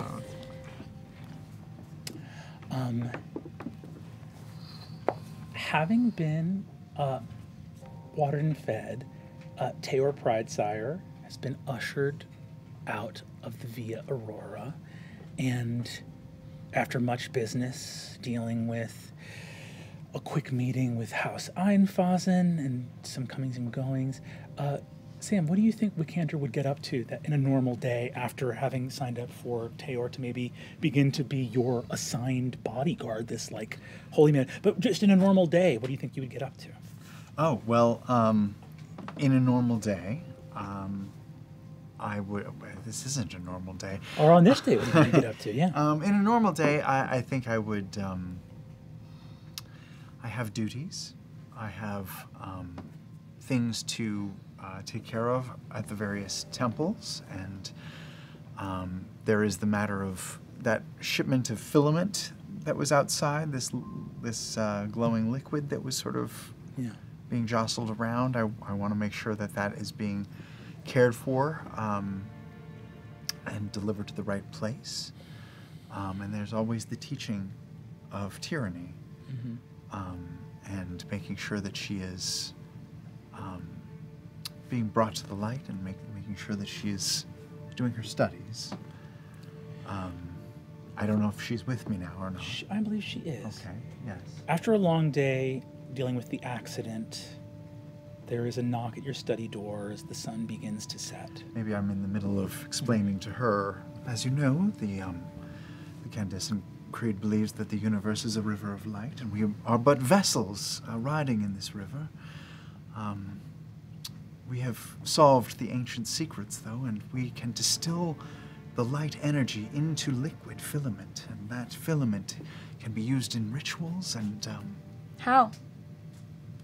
it's very crucial to our faith that that filament can be used to empower people, to cast magic. So you don't know? I don't know exactly how it works, but I do know that that filament can even be ingested by people. Why, you see the markings on my face, these beautiful glowing tattoos, are actually pure filament. That's the bottled down essence of the universe, tattooed on my face. But you don't know what it is?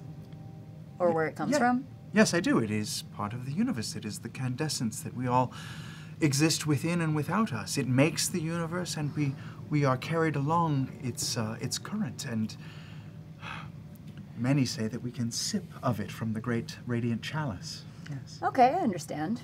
Let me ask you something. What did you think about that Teor guy? He was very strong. He was really strong, yeah. Yes, and sort of had a swagger about him, Yeah. don't you think? Yeah. Sort of a confidence. Well, let's stay pure. Of course, you're right.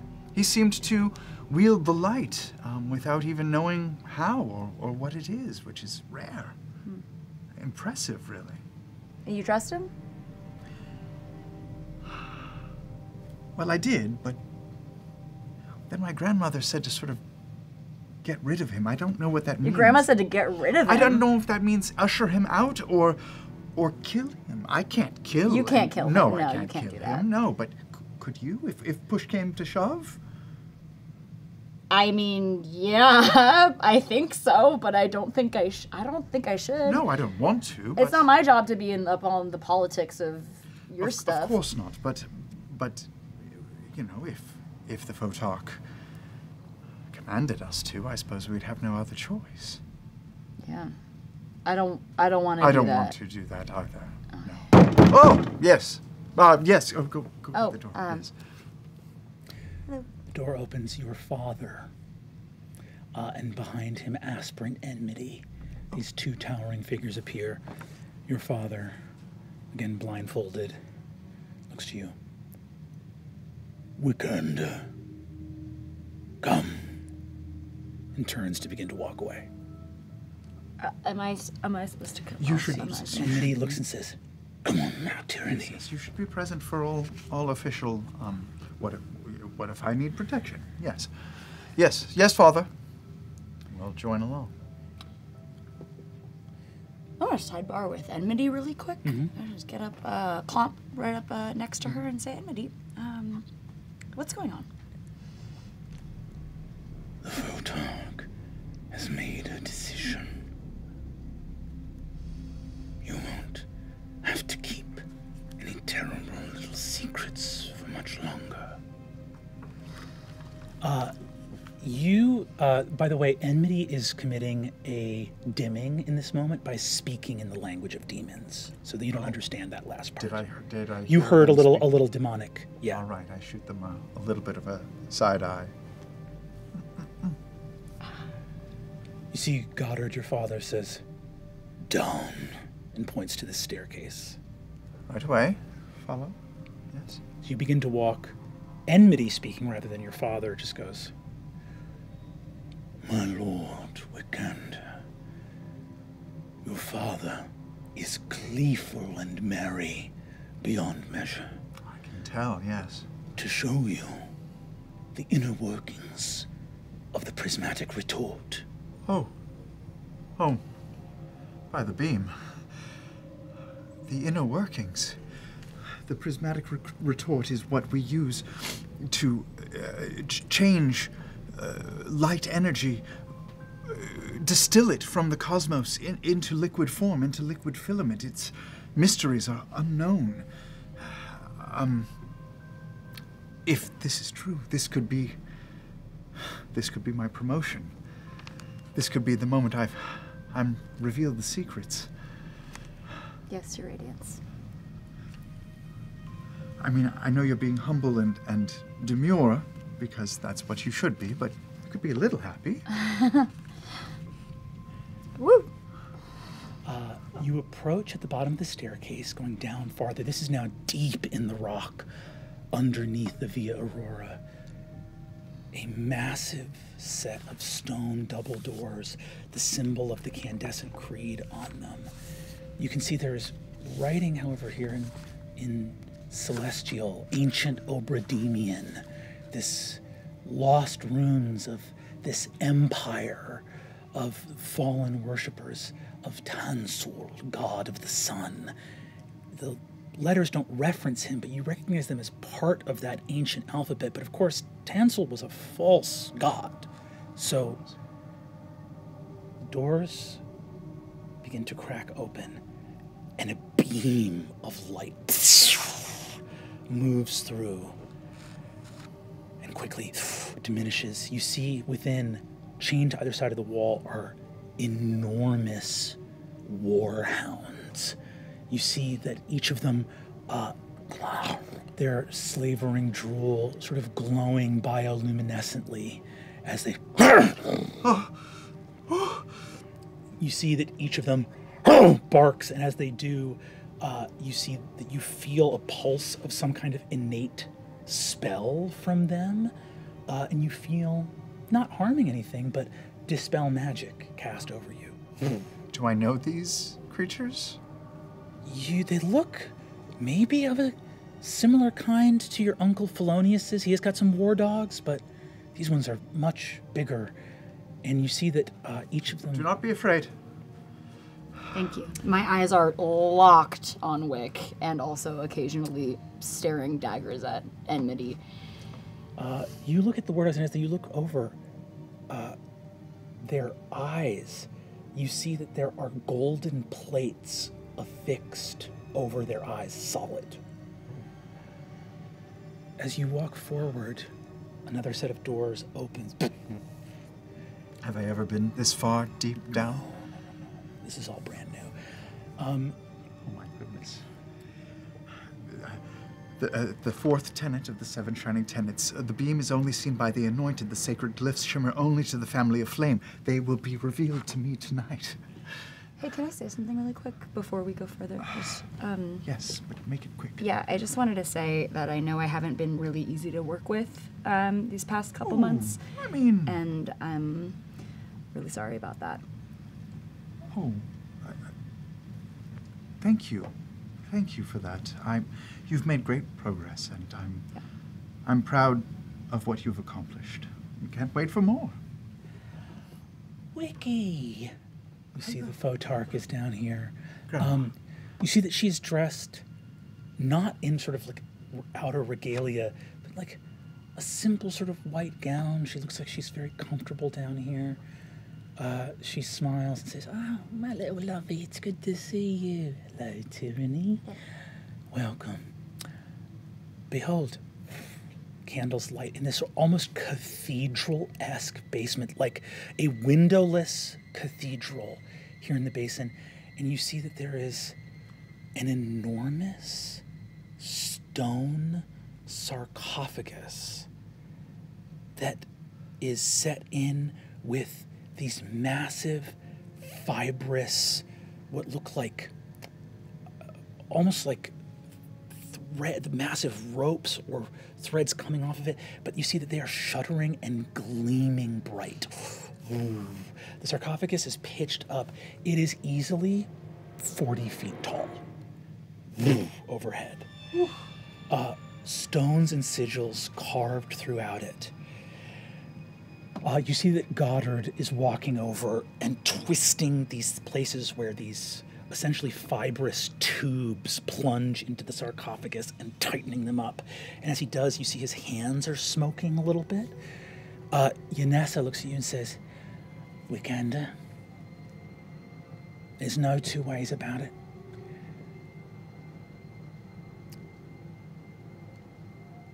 The love I hold for you is as true as the foundations of the earth.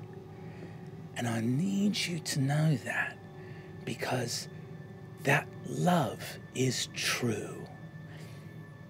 However, some of the things I have told you in your life have not been true. And so, I suspect that there may be some points where you feel rattled, unsure, your legs taken out from under you. You see a tiny, papery old hand touches your cheek. So the thing I need you to hold on to when everything else goes away is I love you. I love you too, Grandmother. Your ability to wield the light is a gift. From the cosmos itself, yes. We all must carry the light as clerics of the Candescent Creed. It's less a gift of the cosmos than it is a gift of our family. And it's less from any given creed than it is from faith, belief. Goodness, justice. Goddard, open the retort. The machine. This is the machine that distills the light into filament. As you wish, Mother. Goddard goes to undo his blindfold. Takes it off. Beams of light emerge unbidden from his lidless eyes as two beams of light funnel into the base of the prismatic retort. The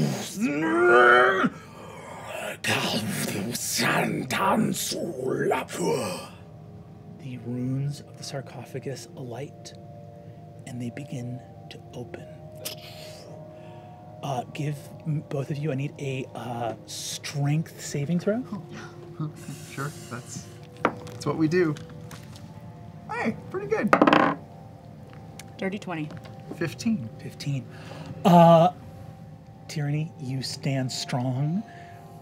Wikander, you are thrown back 10 feet. Sure. Oh. It's all right. I can see better back here. I go and I, hold on, it's okay. You look up, and as your eyes adjust, you see your father kneeling, reasserting and refixing the blindfold on his face. As the retort opens, gleaming light. This is not a sarcophagus. It's an Iron Maiden. And within it is a 30-foot tall angel chained with taps like that removes the sap from maple trees, gushing blood out as the angel, chained with its head against the inner workings, its featherless wings spread out and splayed against the inside of the machine, roars out like a screaming titan as rows and rows of unpointed teeth within its mouth gnash furiously. It blasts forth bilious, gleaming blood over its shining body. Claws and feet reaching forward against the chains. Yanessa turns to you. Wiki, I'd like you to meet your grandfather. That's all for this episode of Critical Role. Wait, no, go. And we'll see you next week. No. Don't cut. Shit. I had to tell you some stuff. Damn. God, it took me everything in my power not to go, fuck you, Iron Maiden.